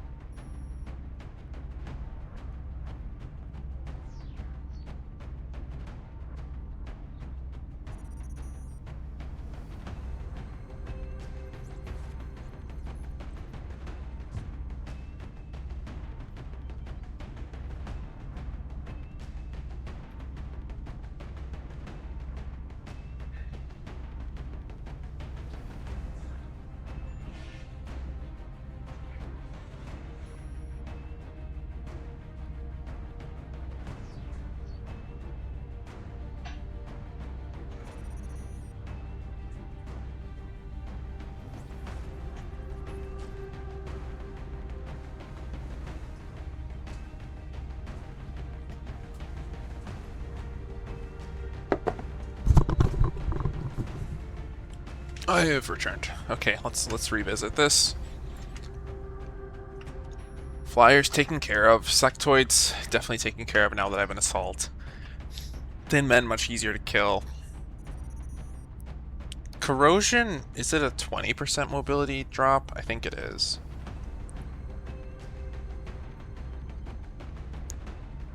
I don't know if that rounds up or down. It's making me question whether the scope, like, 0.6 difference is relevant. But yeah, we have trophies on everyone. This is most likely easy mission. I like this. Orlov has his armor. Everyone has armor. Yeah, we're good.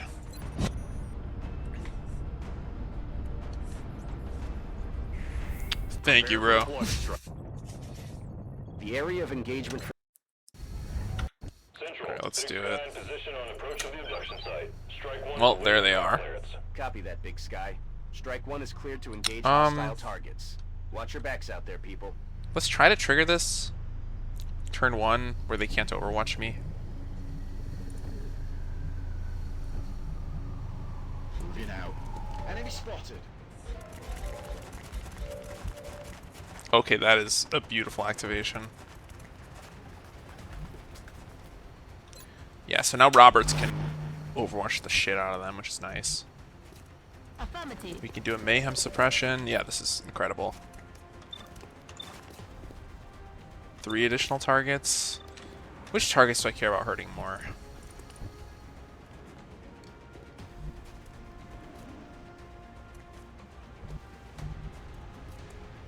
Do I have the balls to go here? I think I just go here. Hunt him down. 10-4. Yeah, this is 100-100. I wonder how much spillover we have. 4. Okay, so the scope actually did make a difference. We would not be at 100% right here. That's kind of cool that I thought about that, I guess. Okay. This is going to be 3 additional targets, so it's him, right? Yep. So we kill this guy, 100-100. No longer a threat. And most likely, I just need to move the Shiv up. And use the Shiv as cover for my tank.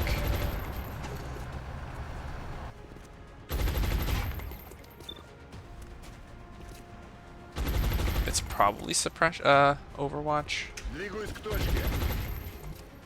Yeah, everyone's just gonna Overwatch, except for this guy. Because, he could get mind merged. Oh, that kind of makes me want to finish him off. Great. Now Overwatch. The worst result here could be one of them gets mind merged. Yeah, okay. Didn't happen. Alright, well, no, now my Shiv is doing nothing, so. Holy shit. Roberts is carrying.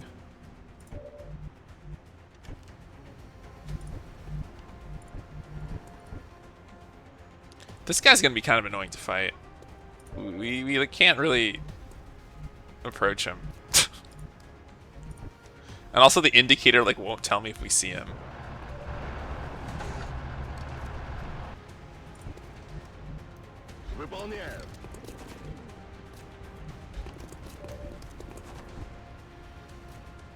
Okay. Oh, wait. Oh, that's not a flank. Damn it.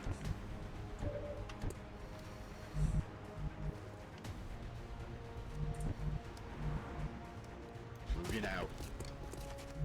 Rock and roll. Okay. I'm back in the fight. I'm ready. Can I just go there?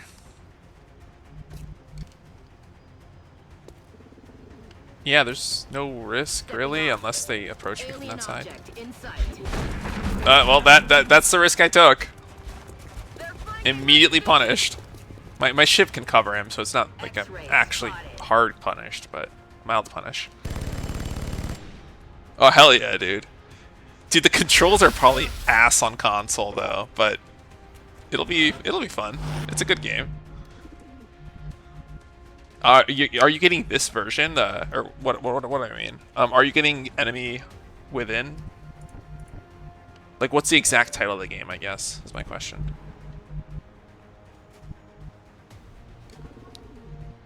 Nice.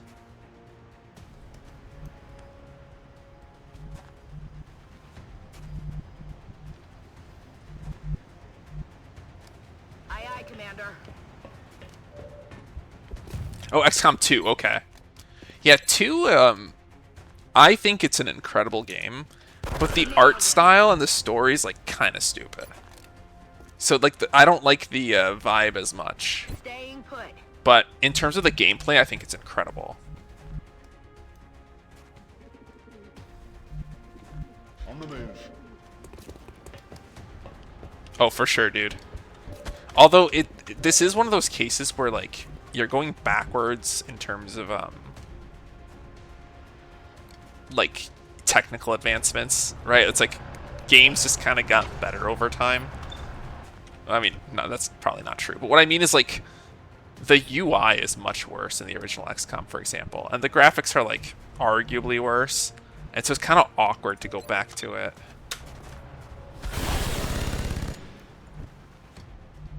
Heading out. But yeah, I mean, it plays basically the same, so you'll have a very good idea of how it works after playing XCOM 2. Affirmative. Moving out. Do we just steady? Yeah. I think he hunkers, though. Take 0 risks. Oh, that's annoying. Not feeling so good. Also annoying.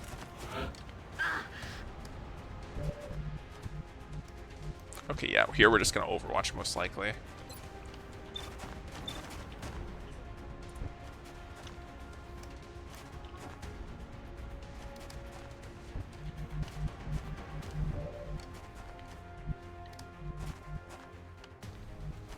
If only there was one less thin man, then I could run a gun right now.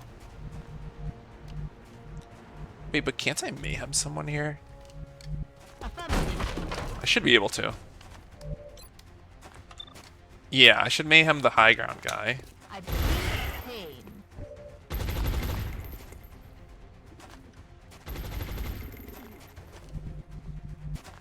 Oh, I should have mayhem the low ground guy.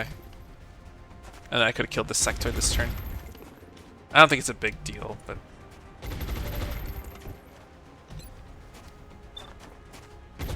let's try to kill him. Nice. Super lucky. I probably can't concuss, and I don't want to use the Shiv as cover anymore, because he's at injury risk. We've almost succeeded in this mission, so I don't want to do that. Heading to that location. Let's just go here. Smoking is probably too bitchy of a move. I can just do this and not get crit, right? He's under high cover. I doubt he'll get crit. Yeah, and then Shiv is just gonna run for cover. Yeah. It's not true cover, but I don't think that they're gonna pursue him, so. She needs to survive, like... oh, I'll just do this. Actually hide her completely. No reason to risk it.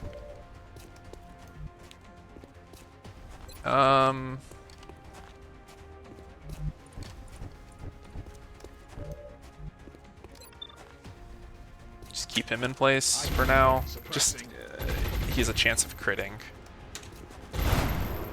my Komarov, so I don't want to risk it. Yeah, see, like right there. I was trying to prevent that crit.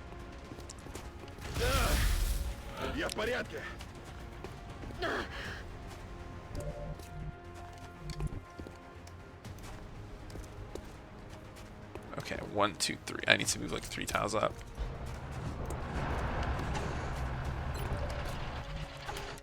Next turn, they will have a great coordinated push. Shut the white.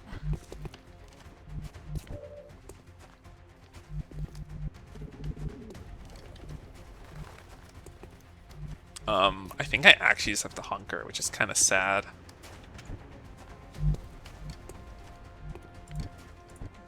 I can,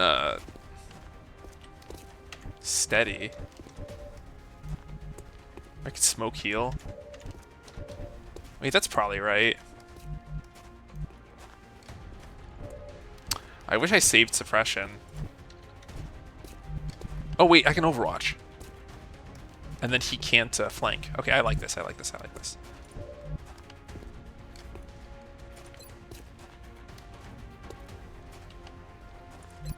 Can I somehow throw a magic smoke up here? Oh, I can.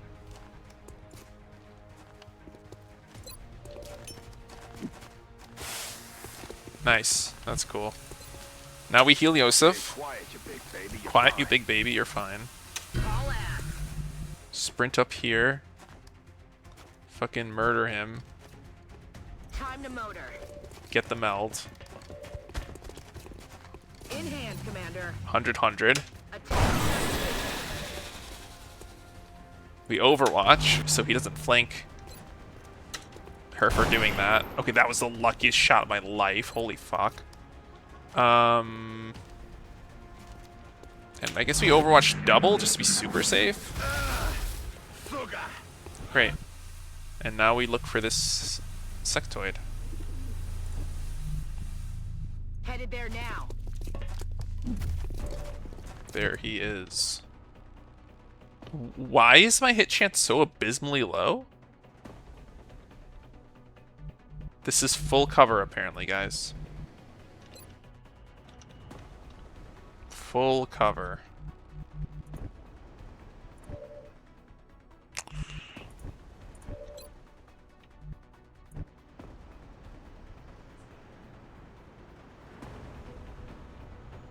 Taking cover on the TV? What, like this TV?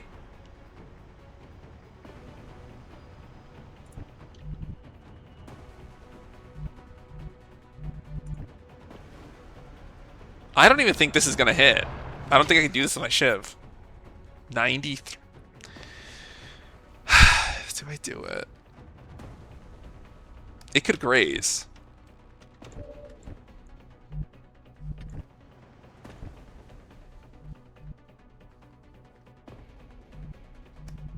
So he's on this TV wall, is what you're saying. This TV. Not this TV. This one. Oh, I get it. I get it. This wall is pushed out a little bit. I get it. That is absurd.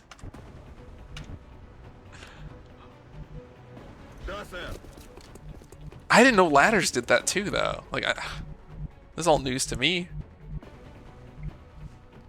Okay, boss. Not a pro like you, Billy. I don't know these things, unfortunately. On the move. That's why I've been watching your VODs, dude. It's been fun. Aye, aye. Okay, this is what we do. You leave. You leave. I'm on the move. And in case somehow this sectoid is just an absolute psychopath. Actually, no, I'm just gonna hunker.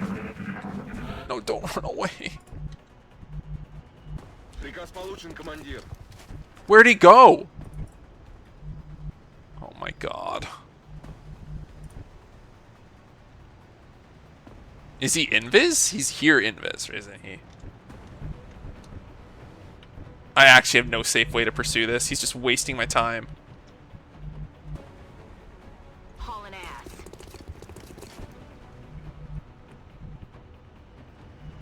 Aye, aye, Commander. Oh wait, I can find out.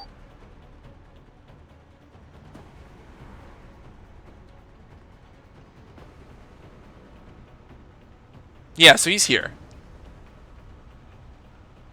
Not that I can do anything about it. Yeah, exactly. Nap on the couch. That's what he's doing. Yes, Commander. Fucker. There, ready. Well, I guess I'm just gonna play it safe. Aye, aye, Commander. Roger, hold it.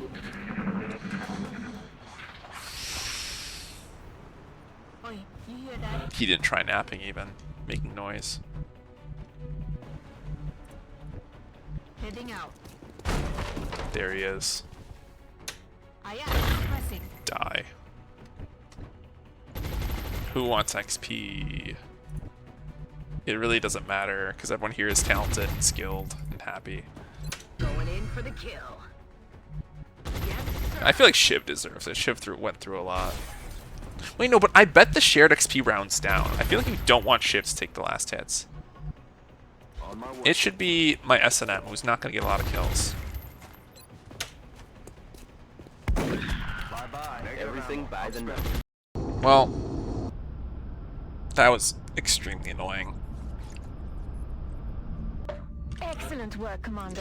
I'm impressed you were able to recover so much of the melt substance without any casualties. Remember, we will be watching.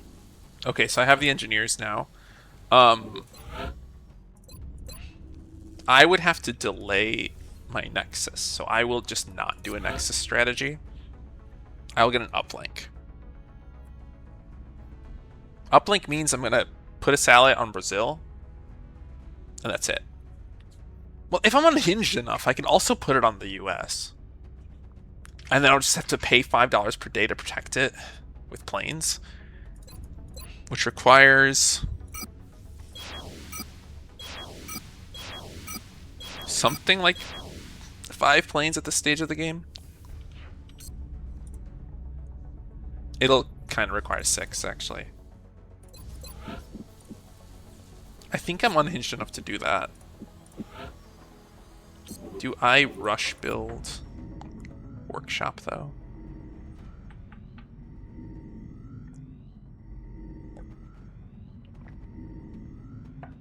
I think I don't even rush build it. And I just delay my US expansion a little bit. Commander, our current satellite uplink facilities are at full capacity. We should build additional uplinks as If I soon as start building it possible now, to it's allow for 20 new satellite days. deployments.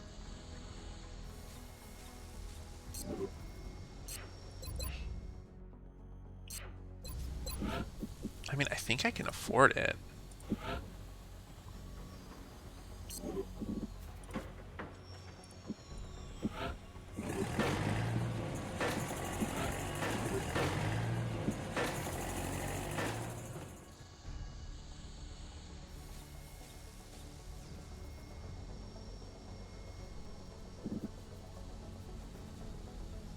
Let's see, I'm gonna need to build another fission generator. I'm gonna start building the steam room. I'm gonna need to build officer training school and pay for the XTP thing. So a lot of money is gonna be going away soon.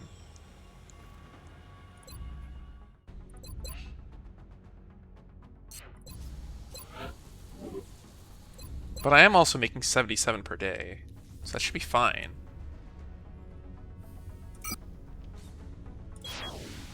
So I think I could do this. I think I can make my satellite. Well, I can't afford it now. So I guess I'm gonna delay that by a tiny bit. I guess I'm gonna build my satellite and I'm gonna do this unhinged shit and hopefully it works. Yeah, I don't know if I understand the repercussions of this fully. At maximum capacity. So, Additional uplink required. if you cover a second continent, the aliens are more aggressive with their air game. But I mean, when you expand into another continent, you don't have to cover the whole thing. Which means I guess they're gonna send more fighters? If it's more fighters, I'm happy. If it's higher tier assaults, such as bombers, then I'm not happy. And I think actually that's how it works.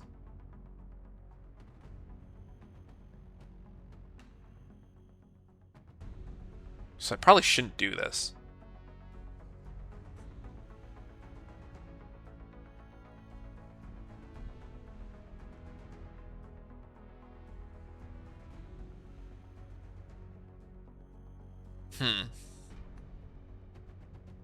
We've been picking up some odd transmissions. I'm gonna do a really quick Some nut calling scouring himself of the Commander wiki, but I'm Stryker pretty sure has that's been how all it over the works. news ranting about shadow operatives. Do I go into UFOs?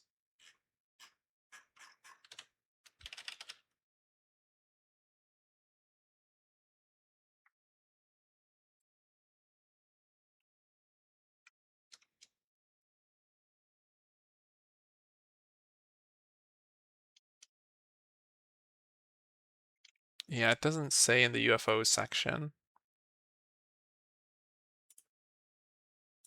I think it's not worth it. I might still get these planes.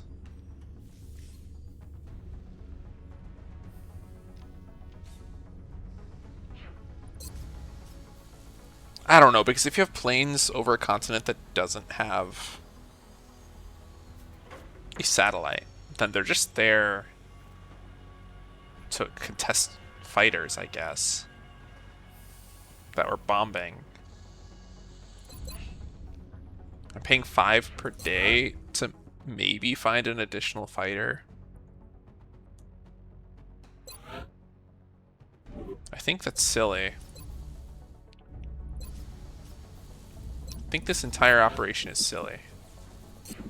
And so what I could do instead is wait for my workshop and then spend my excess cash on metallurgy, nucleonics, improved salvage. I think that is the safer play.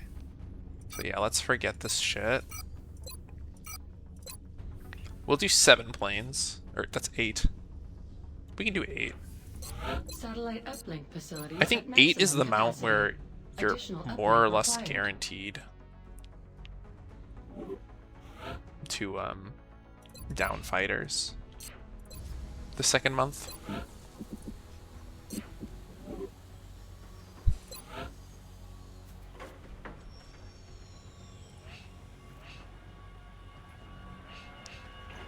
Just to use my workshops, I might start making my arc pistols. Let's do some calculations on how many we need.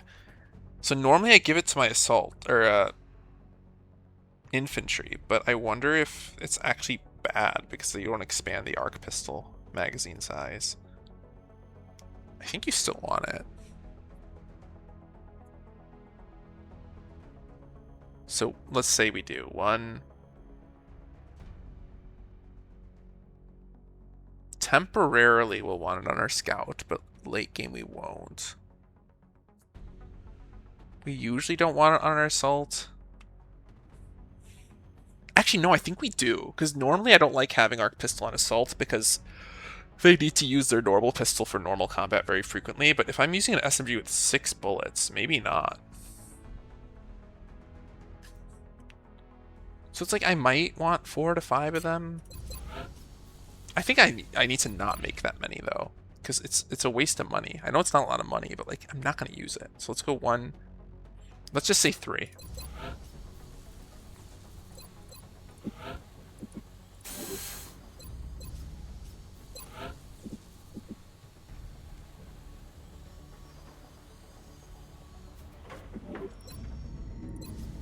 Wait, so the satellite, we're not making it.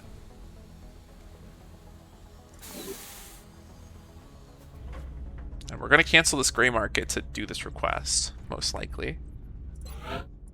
If we get a UFO tomorrow, that's good.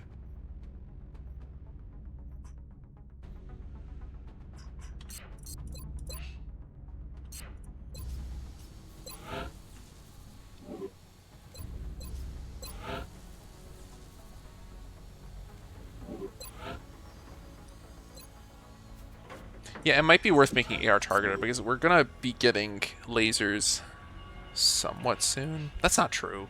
Or not. These we want to wait for the workshop for sure. A 3rd Shiv might not be uncalled for.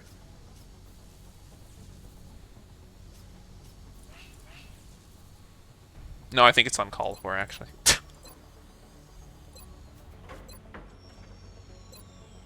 Yeah, we don't need anything else. Arguably, we should get 2 more trophies for the pack chance, but no.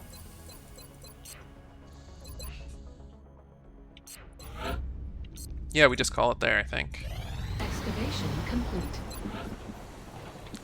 So let's see, rush building this, $80 10 meld.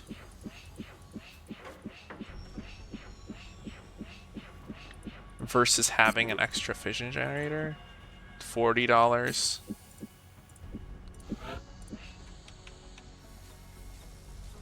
But this is 2 daily. I think it's actually better to do it this way. Oh, we don't need to make this yet, though. We need to make it in 7-ish days. So it lines up with xenogenetics.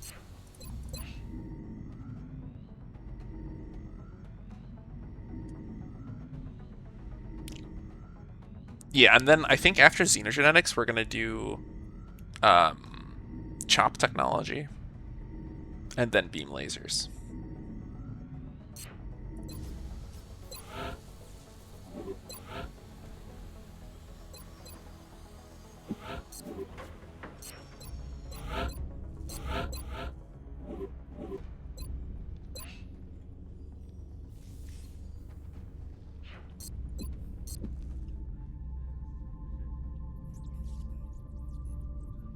Yeah, so once again, when the next month starts, when May starts, that's when they start sending fighters. So we're lined up perfectly to have a bunch of interceptors when the fighters arrive. So that'll be great timing.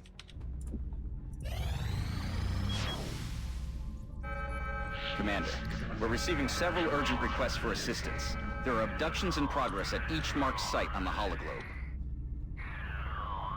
So I think I go US because I think I want a heavy mission.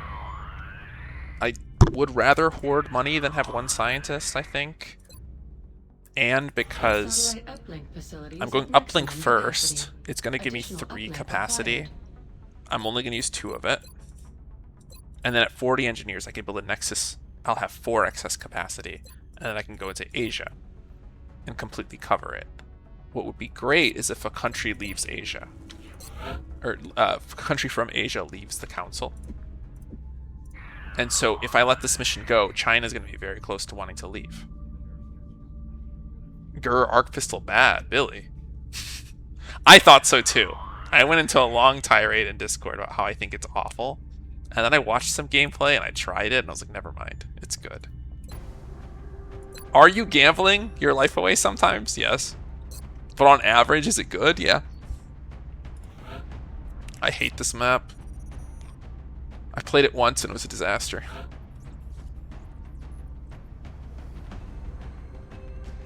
On infantry, it's incredible anti-mech weapon, though. That's the big thing to consider. On everybody else, it's kind of bad. But infantry tank loves arc pistol.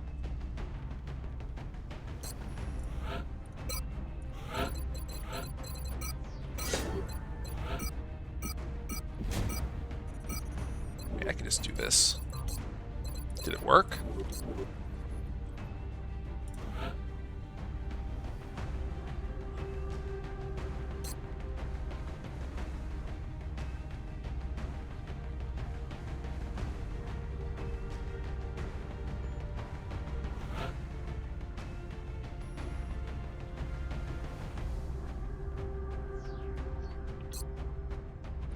Okay, similar to last mission, this is a heavy abduction. So you want Raking Fire to be able to do huge AoE if we need.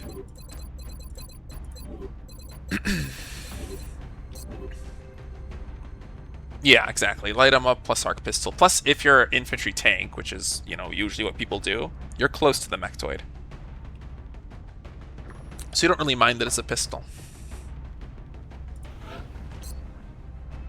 I think this is a sniper map. I remember being in a situation where it was so hard to get people to actually fight. Let's see, the other front row, let's make it the Mayhem.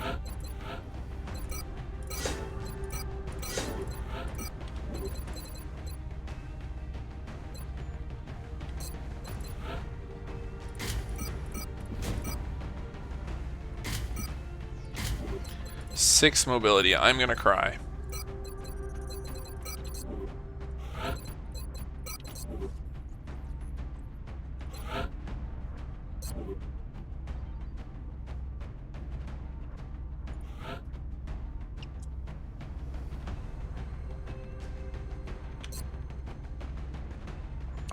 Do I actually go scoutless again? I think I do, because the nature of this map, at least the spawn that I had, I don't know about the other spawns, is that, like, you have to move up in pretty big increments anyways.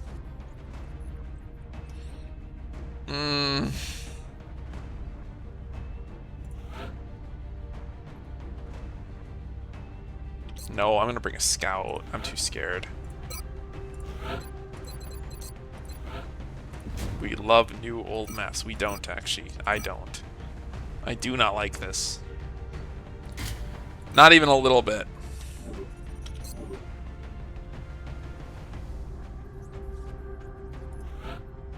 I kind of wish the maps weren't added. It's very cool. It's awesome that Ucross and Motor Breath figured it out, but they're just bad maps. They got removed for a reason.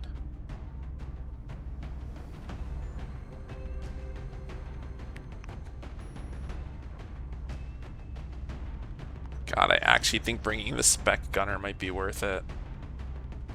Oh wait, no, sniper. That's what I was gonna do. Sure, no, so bad they're fun. I get that. It's tilting when you lose a campaign for it, but like, yeah, I get it. It's cool.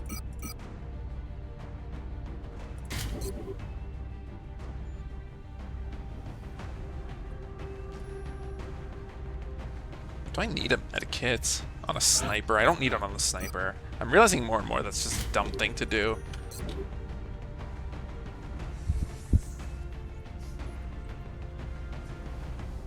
Just no medkit. We're just gonna deal with it. Yeah. If the map editor becomes real, that'd be awesome. Then we could fix these maps for sure.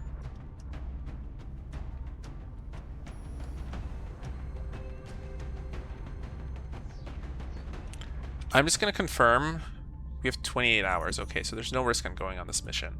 It won't like expire in that time. Did anyone get repositioned? No, we're good.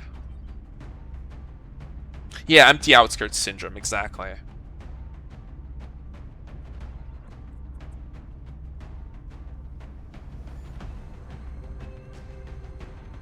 Oh, we added new LZs, I forgot.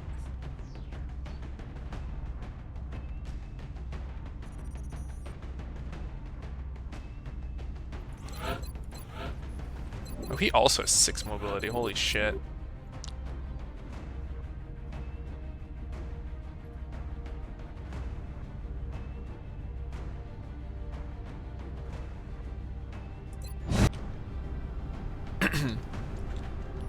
Yeah, that is true. That makes sense. Get ready to deploy. Our AO is within the continental United States. Central, this is Big Sky. Strike team is touching down now. Standing by for your orders. Roger, Big Sky. Reading you 5 by 5. Strike 1 has the green light for deployment. Okay, this is a better spawn than the one I... Wait, no, this is the same spawn I did last time. ¿Qué ha sido ese sonido?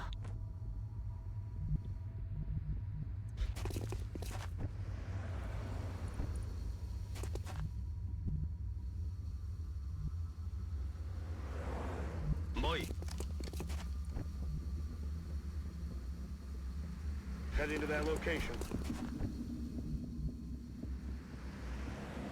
Уже иду.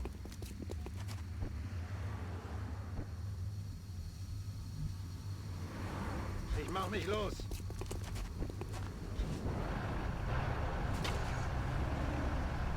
Right. Yeah, there's no reason to complete the rest of the map. It makes sense. Plus, it even like looks more realistic if there's some dead space, you know? They didn't move. I think I do want to trigger it kind of up here. Yeah, let's do it. Okay, that didn't work, which is fine, I suppose. Heading to that location.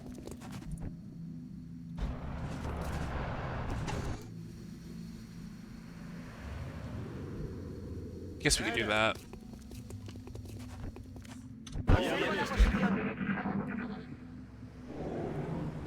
Mutons. What was that sound? I don't like that.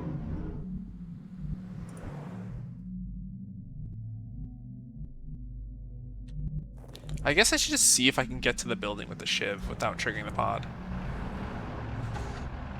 Nice.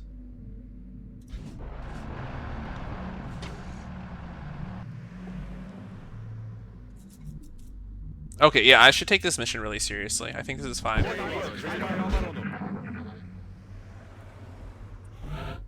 Okay.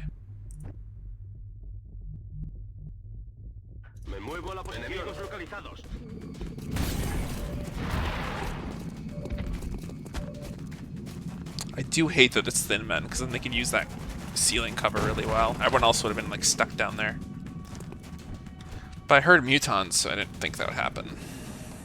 We got a ram, which probably needs a smoke, actually. But I think we like that shot. You have a good steady up. We've got a mayhem, perhaps, on... No one useful, apparently. Here we have it on the floater. But the thin man might just come and crit him. I don't love that. Smaller abductions, you say, but this is heavy. It's not that small.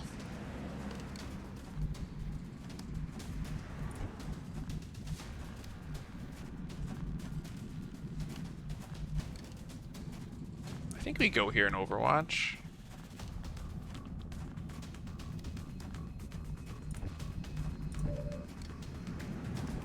We can mayhem the Muton.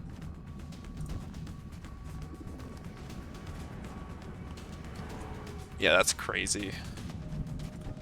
Well, I don't know. This actually wouldn't be the worst terror map, right? Because the chrysalids run at you at least. Yeah, I think I rammed this guy.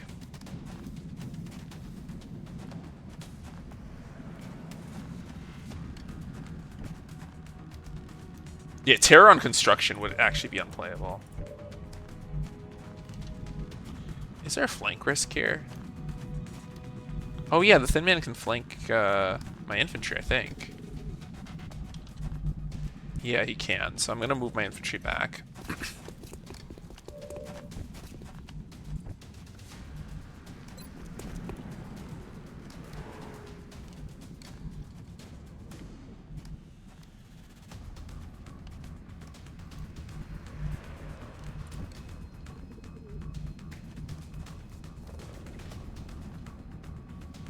I'm gonna take some small risks here.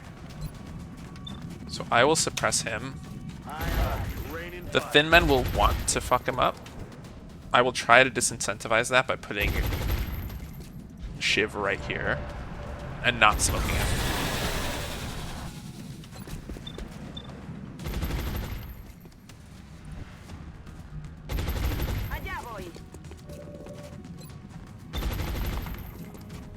We can kill this guy. Now that tactical mobility is gone, I'm gonna do this.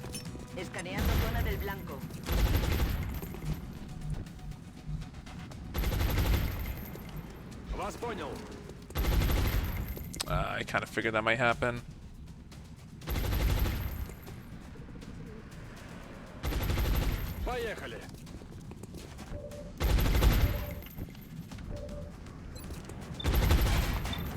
Okay, yeah, we take 99.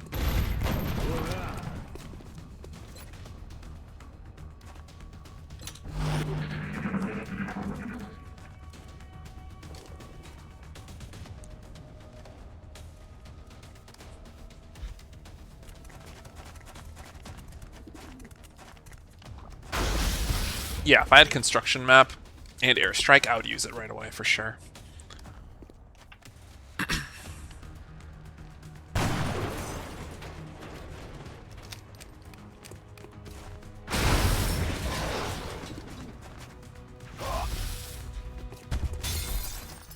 Yep, the temptation worked.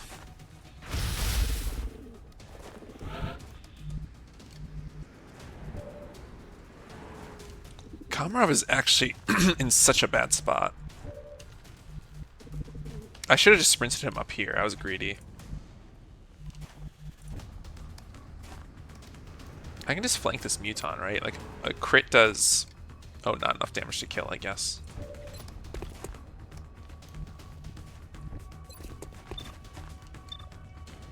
I should probably study to take care of that Thin Man soon.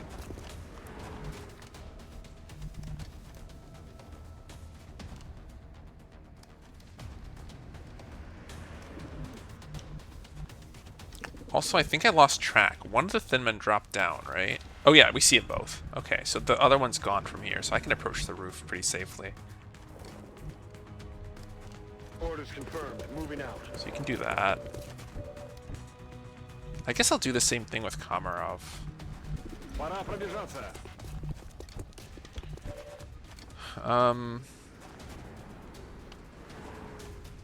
So the question is, can I just sustain tanking here for a long time? The answer should be no. So if I put my Shiv here to probably kill this guy, it will require some sort of follow-up. Probably sniper. I would have to smoke him, but then if I smoke him, then these two are at quite a big risk.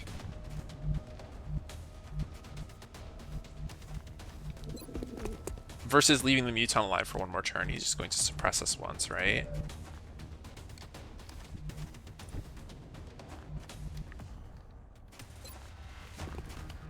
could also concuss him. I also have a point-blank shot on this thin man, which I think I value way more. So I think I'll do that, and I'll smoke him. Seems worth it. Might not even work. Let's battle scan for the crit. Gran hermano activado.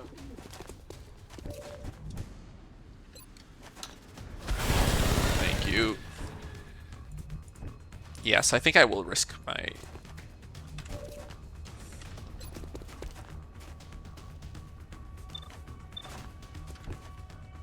I think I'll risk not smoking here. We can concuss plus smoke. You can shoot plus overwatch. And I can steady to kill this thin man next turn, because I need this thin man to die soon. Let's do that. That's the plan.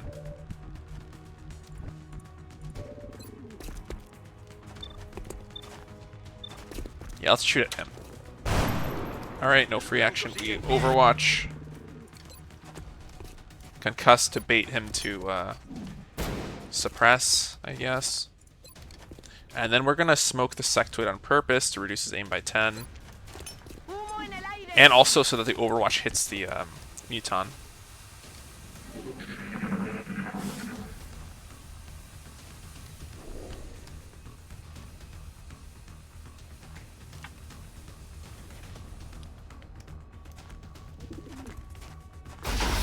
Damn, he still got the hit.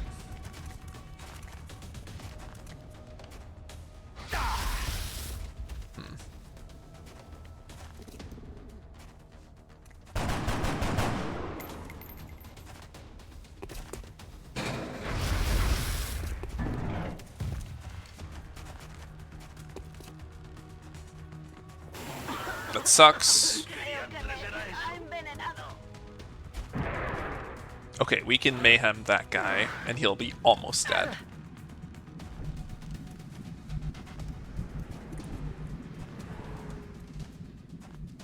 We probably want to do it from the full cover, which means that Komarov has to, like, do nothing again? I mean, he could go here. That's a little insane. I think I should? Because the Mayhem needs the real cover, for sure. Yeah, we're gonna do this. Or can I get in here, actually? No, not without dashing. Unless I can somehow see... No, I can't, okay. We're doing it. Okay. Our sniper... God, I hope he kills this guy. Awesome. Alright, see ya, Billy. Thanks for hanging. Thanks for the tips. I wish I had the chat overlay working, because I think it would be very helpful for people to actually read what you're writing, but... I guess this tutorial's basically over, so... We made it. But yeah, have a good night, man. I'm on the move. Sit down.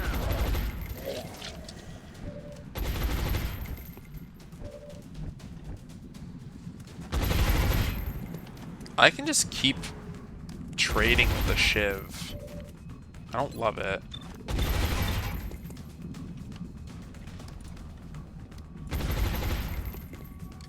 But I can smoke him again. So let's do it.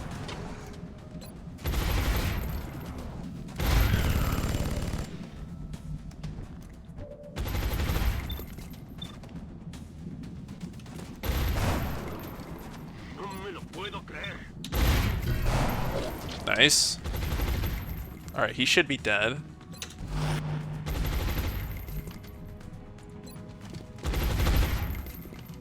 Oh, it can't reach anymore. Oh, so the smoke probably can't reach you. Yeah. I can move in smoke, though.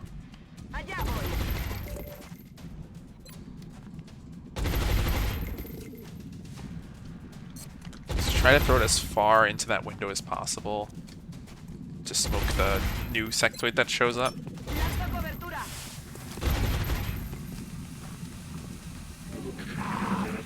Alright, that guy's dead unless somebody somehow frays the Mayhem.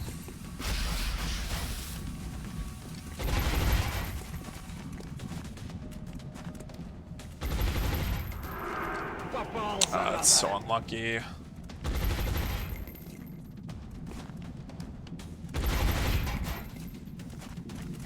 Yeah, raking fire's in danger.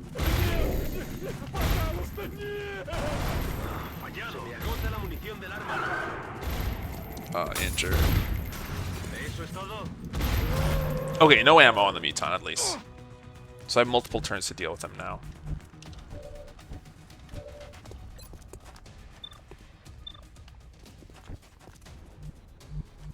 I'll need to steady again.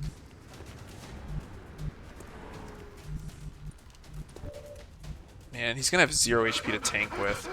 So luckily, we're not gonna be fighting people with guns anymore. So my non-tanks can serve as tanks.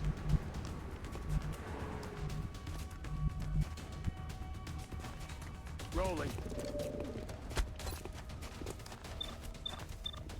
Yeah, we'll try this. Cool. Adjusting sights. Yeah, the hit chances are all going to be kind of low, so let's steady, but let's also move up to a point where you can still see the sectoids, I think. Because I want to be able to see the back sectoids. Okay, I can see the second to backest one from there. I want to see the other one more.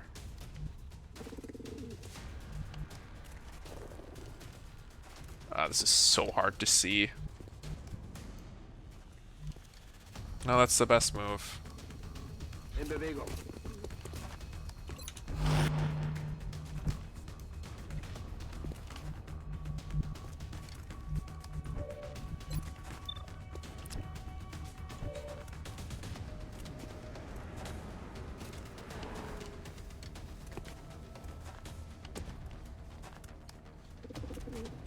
Why can't I drive here?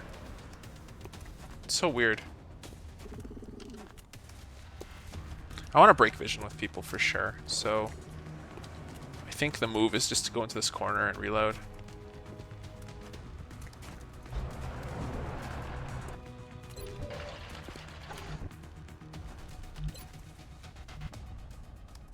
Alright, and I think we do want to break vision with people here too.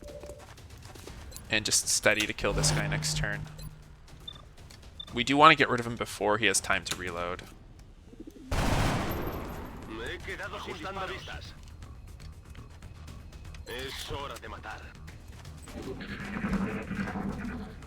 As long as it's not fear. Just don't panic him. Incoming over here. Well, they are shooting, and I specifically didn't want them to do that. Okay, well, that's an asshole move of him. I moved her so that hopefully less sectoids would see her. Wait, how is he bleeding? If he has 0 damage. Because Mind Merge is supposed to heal bleeding, so like the only way he could have healed would have healed the bleeding. I don't get it. Oh no, because he was Mind Merged and then he got bled. Yeah, I remember now.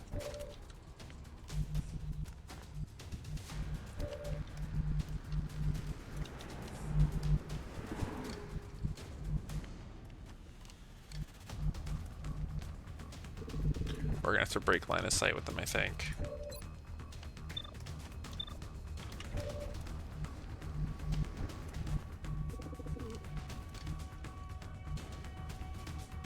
Wow, he has nowhere he can go to safely mayhem, huh? And this only sees one target somehow, which is crazy. Who sees everyone?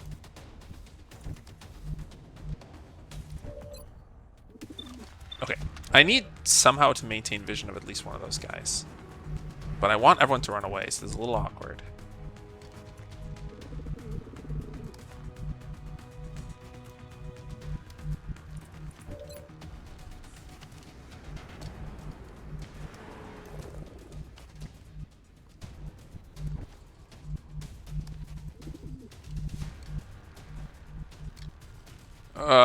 Who's gonna risk their life? I guess Mayhem is the best option. Or actually, no. Komarov's the best option. Komarov can take this high cover. Yeah.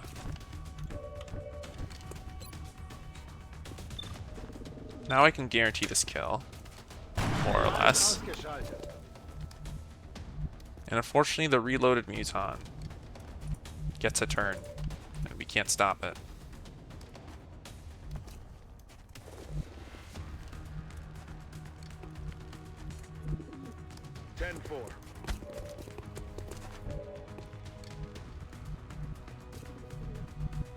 De acuerdo.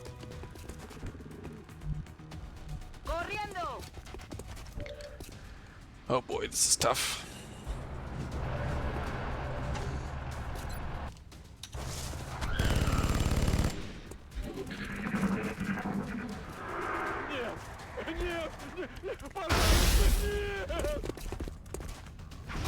No!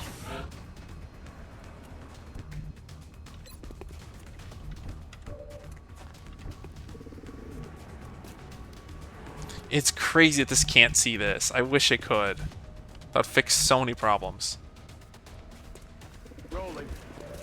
I have like one valid move here, and it's this. Bring in the pain. Could use some ammo over And there. he's probably going to heal that.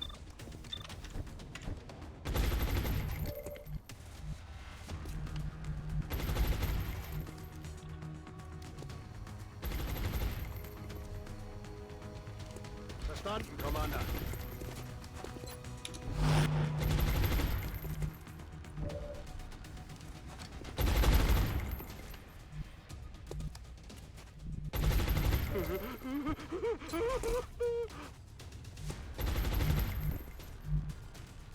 God,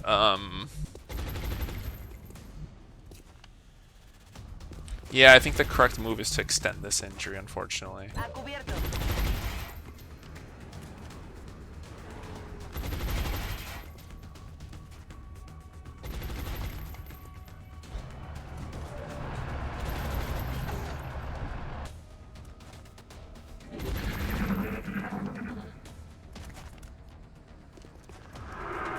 Okay, luckily he's not getting mind merged, so he'll bleed again and die. I know he's not getting mind merged because he already acted. They never act before they get mind merged. Komarov, please survive. This last shot. Oh, okay. Dead. We're gonna win this. It's just really hard. Lots of casualties. Okay, I can only see the Muton, so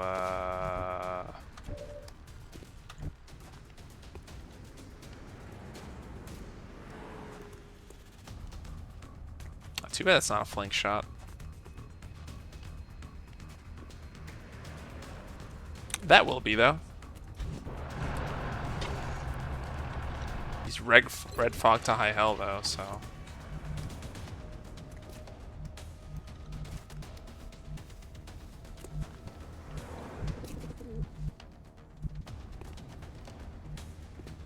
He actually wants to stay in vision. I guess you do too. This is kind of risky. I don't like it. 'Cause now we have a spotter.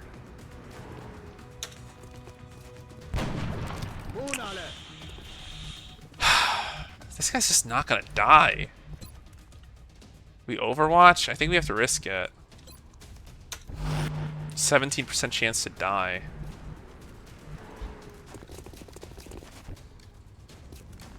Normally I'd be willing to let my will to survive get injured because they recover faster. But I only have 2 tanks right now. Не может быть. А, черт, попали! Nice. Черт, зацепило! Please die. We have one more Overwatch.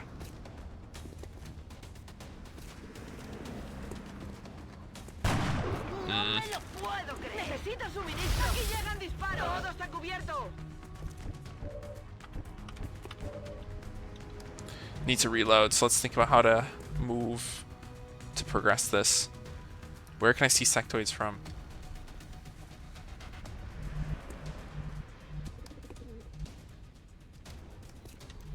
Wait, I can't tell which sectoid is it. That's the wrong one.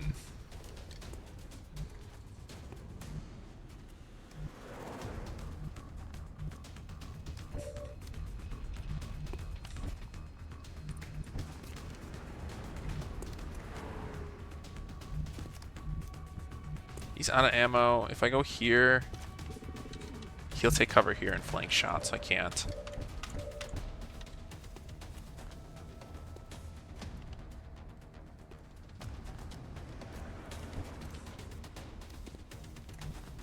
Actually, will this be a danger zone? It might be. If it is, it would kill that guy.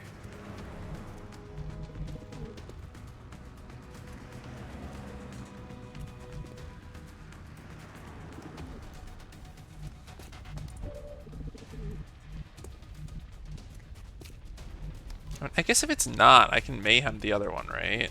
Or I can suppress the other one with Komarov. And he's very likely to die. I don't know about very likely. He could die.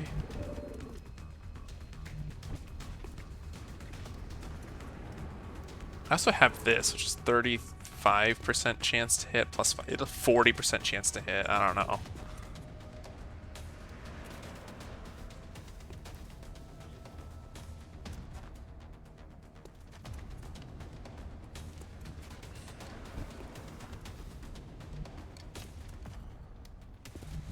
That's affirmative. It does hit him, okay. Hi, Commander. Nice. Okay. I need to be able to kill. Can I kill the other sectoid with a sniper? Oh no, I can't steady this turn.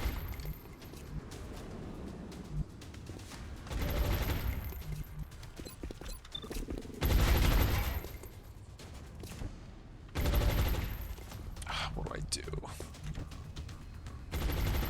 I set up for a ram next turn, I think. How many tiles can I move? 1, 2, 3, 4, 5, 6, 7, 8, 9, 10. So this should ram. I'm pretty confident in that, and I don't mind exposing the Shiv because, first of all, he's going to repair, so I don't even think he dies. But second of all, it'll probably miss because the guy's suppressed.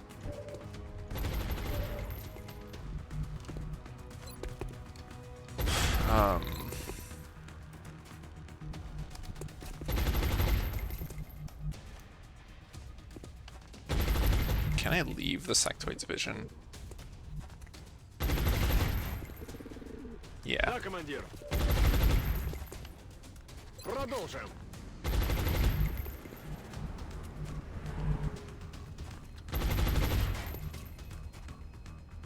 Venga, vamos, vamos.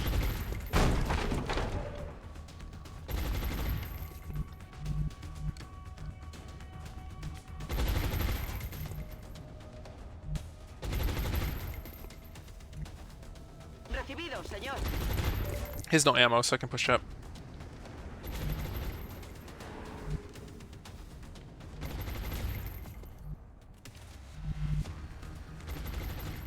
Bestätige. Geladen und entsichert.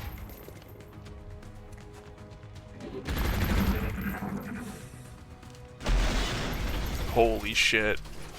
I didn't even realize that was happening. Alright, please end my misery. Okay. Should finally be over. How's that not a flank? How is that? Okay, it is. Wait, first I should check if this ram works. Yep.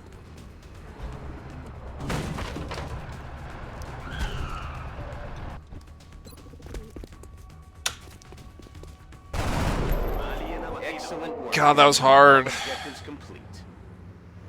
I hate getting critical analysis on RFA. I keep getting it though. It's actually been 3 in a row for quirks on Raking Fire. That's fine. I don't know.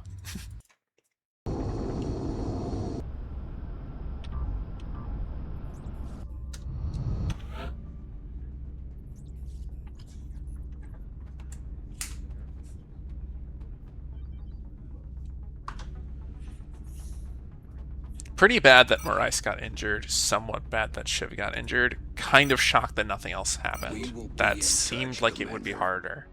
Commander, we've suffered a number of casualties and haven't found suitable replacements yet. We need to start hiring additional soldiers through the barracks. Part of me wants to not be greedy and hire the soldiers now, despite not getting the next month bonus.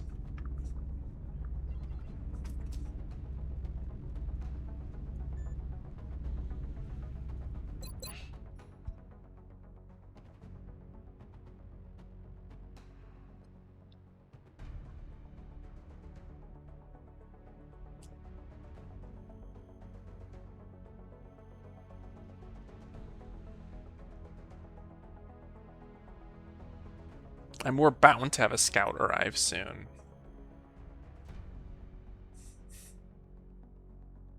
And then we already did our council mission. So actually, we probably won't have too many more missions. I think we can be a little greedy here. Yeah, so let's just wait.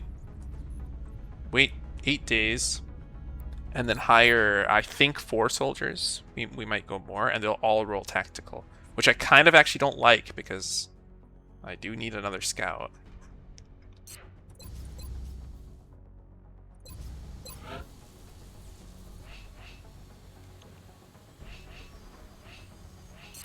Yeah, so maybe I should actually roll some, like... Our casualty rate has climbed. Our troop shortage is becoming a problem. We should start screening potential candidates at the barracks immediately. No, I'll be greedy. I'll play scoutless for a bit.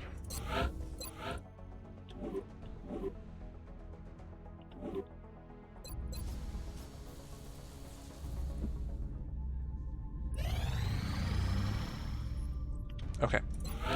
We'll cancel Gray Market to get 9 alloys, since we're not going to get more any other way.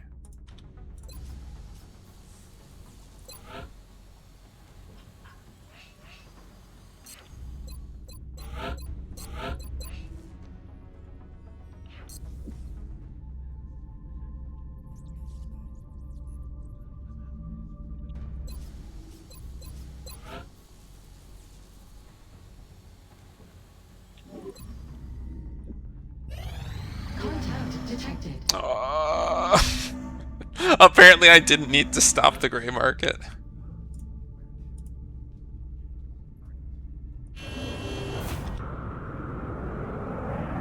Enemy is padlocked.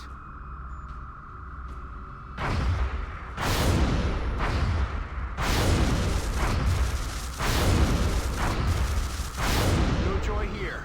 Great. Contact detected. We are close to getting promoted. Just 2 more kills, including this one. We have eyes on the bandit.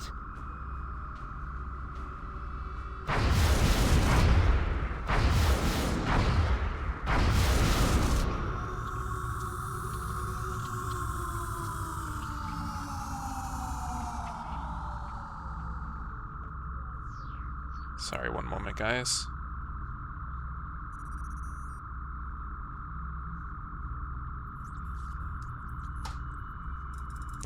I might not play this mission, I'm thinking.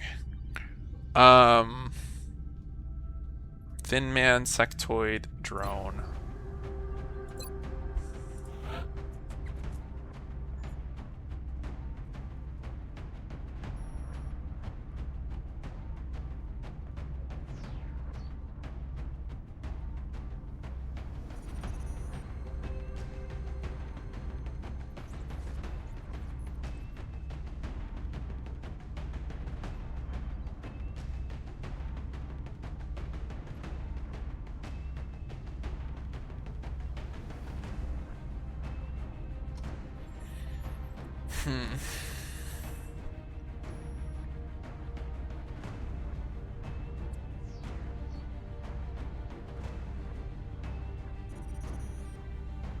I wish this guy was Mayhem. Oh my god.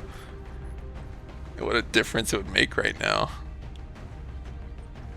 Yeah, so Jakub needs to come on this mission for sure. So Orlov will be able to rest soon.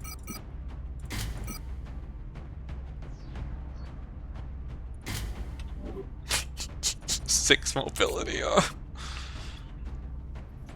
He just needs to last about 18 more days, and then there will be many new tanks to take his... Well, not really. There will be many specs that will become tanks that will take his place.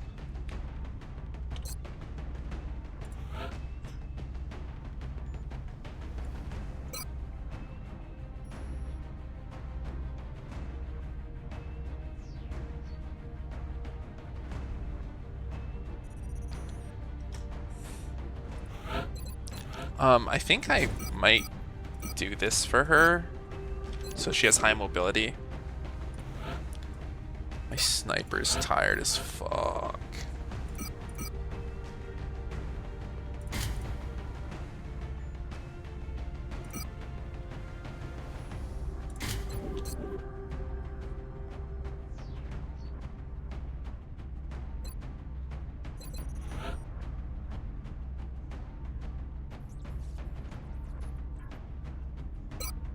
Alright, I guess we just have a spec here. Can I stun gun, or is that too greedy? It feels greedy. Am I just gonna go without the gray market for some time? I think I will. But it's not like he's useful, right? Like, he might as well. He doesn't do anything.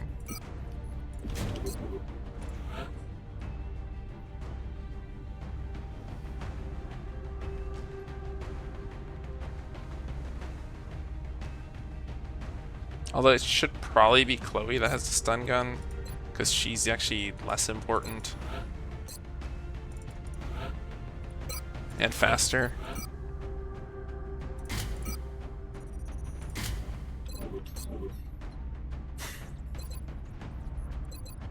Okay, I'm not giving the armor to anybody apparently, so she can take it.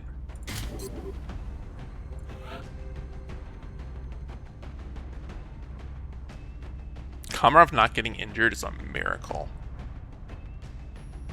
Same with my tank. I mean, I ran away with my tank, I guess, so that's not a miracle.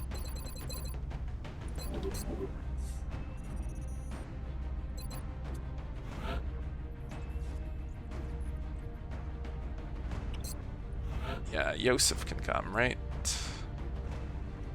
I think actually Chapman should come, even though I didn't want to use him before XTP. This is literally the last mission where he'd be a spec, so that's pretty sad.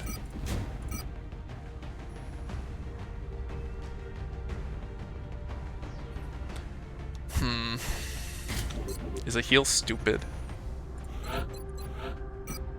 He could do this instead. 6 mobility, kill me. Everyone's actually just 6 mobility.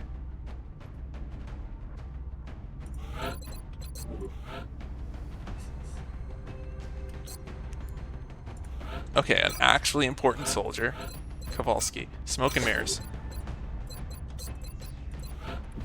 Phalanx. Sawed off. No, no sawed off. Concussion. Smoke. Battle scanner.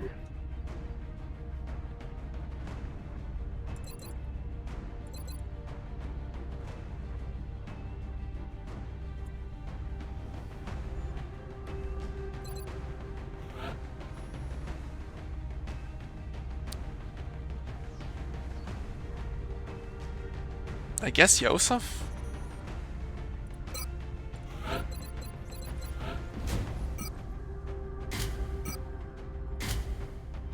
Yep, with the same jank-ass build.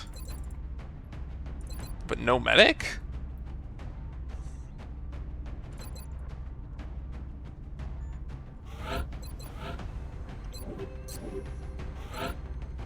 No medic means that Chapman needs to bring a med kit.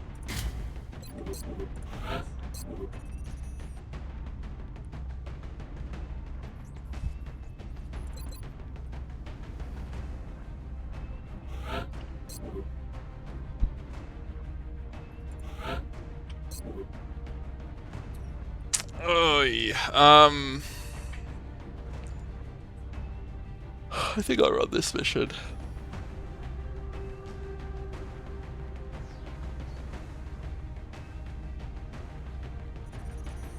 Yeah, I think so. I'm gonna step away for a very short time. I'll run this mission, and I'll probably stop in like an hour or less. Let's see. Anything wrong with the squad besides it just being like any glaring weakness? That's the way to word it. I mean, it's one medkit against thin men. That's pretty bad.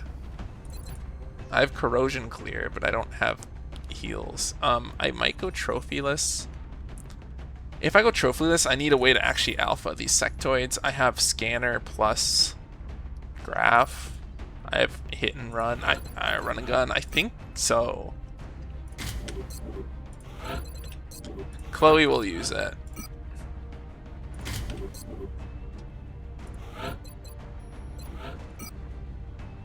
I could do this too, actually. Battle scanners will make that 100 for the crits. 3 medkits. I mean, the alternative is instead of bringing Chapman, I bring a medic.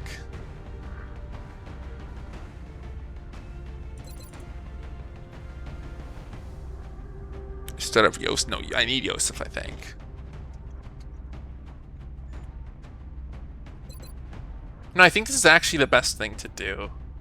Because suppression kind of handles thin men well, and it handles flyers well, so Chapman will be useful. Yeah, I like this. I won't launch it yet, though. I'll come back and think about it one more time. I'll be back soon.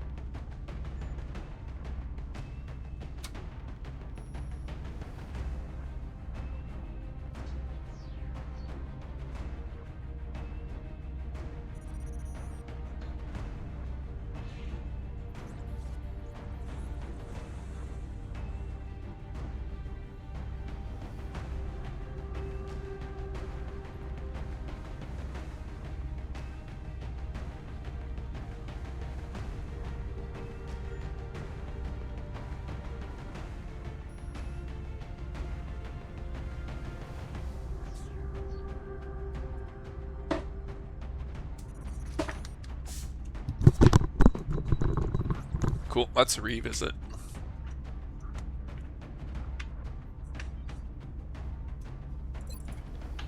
Yeah, I mean, this will be kind of tough. So I need to make sure to activate correctly.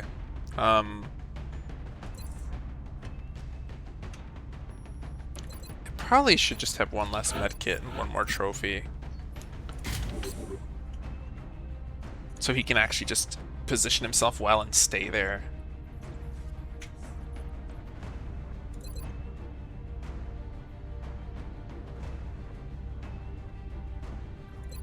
Graf and Yosef having fatigue is pretty alarming because they often need 2 AP to be useful at like very specific turns. But I don't think I have a better solution at the moment, so we can launch this. Touching down. We're moving into Argentina. Come in, HQ. Big Sky has reached the outer Where is my marker. scout? Approaching the There he crash is. site now. Strike team is awaiting your orders. Affirmative, Big Sky. Strike 1 is free to engage hostile targets at the crash site. Oh, that's right. I'm on this side. I shouldn't have moved that way. Jestem w drodze. Alright, we do not care. So that must be vicinity, which means we can move a vicinity's worth in that direction too.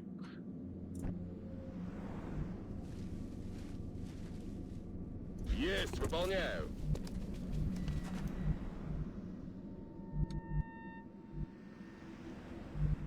Chaos.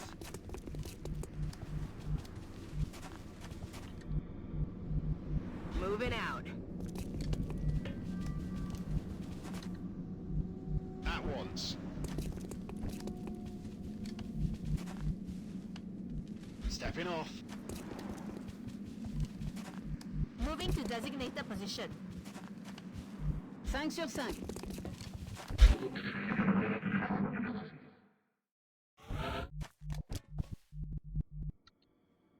Wyruszam. Cicho tam. Słyszycie coś? Are there really no aliens in this direction? Or am I getting baited?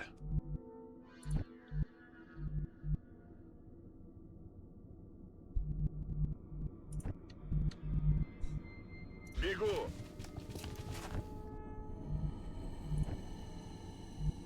Solid copy, Commander. Yes, sir. Let's do this. I'm on it, Commander. Smooth.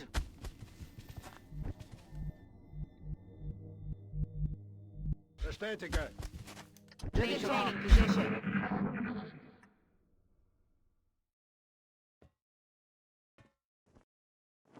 Что это было? Przechodzę na pozycję. The meld's in that direction too. Słyszeliście coś? Okay, fine. We're going that way then. Hopefully it's not on the roof.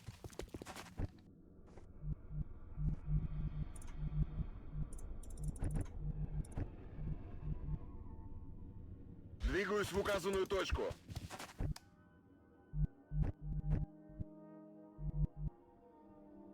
Yes, sir.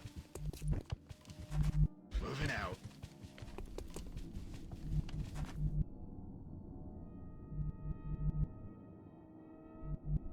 Orders confirmed. Running. Chaos. Moving out. Je confirme la position.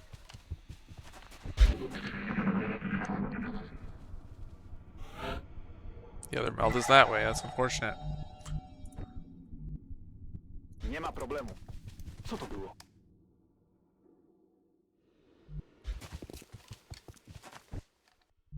Zero intel. Sucks. That seems like it's a clean move though. Выдвигаюсь. Yeah, which means this is too.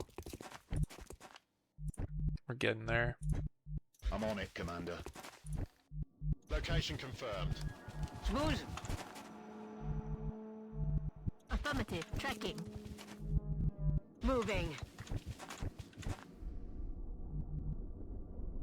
Position. Кажется, мы здесь не одни.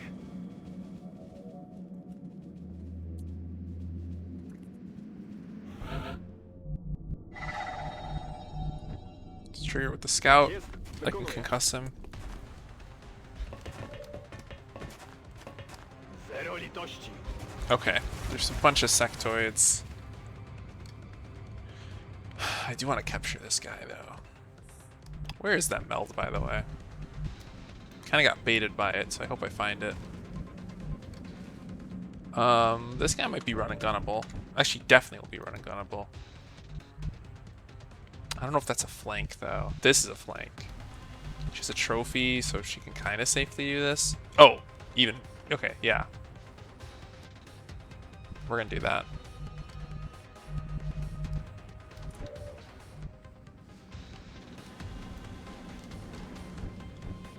Well, are we actually? The aliens are going to walk into us, right? Like, who does Orlov see exactly? Oh, well, another alien's going to walk up here. One of them's going to go here, which maybe has vision. That's not real cover, so they can't do that. This one's going to move up, which will give space for another sectoid to go here. So it's going to be like 3 sectoids engaging on Orlov versus like 7 of them converging on Yosef. Okay, so I'm going to wait. Let's do this. We do this instead. Visual on the goods. Where's the visual? Oh.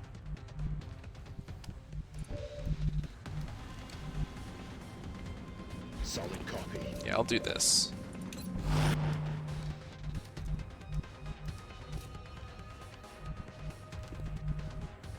That sees the sectoid, right? Yeah, so I can mayhem him.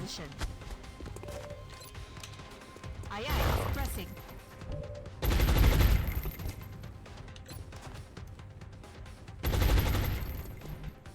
If I don't kill him, I can use this as a steady turn. I think the mechanic just needs to move in this general direction.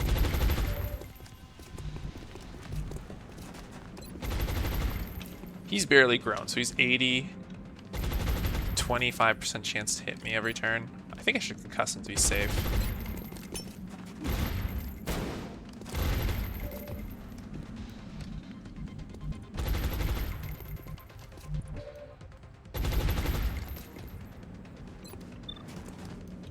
I guess I should just start shooting. I don't have a way to like weaken this guy though. I don't love it. I guess I can suppress him next turn. Okay, so now I'm certain that I can just steady on this man. But let's try to get a better piece of cover that still lets me do it. I don't know if that's better. It probably is. Yes, let's just shoot this guy. Because we don't want to break steady on the other guy. Nice. Do we combat ready? For plus 10 aim next turn?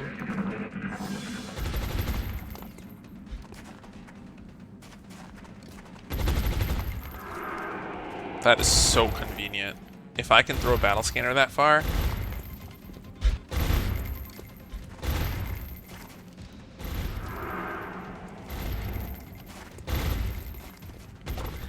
Nice. Oh, and it revealed a Bolt Storm. That's awesome. Alright, we're just going to concuss him again, aren't we? Or I guess I'm going to suppress him this turn.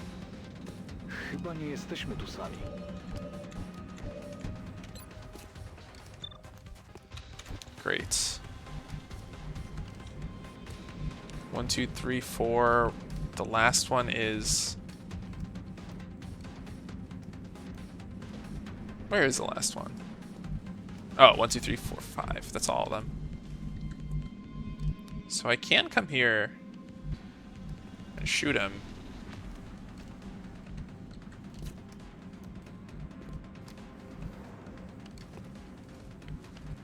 Oh, wait, is that considered a wall? Okay, but he would never do that. So let's see, he would do 1, 2, 3, 4, 5, 6, 7, 8, 9, 10. Oh yeah, he can't. Even if he gets mind merged, he can't reach that. So I can go here and I can shoot one of them. I would just need the guarantee that he died. Oh yeah, because I have my sniper set up on him. So this guy's guaranteed dead, so I'm allowed to push in with my running gun like that. Going for that could be suicide if the drones are there. Going in for the kill. Location confirmed. I'm using this wall in case the drones are on the left side. I got a battle scan.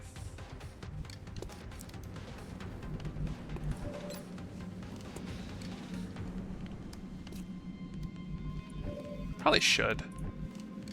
Wait, no, because then I'm very likely to crit him, which we do not like.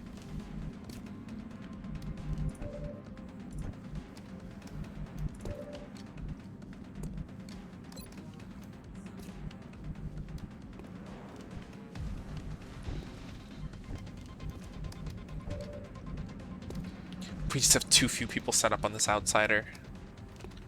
I wonder if I just don't capture him. But so far, activations have been very good. Like, I think that we win this mission pretty trivially. I think I've decided no battle scanner this turn. So let's just burst and hope for the best. Get out of there. Great. We have our sniper set up on him, but also him. What are the hit chances looking like? It's much higher here, so... But it would one-shot him, so actually...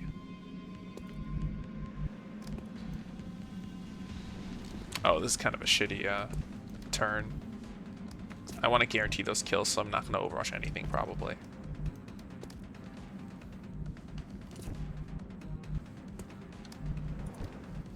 Gotcha. Moving. Down.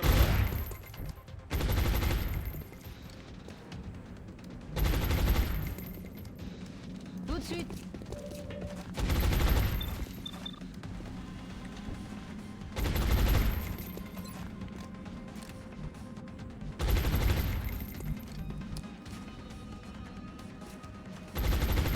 Tak jest, dowódco.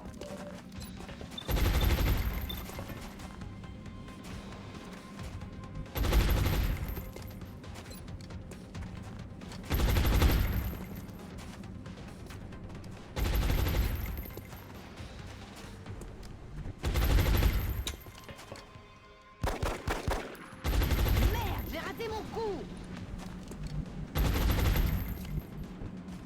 Yeah, I'm going to prepare Saito to do some mayhem damage next turn, probably.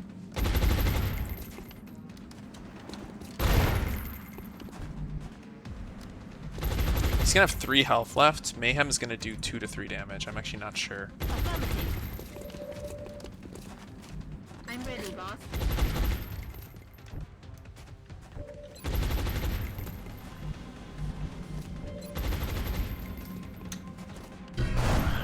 Nice. Train neutralisiert.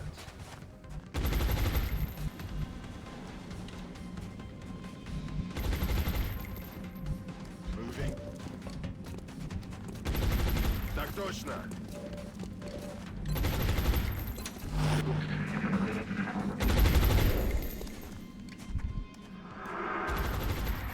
Ah, that's bad luck. No, damn it. Now.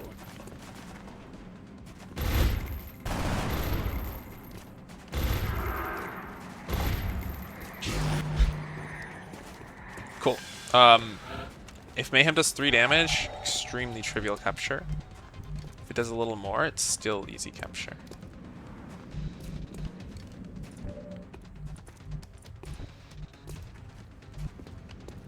On my way. 2. If he moves, dies.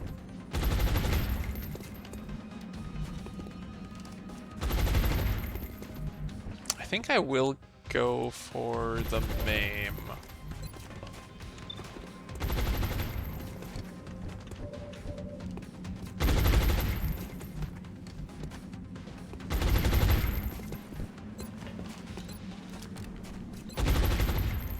I could concuss him to make the maim more accurate. Да, командир. 43. I could also battle scanner. Yeah, let's just guarantee this. Or not guarantee, but get close to guarantee. Skaner gotowy. I don't want to play around here.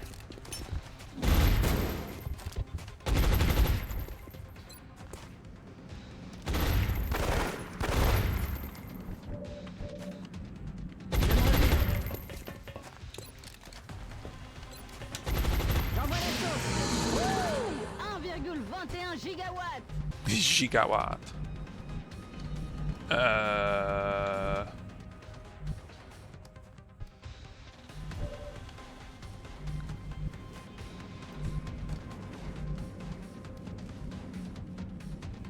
I will risk getting global for meld.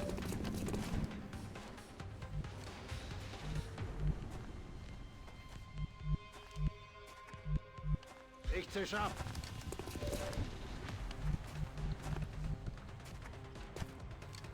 Roger. Tracking.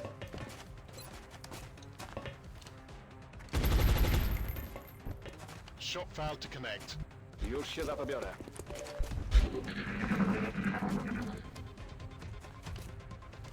Wait, why are there footsteps to my right? Zацепила!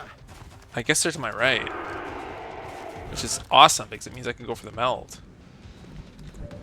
Nice. This is free. Just in case I'm wrong somehow, I'm going behind the better cover. Even though it's slightly less movement efficient.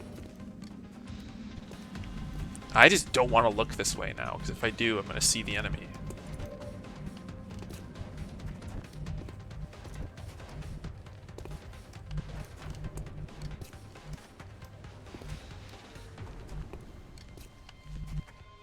Copy that. Got him covered. Affirmatif.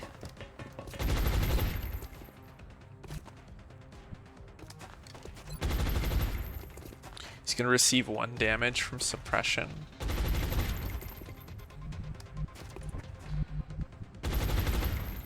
Двигаюсь на позицию.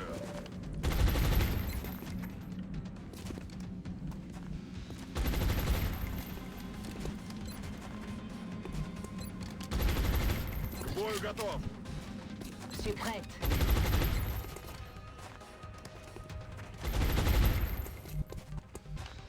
Ruszam do celu. Ruch w pobliżu. Oh god. Dźwięk. Rozpalmy parę łbów. Would this movement, like, trigger the pod?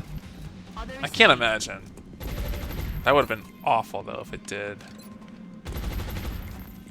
Yeah, go for the Bolt Storm, because that means I can capture next turn if it hits. If the shot hit, there was another guy I could capture, so I didn't care. Steady in case it's relevant to the next target. And we do this. Yeah. I'm rolling. You have to burst just in case. Wait, burst does not trigger this action though, right? Close encounters, I mean. Heading to that location. There they are. Is déplace. Contact.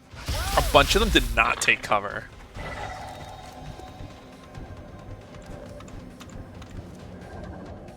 In hand, Commander. Do the meld expiration times act as if you are at the normal intended LZ? I think that has to be the case, because how in the world would I have caught the meld that's back here? The timer seems absurdly short for that.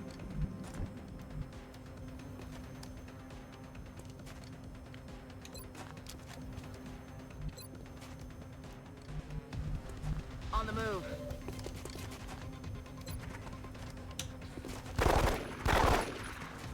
Okay, we can get the capture now. Je suis en route. Pleine lune.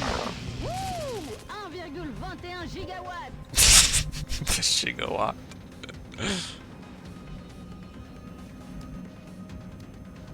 Oh, I want to move in and mayhem those uncovered Thinmans so bad.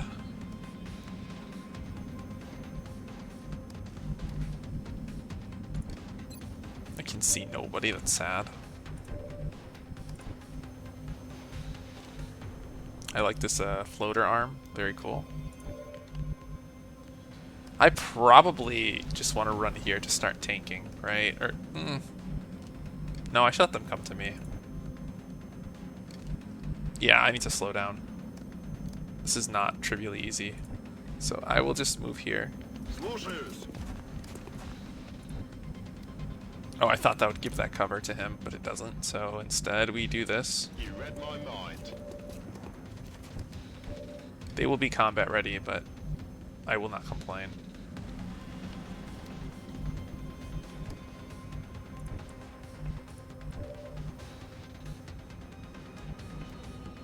Oh, that's pretty safe. Aye, aye, pressing.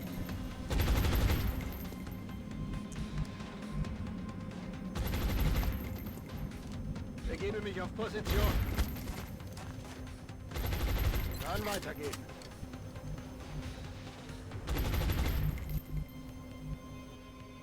Nie ma problemu.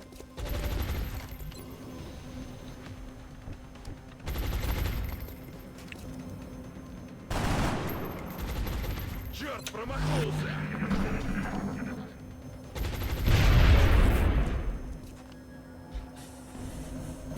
Nice.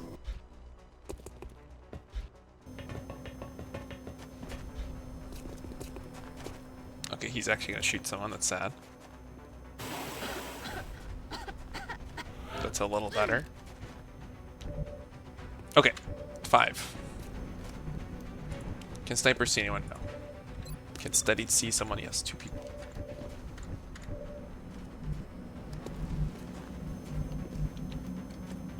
There's one more thin man that is unaccounted for here.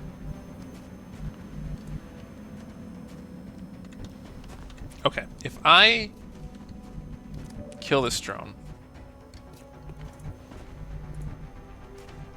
any time loops today? 0 time loops, Obsidian. I got a good night's rest. I've only made mistakes that are not campaign losing. We're doing our best.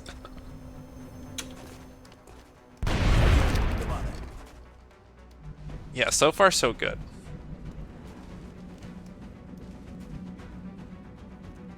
Yes, I'll sir. take cover.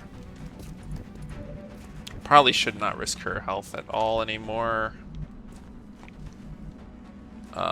This will probably bait some shots. Going in for the kill. Maybe not. Wait. Oh! He's there.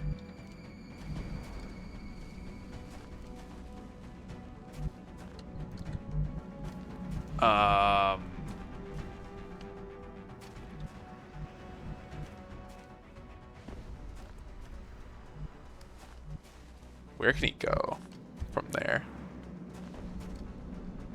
1, 2, 3, 4, 5, 6, 7, 8, 9, 10. So he can end up here. Or here probably. 1, 2, 3, 4, 5, 6, 7.5, 8, 9, 10. Yeah, he can, so. Well, he would go here, I guess. So I can't go here. I can probably go here. But I'd rather just take this high cover and have a lower % chance shot. To that location.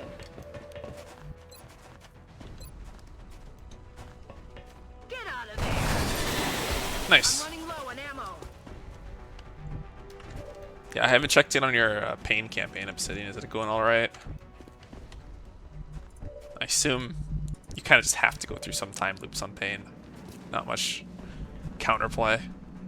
Yes, I'll take care of it.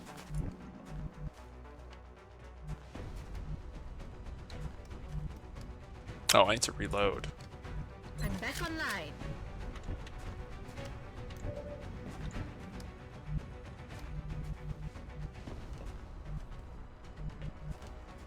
It's 20 tiles, okay. Probably some restarts though, okay. Well, that's good that you haven't had any yet.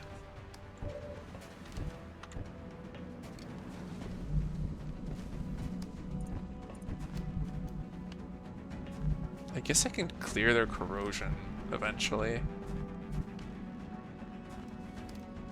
If I do this, he'll run this way and take a low cover shot, so I don't really want to do that. So maybe just do this for now. Yeah, of course.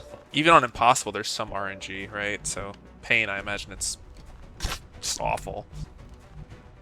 Roger. Tracking. Back in.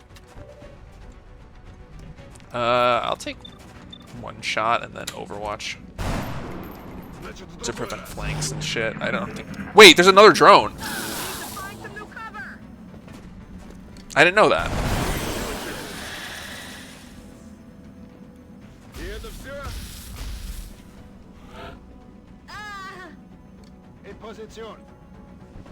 Wait, shiv out? Oh, you mean like they died? Okay, well this really sucks. I hate that. I can set up a pincer here. Moving out. Suppressing fire on target. Do 1 damage.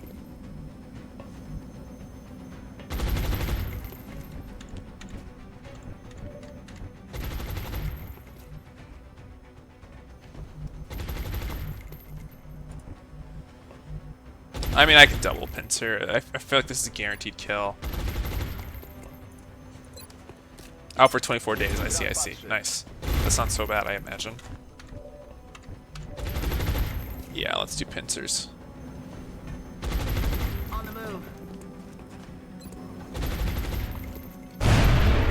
One here.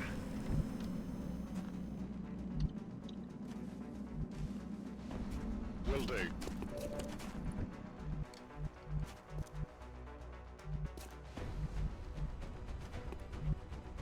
On it.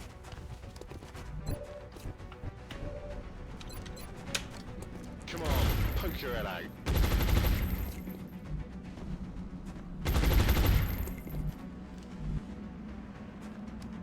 C'est parti.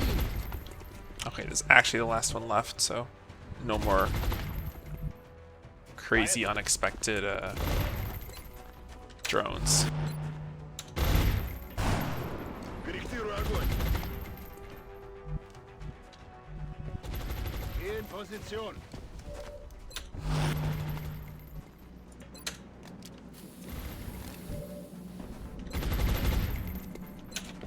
Just to aggro. Yep. Ow. Heading there now. If he moves, he dies. Poprawiam celownice puste. I still can't flank. Huh. You nailed it, Commander. Yay. Han's mobility buff. Wonderful. Yeah, I want 26 calories, I think. It's probably worth it, even though this is monetarily a kind of bad deal.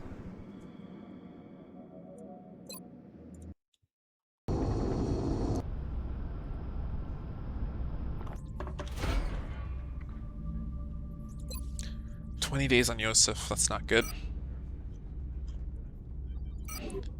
So I need to hold out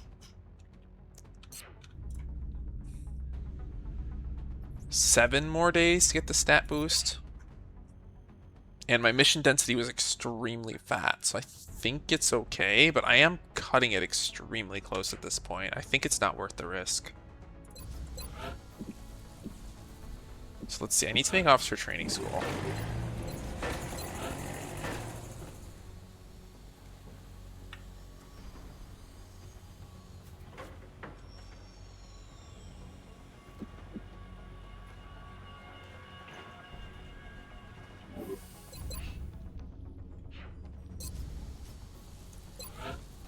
Yeah, it seems like I could spend all my money on hires.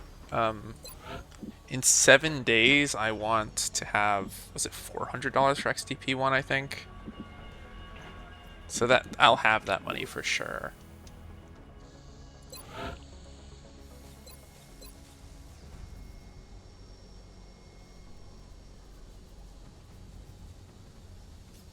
I can do this again. Wow, I haven't gotten a second computer yet after 3 UFOs. That's pretty bad luck. I'll let them know Yeah, I'm hiring right away. I Commander, don't we are care in enough about the desperate need of stats. additional troops. If we don't start recruiting new soldiers through the barracks soon, we're not going to win this fight. So what's a good number? 4?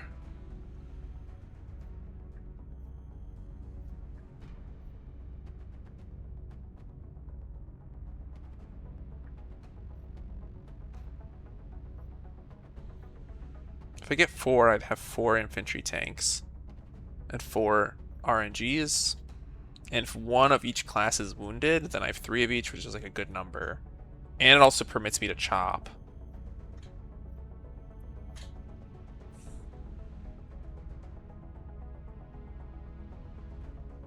Yeah, I can like chop Miller, for example, and then Zhang will replace him eventually. Stuff like that can happen. I think 4 is a good number.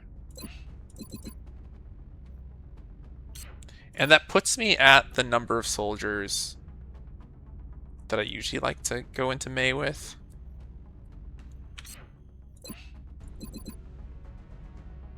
Let's do 4. And then I think we might wait one day and hire one more to make it a different class.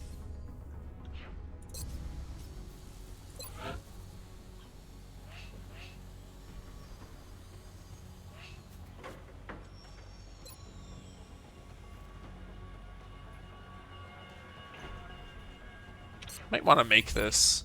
It would help my assaults not get wounded so much. I kind of hate doing it before the workshop is up, though. It's a lot of alloys.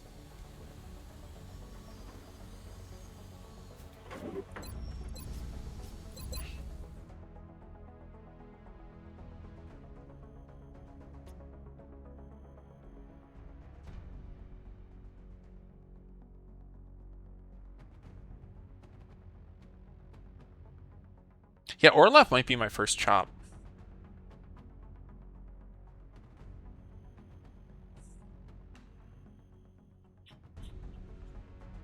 I might do it that way.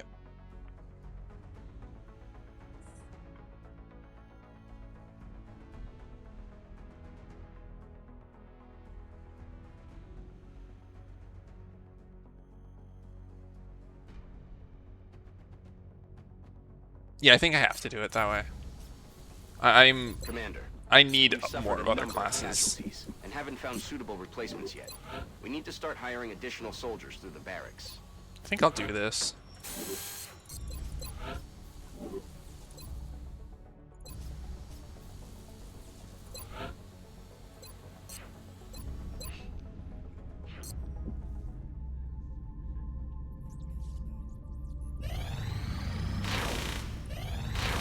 I'll hire, if I want more hires, I'll actually wait for the month bonus.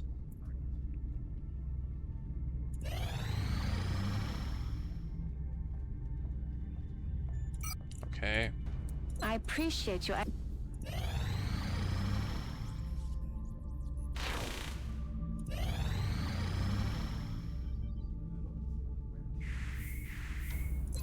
Cool, so I need my fission generator now, so I can rush Gene Lab.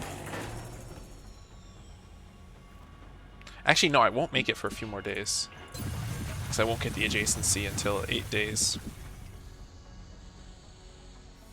At which point, maybe I just wait 8 more days for the thermo. I think I do. It's a little less research speed, but I save money.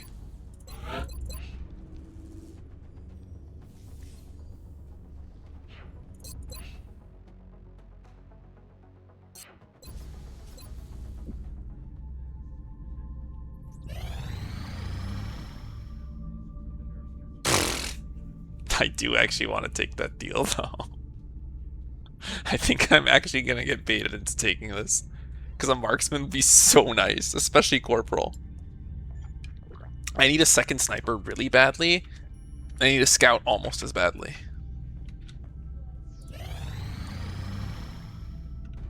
Wait, it's in how many days? Yeah, we're fine. We can do it.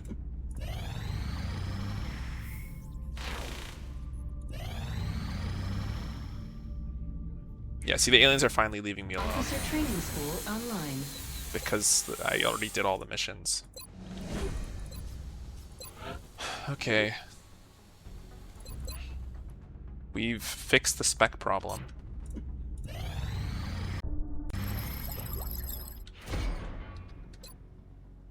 Let's do biocybernetics.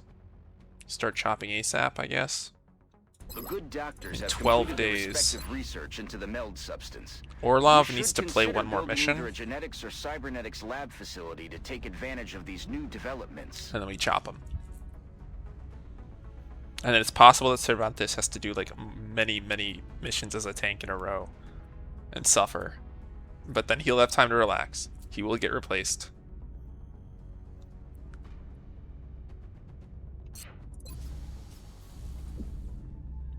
Wait, will this, no, taking this deal won't fuck up the tactical thing.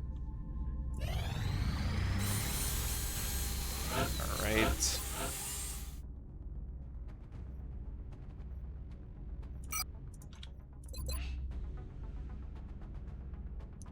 Low aim, high will, high mobility. This is hit and run if I've ever seen one. Very choppable hit and run. Which kind of makes me sad, because then I don't really want to give him jumpy feet. Since you can't chop people who are gene modded for some fucking reason. I don't understand, but you can't.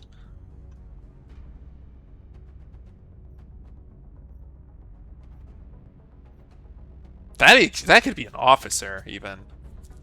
Those stats are crazy.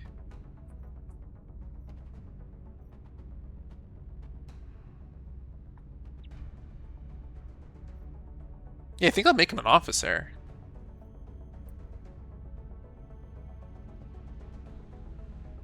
Chapman can be raking fire.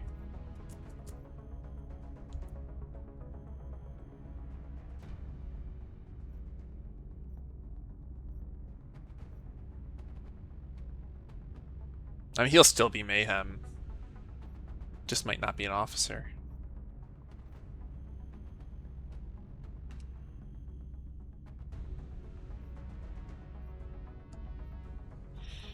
I might be trolling myself. I can make him sigh.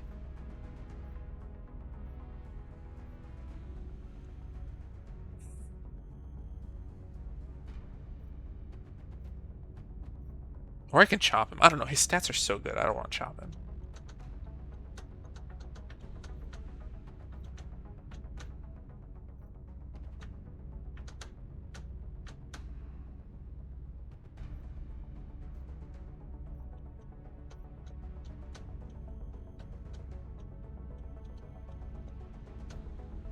I don't think I need to decide yet. I'm not going to have officers for a while.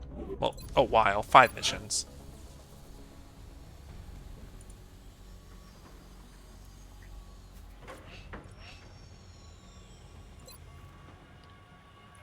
I will wait for workshop to make my Phoenix cannons, for sure. Because I don't need them yet. It's different from the alloy plating, because I like the alloy plating would have benefited me like right now.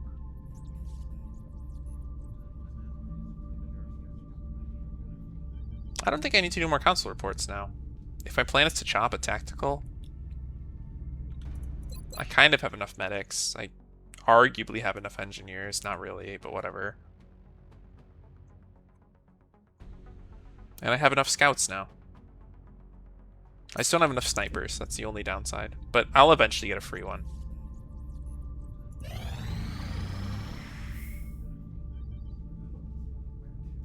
Two reinforcements. There's no way I can make them fast enough, right? I'd have to rush build. Yeah. There's no way this is worth 4 scientists, right?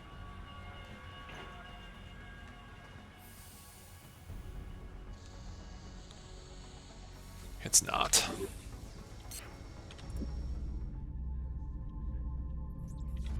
Oh, it's time to... Wait, no, I decided not to build a fission generator.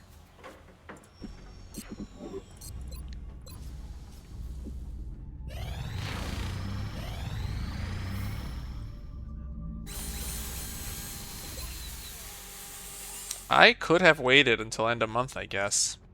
I should have trusted myself there. We knew the chances of rolling another mission were low.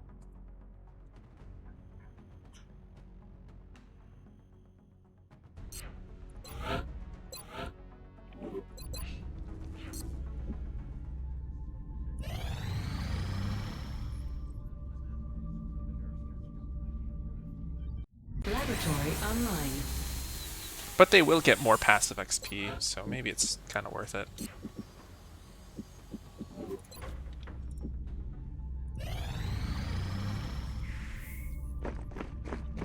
Okay, cool. So all of these should become tactical. Unfortunately, these stats kind of suck for infantry tank.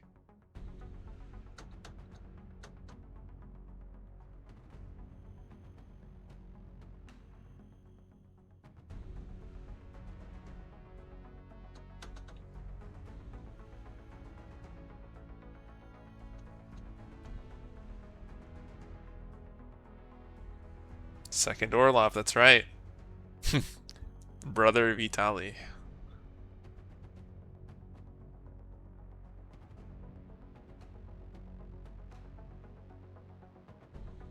Yeah, I think despite his stats being kind of bad, I'm going to make him infantry tank and him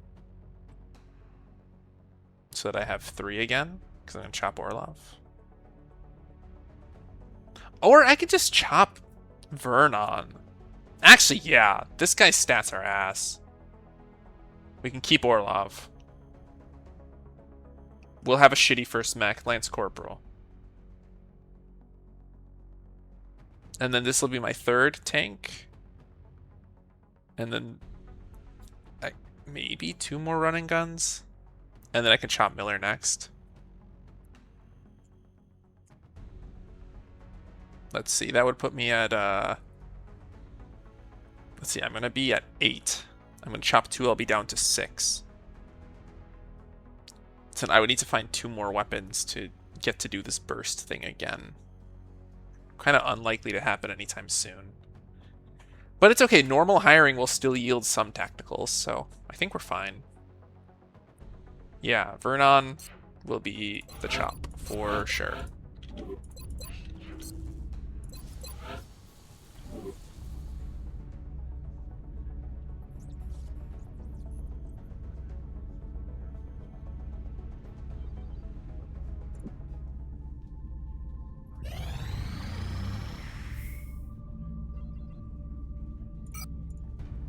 I appreciate your efforts to support the research team, Commander. I've already put the new recruits to work in the lab. Okay, cool. Remember a long time ago I mentioned that I do want a country in Asia to leave?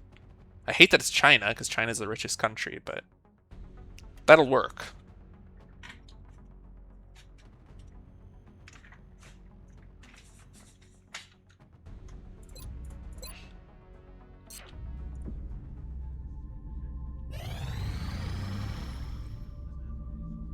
Commander, there's a Priority 1 transmission coming in from the Council. Commander, we've uncovered a plot by the aliens to We are confident that you will handle this matter with discretion.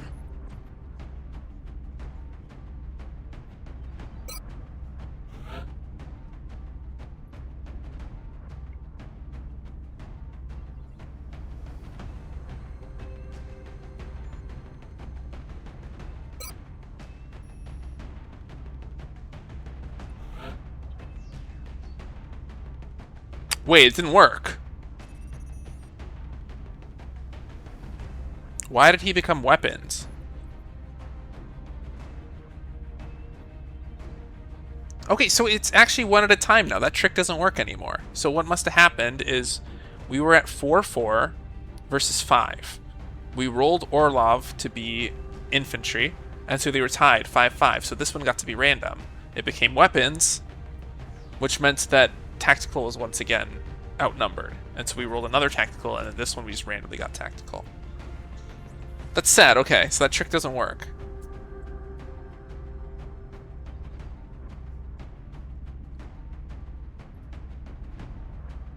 I probably won't chop Vernon anymore then.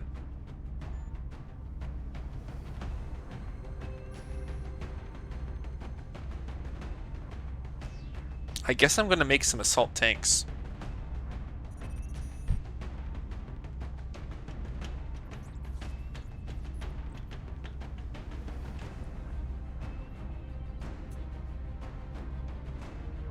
Yeah, I think Orlov 2 will be run and gun. Philippe will be tank, because I want more mobility on the tank than the run and gun. And this will just be infantry tank. And we're back to chopping Orlov 1 as the plan. Maybe we chop Orlov number 2. Yeah, we chop Orlov number 2, I think. Oh wait, we can't, because they don't become Lance Corporals, they become Specs. Because of how many days? 2 days? Yeah, he's not going to be a Lance Corporal in time. So that doesn't work. Excellent. We look forward to seeing your progress. Yeah, so unless we're willing to chop a gunner... It's just first Mecha Goliath is just not viable. It's not that it's not viable, it's just so much weaker. And also we can't. I just explained why we can't do that. Okay, so never mind. I could chop Hank and lose a few days.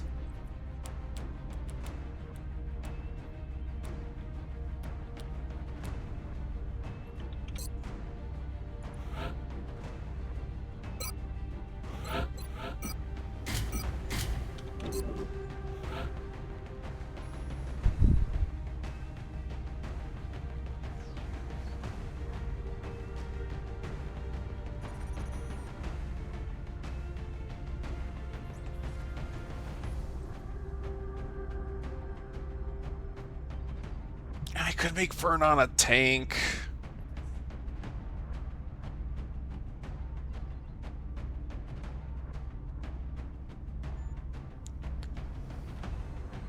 And that lets the pressure off of forcing myself to make a bunch of tanks here.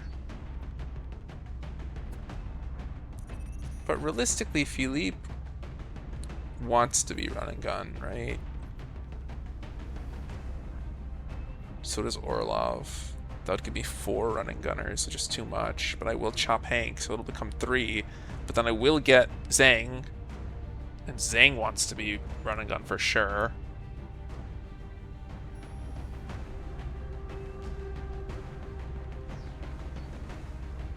So I think I still want to make an assault tank no matter what here.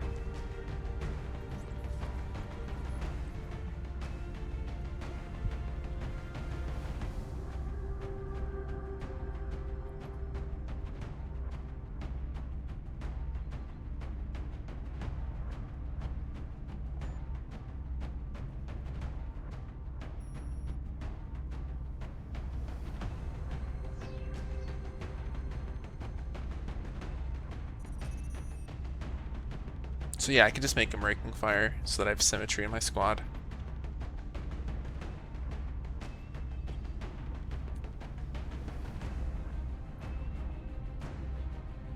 I do need to get rid of my weapons eventually though, because I'm gonna have way too many. Wait, he can be a Rocketeer. And I can chop him kind of early.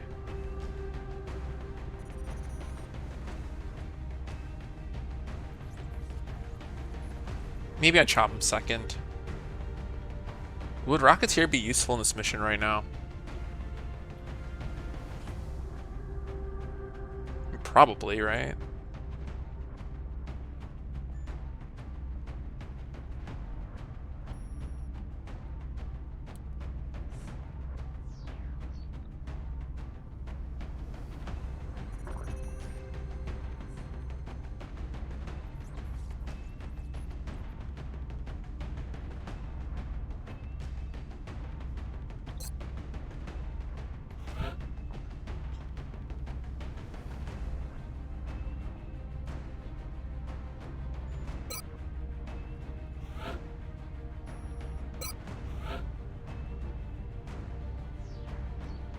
No, I can't bring a Rocketeer. I want someone with high mobility.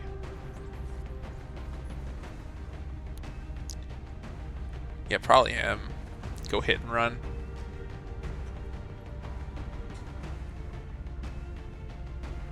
I would love to bring a running gun, but I just don't have one of those. It's going to be very frustrating training these specs up, but I'm going to have to do it eventually. Is bomb disposal the mission to do it? I think baseline is kind of not, but this map is really hard. So I think I just can't afford to do it.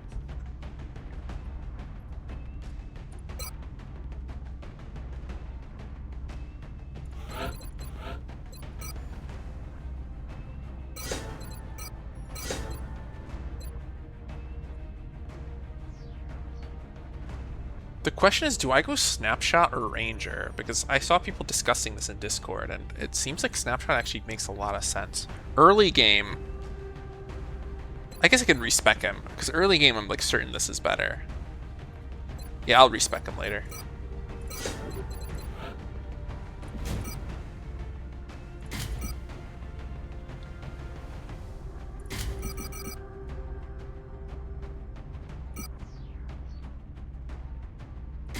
Could do that.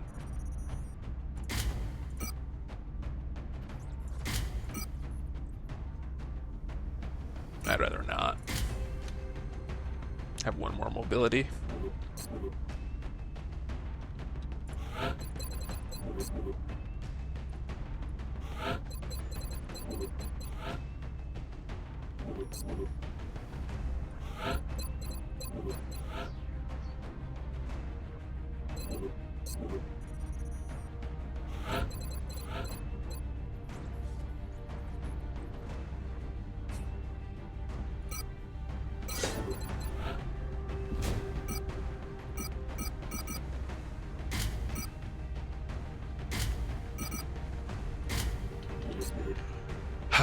Can I go without a trophy?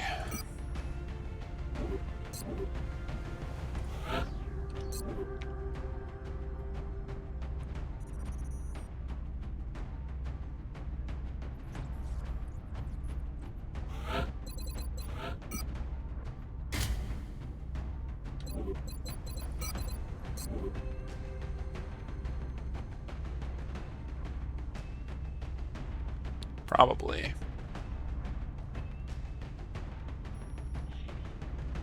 I don't love it, but the other option is what I bring an assault rifle. And then I bring a trophy. I think I prefer this. If there's sectoids, Jesus needs to be careful.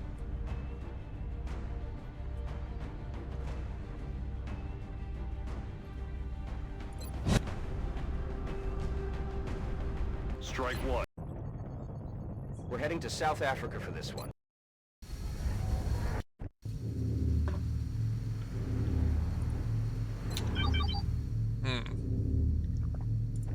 I will trigger the pod immediately, apparently.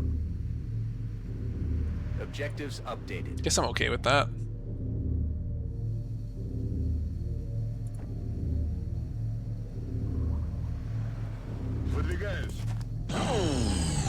Guess I didn't do it. It seems you've bought yourself some time, but you still need to hurry, or, well, you know. Uh-oh. Well, now I wish I didn't move up, because I want to mayhem the floater. Because he can flank me.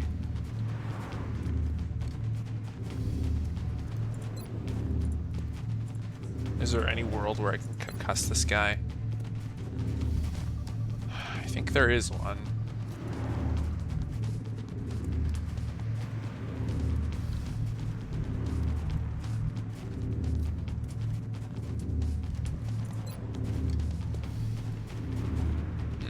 Probably not, actually.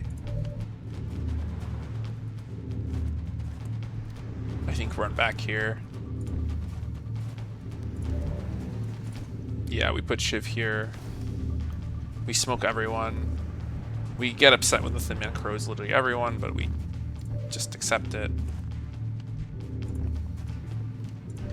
Or what if she... Oh, she can't really run inside. So she needs the Shiv, I guess, as cover.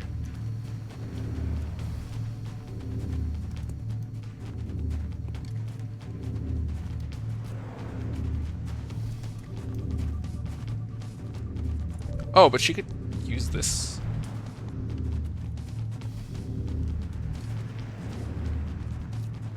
Yeah. What does that accomplish? It accomplishes nothing.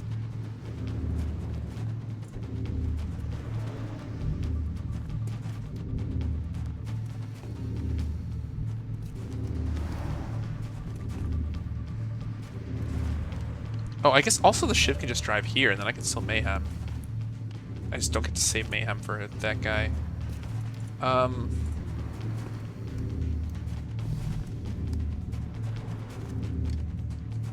can mayhem him to hit and run him. But then I might as well Actually, no, I see. Yeah. That's the move, I think. So in a mayhem...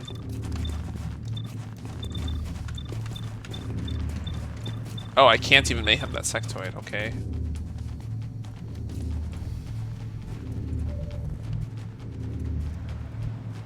I guess I can go here, and as long as I stop this guy somehow, that works too.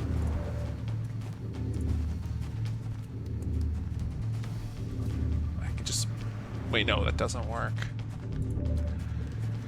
Okay, I'm pretty sure I just mayhem some random target. Probably this one. I try to hit and run him. It probably doesn't work.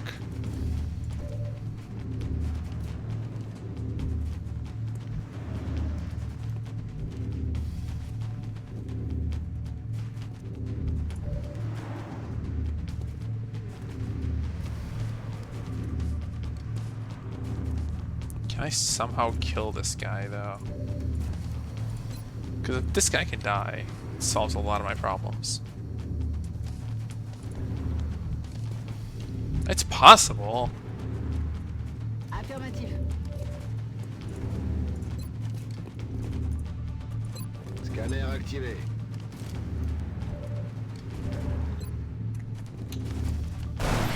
Okay, it's looking very... Not very likely, but it's looking like good.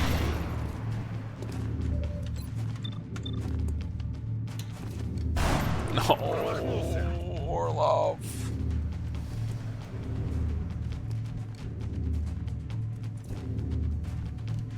I could burst him.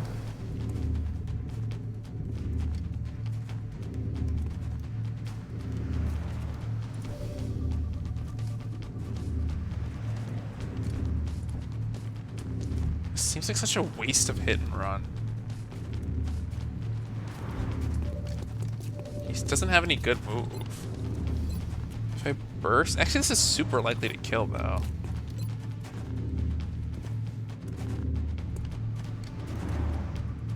I don't know. I'm not saving that much. Yeah, you know what? Alright.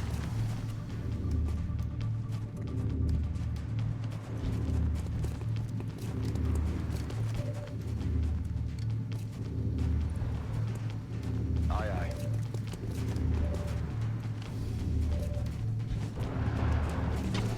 I forgot I could take this shot, too.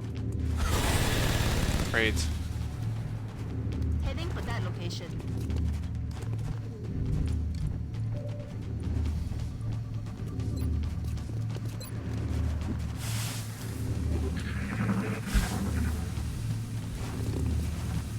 Противник открыл огонь!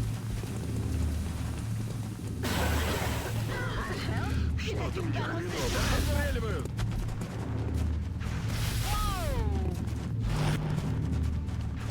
Тут слишком жарко! Okay, now we can mayhem him. Меня зацепило! Сука!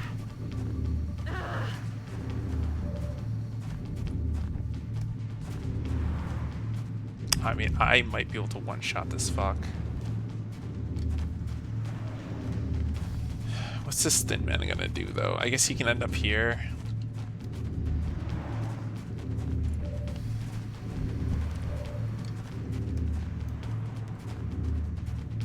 Can I just ram him? If Orlov moves out of the way, I get a flank shot. Orlov can't move out of the way.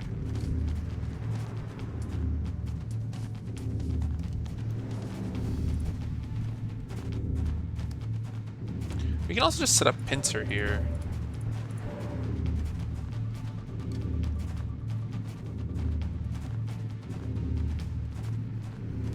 And then with the pincer, we can hit and run this guy from here.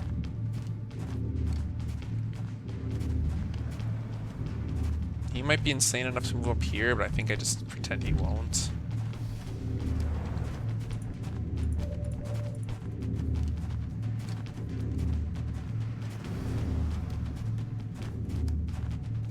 Yeah, I think he moves there. Chloe goes here to clear everyone's corrosion.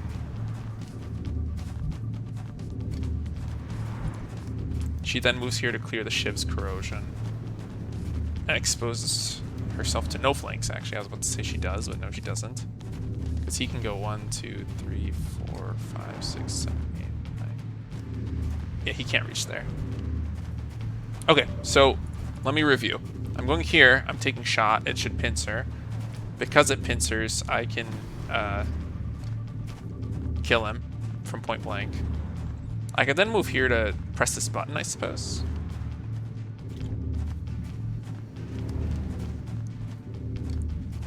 She would heal the Shiv before he actually shoots, just in case he wants to hit the shot.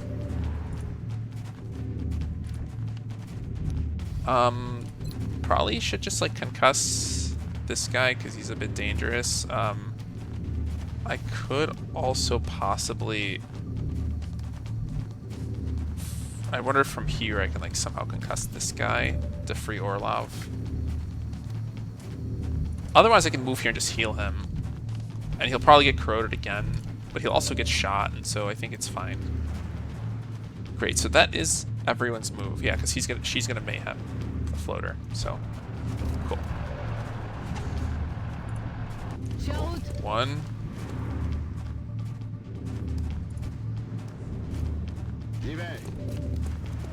Clear the corrosion. Oh wait, I don't think I can do this move. Yeah, I fucked up a little bit. I need to take low cover. That's not ideal. I might need to smoke this cluster over here. Oh, which means Orlov can actually just back off. It's a little risky of a strategy, but...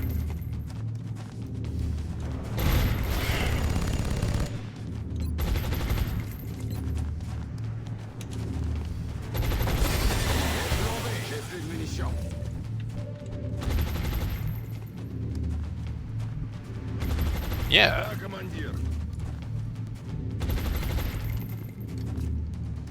We mayhem the crew over here.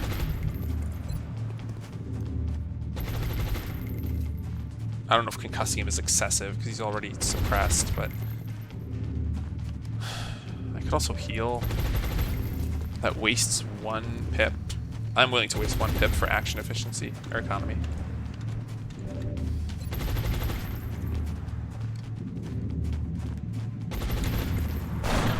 Nice.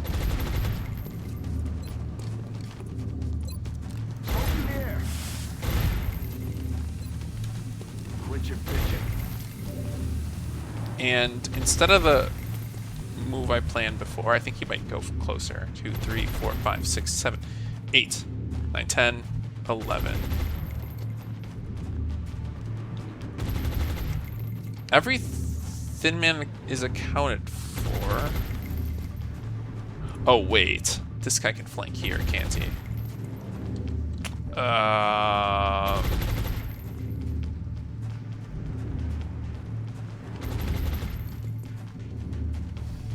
I fucked up. He's probably dead.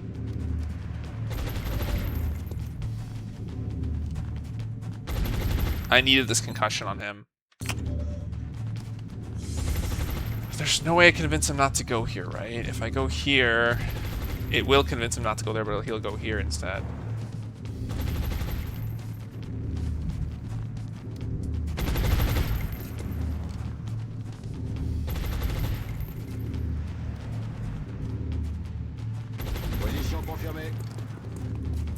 Damn it.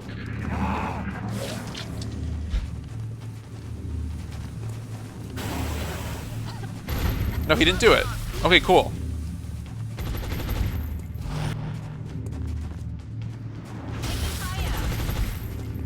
I see, this was a little risky, because one of these shots reasonably can hit. It's like... bleeding, nice, so he's dead. Great.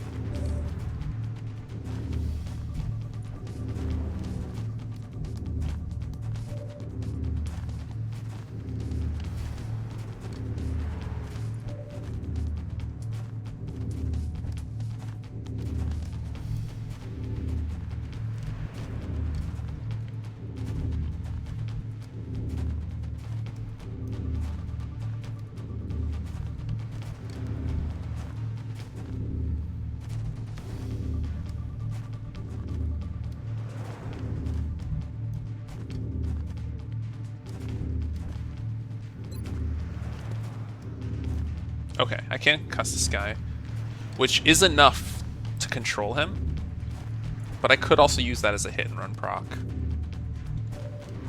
Alternatively, I might be able to use my hit and run more usefully somewhere indoors. So I don't have bullets, so I can't actually... I mean, I can point blank him.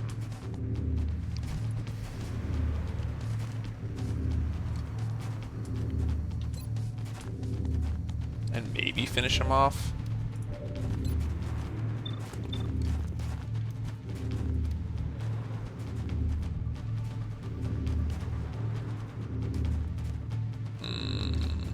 She is not safe here. I really do want to take this shot, though. And hope for a bullet storm, because then she can walk up and just... Wait, actually, wait, battle rifle. I thought I forgot I don't have an assault rifle, I have battle rifle. So the crit is 7 to 9. That has a chance to not work. Oh, but I can ram him.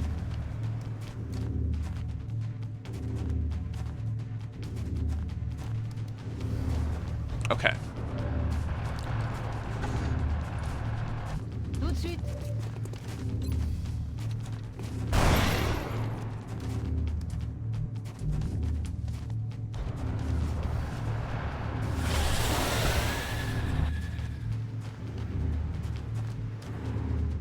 And I can actually set up a pincer on this guy. Oh, I can set up a pincer like this.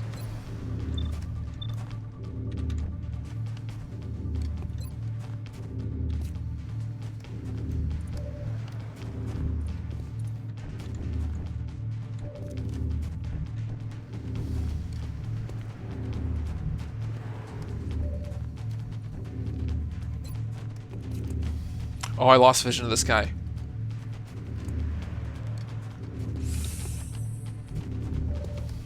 Oh, I'm too scared to miss. I'm gonna do this. Okay.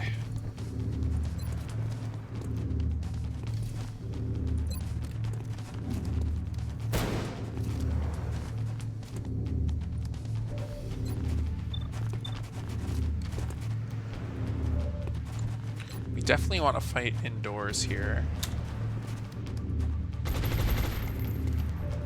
Okay, so I set up a pincer. Ça bouge devant. C'était quoi?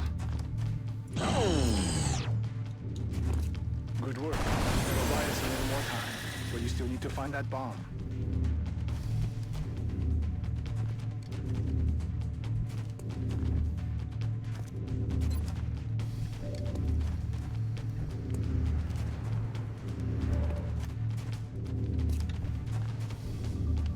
Okay, the problem is, if I put him here, is the Thin Man just gonna be stupid enough to just walk up to him and crit him?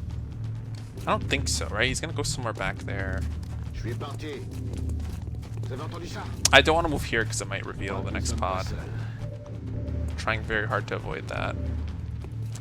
I could shoot for 43. I don't think it's worth it. And I could shoot here.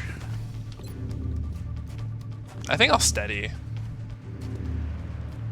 Or maybe combat ready, actually. Well, no, this is a good chance to try to hurt him.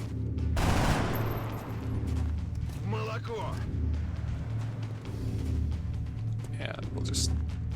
combat ready. Combat ready.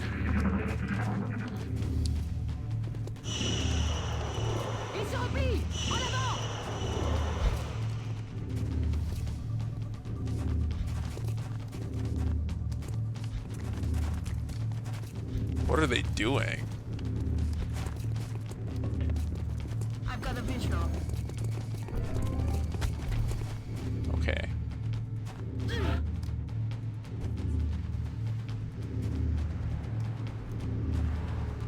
These Thin Men. Can they reach 1, 2, 3, 4, 5, 6, 7, 8, 9? Wait, 1, 2.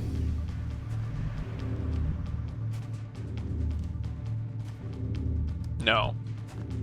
So I am free to do this without fear. On the move.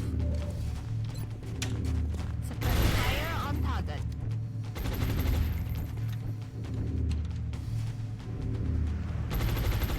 Je suis en route.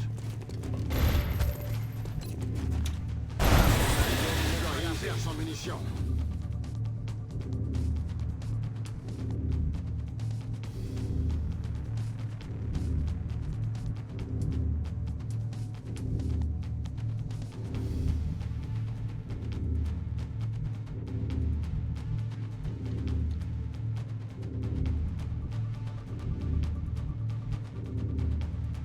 He could end up there. J'avance. Silence. Vous entendez rien?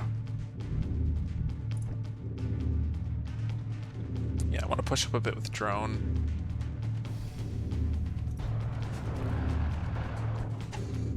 We'll stay behind that door. J'y vais tout de suite. I thought she could end up there, so that was a slight misplay. I think we go here. Actually, wait.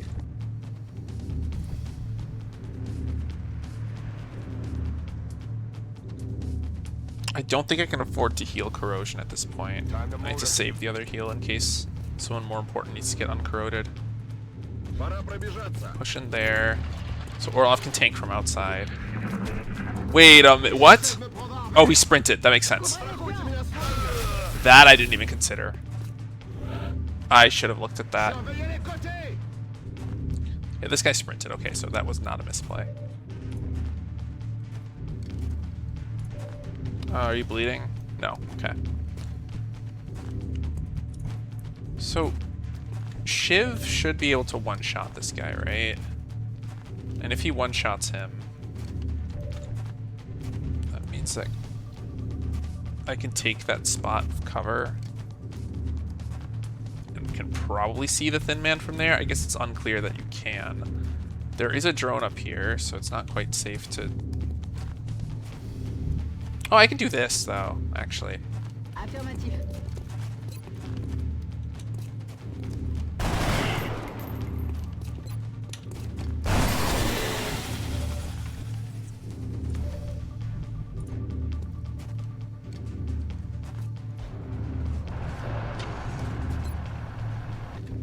This is a chance to miss. I don't like it. I don't think I have a way to pincer it. Actually, this might be a pincer. Let's try. No. It worked out.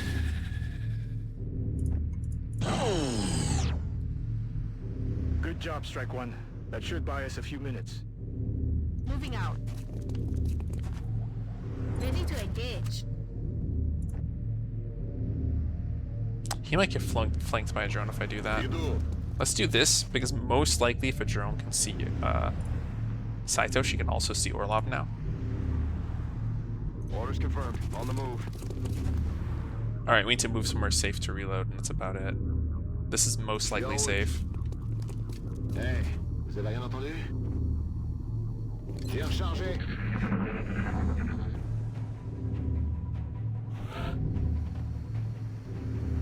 Doubt we can get a good view of this guy. Can we afford to keep waiting? I think so.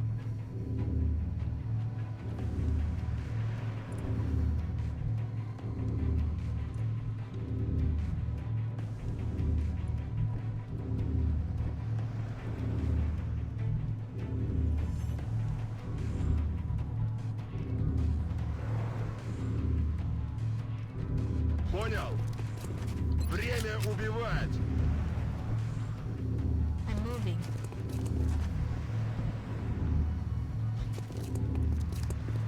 Chut, vous avez entendu? Je suis prêt.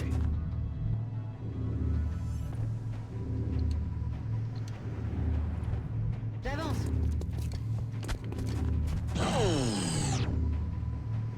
Excellent. That's another one down. Chargé et paré.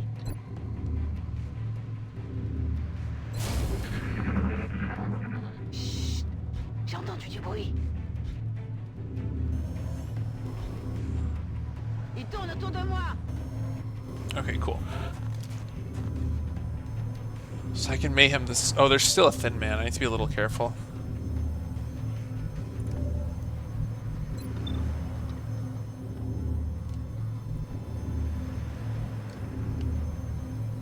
Okay.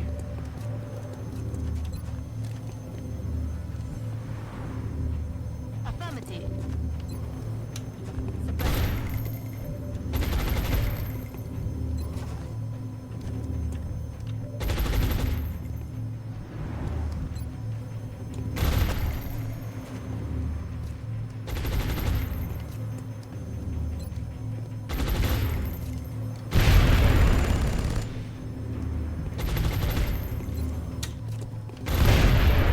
Weapons dry. Where is this guy?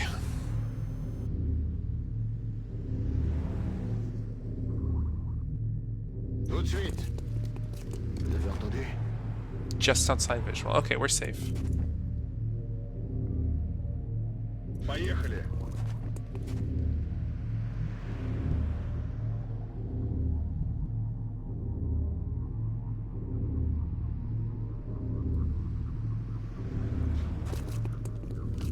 Il y a quelque chose là-bas. Bien, commandant.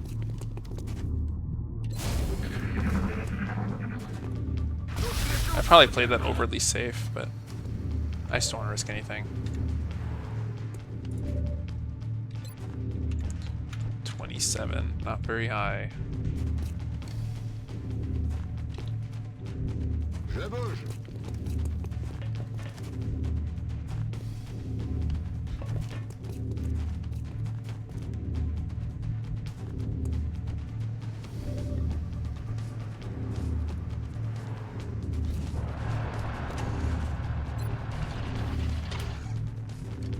Je suis en route.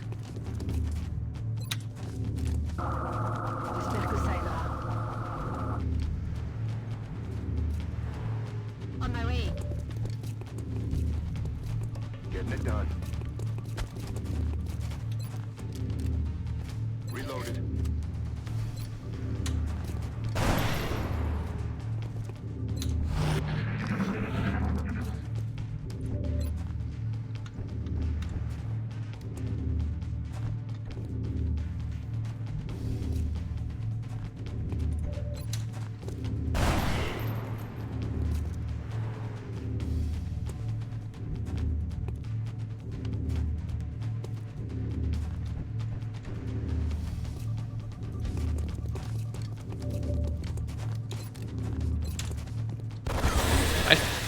Did we activate 3 pods already? I feel like we didn't, but Tout de suite.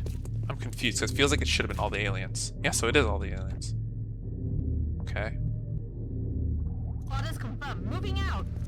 So everyone just move that way now. Heading there now. And I'll heal Saito in a moment. That's 0 energy on that power node, Strike One. I repeat, power node deactivated. So the bomb's probably inside. I think it always is.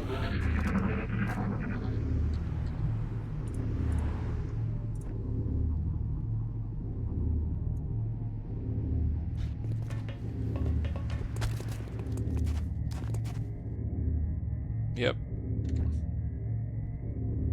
Leave it.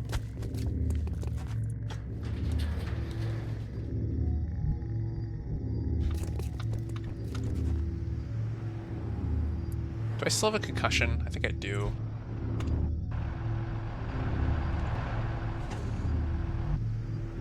Yes, I copy. Moving. Yeah, I do. Man up and get back out there. On peut y aller. Affirmative. Yeah, we'll do everything from the roof, I think. Принято. Двигаюсь к цели. Yeah, basically, can the tank get up the roof this turn? Yeah, okay, so he can pull one Overwatch. Выдвигаюсь. Assuming there's like 2 guys that land on the roof, he'll pull one. We can concuss the other.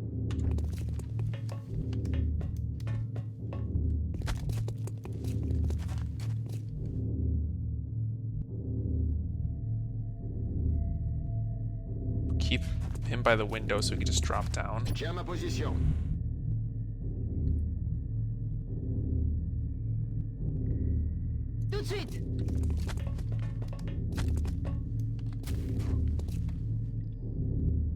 And we have mayhem. So keep her relatively out of vision. Yes, I'll take care of it. I'm good to go. Oops, I meant to combat ready.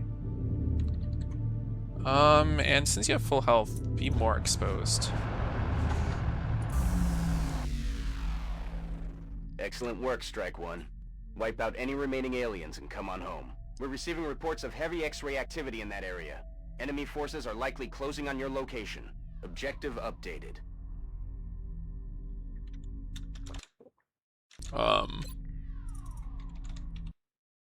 Okay, that's weird. The turn should have ended.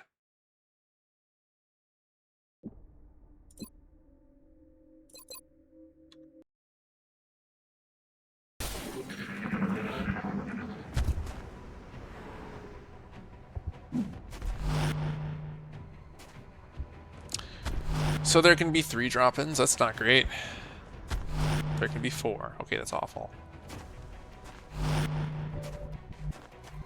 So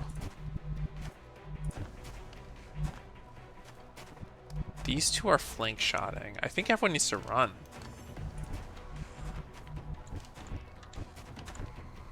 Okay, actually Chloe can kill one of them.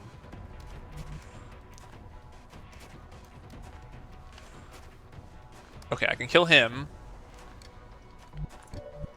We can concuss this guy, which means that Orlov can pull 2 non-flank shots.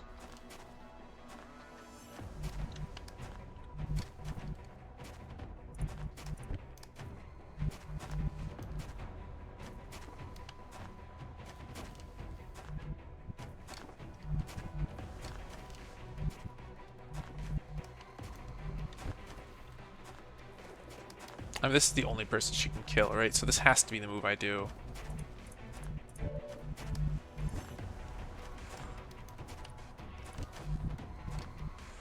Yeah, which means this guy's critical to kill. Bien, commandant.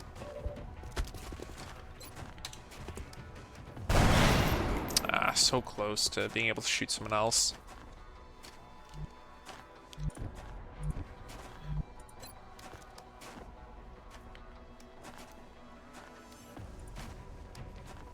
Is that the only solution? Concuss and pull Overwatches? Would someone else be happy to pull an Overwatch?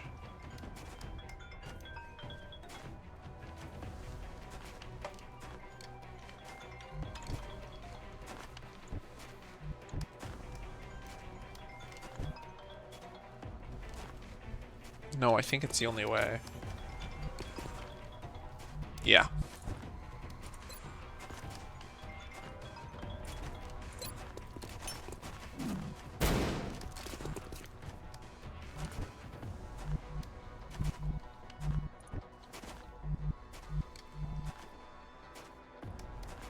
She can mayhem this guy to death. He can kill him.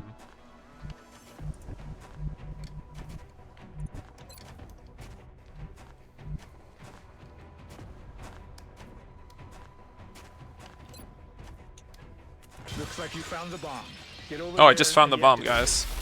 Even though it's diffused.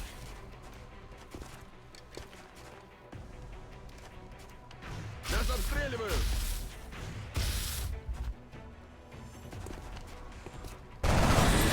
Nice. Попал! Зараза! Okay, and he dodged one, which is extremely lucky.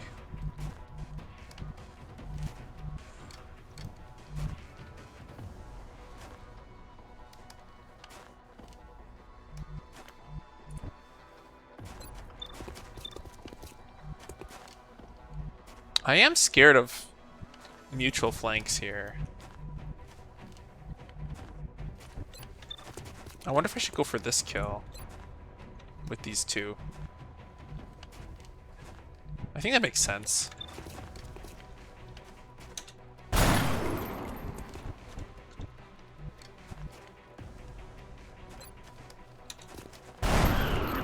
Okay, great. So now I can mayhem this one.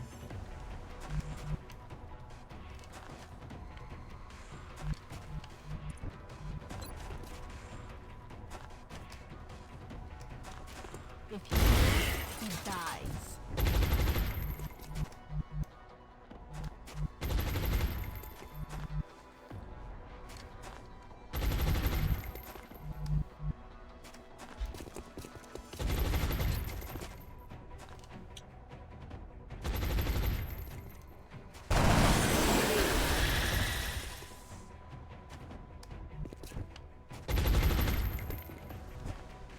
Okay, he just needs to take cover now.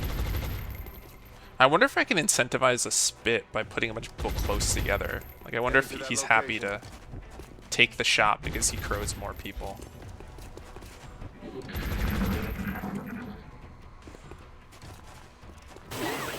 I don't know if that's why he did it, but it's fun to wonder, isn't it?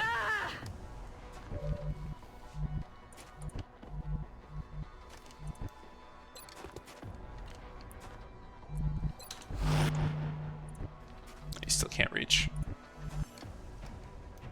Тут свет.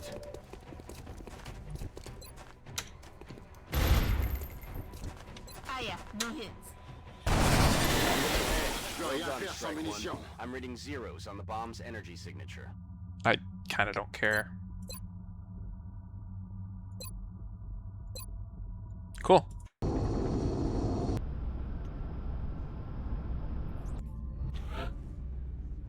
It sucks that that happened because Exalt's coming soon and I would like to deploy him for Exalt.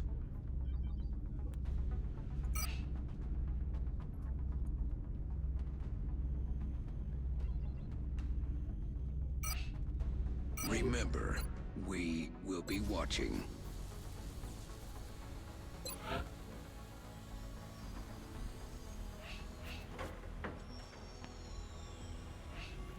Man, I'm so absurdly low on meld.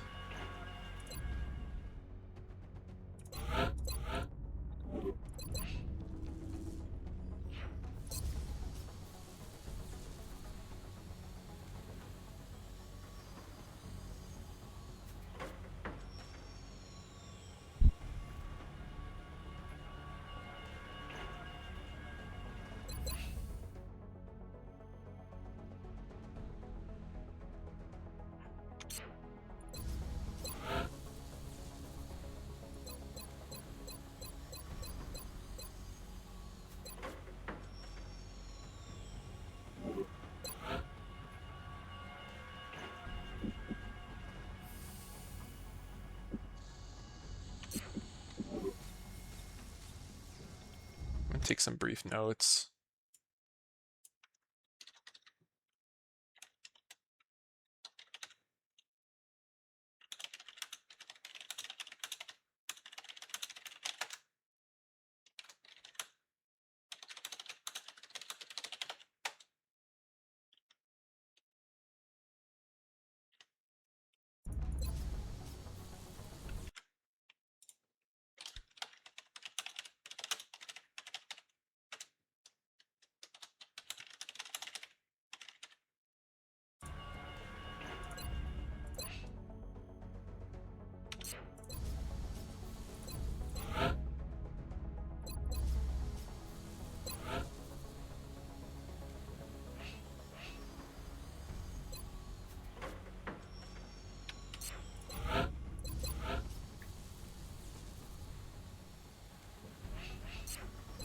Alright, I don't actually need 6 planes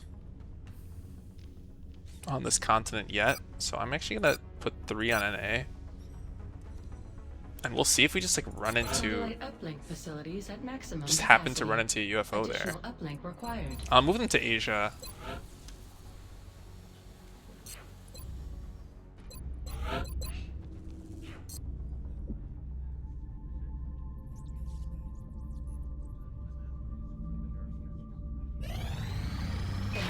Transfer complete.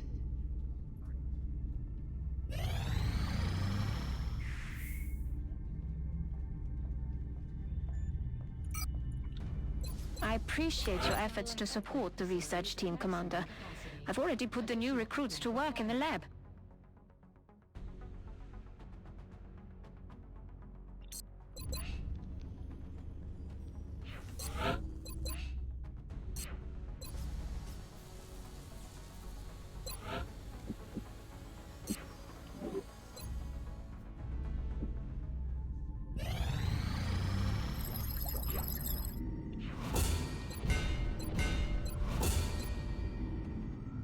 Cool. I think we go into beam laser now. We get the advanced lasers and then we start working on the projects for for the ABA, so we could take it AL3 hopefully. Otherwise, I could go for these captures, right? That could also be... I think I just want the laser weapons ASAP, though. The soldiers who volunteer for mech AL2 is not augmentation a cakewalk, sacrifice and I have a lot of much, specs I still need to but they do train. not leave themselves entirely behind. A mech trooper will be able to apply some of the training and knowledge from his or her previous combat specialty to the cybersuit's operation. Wow, I just don't have allies for anything, apparently. I'll probably cut off the gray market, but I'll wait for workshop.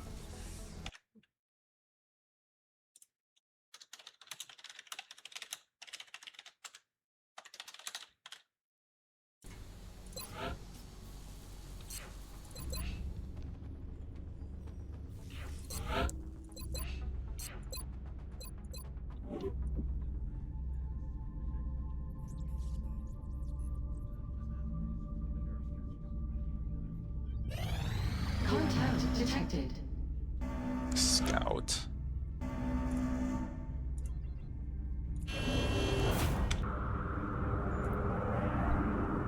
Bangs out.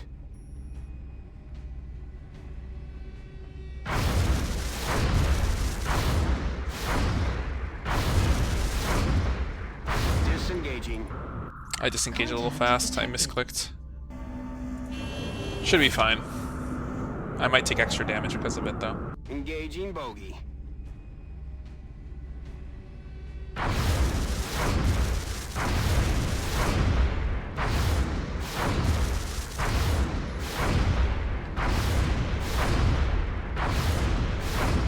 Holy shit. Okay, thank goodness. That kind of works out, because if these guys didn't get hurt, then I can equip their stingrays like ASAP.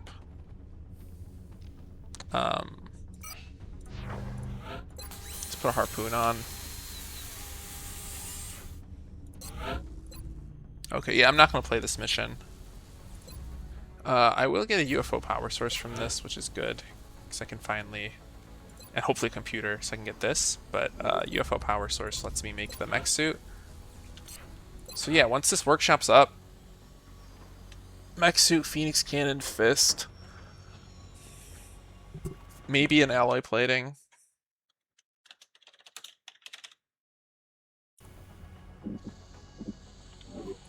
Yeah, that's good. Alright, campaign's going fairly well. I made some mistakes. The one death was kind of bad. These injuries, a lot of them are excessive. But ultimately, they haven't punished me too hard. I just had to spend a little more money on soldiers earlier than I would have wanted to, right? Like, it was less likely that I would get a shitty soldier like this if I waited one more month. He would probably have, like, slightly more of one stat. But yeah, now it's just time to train these specs, right? So this type of mission, for example, is going to be a training mission for sure. Hovering creature. Does hovering creature have to be floater?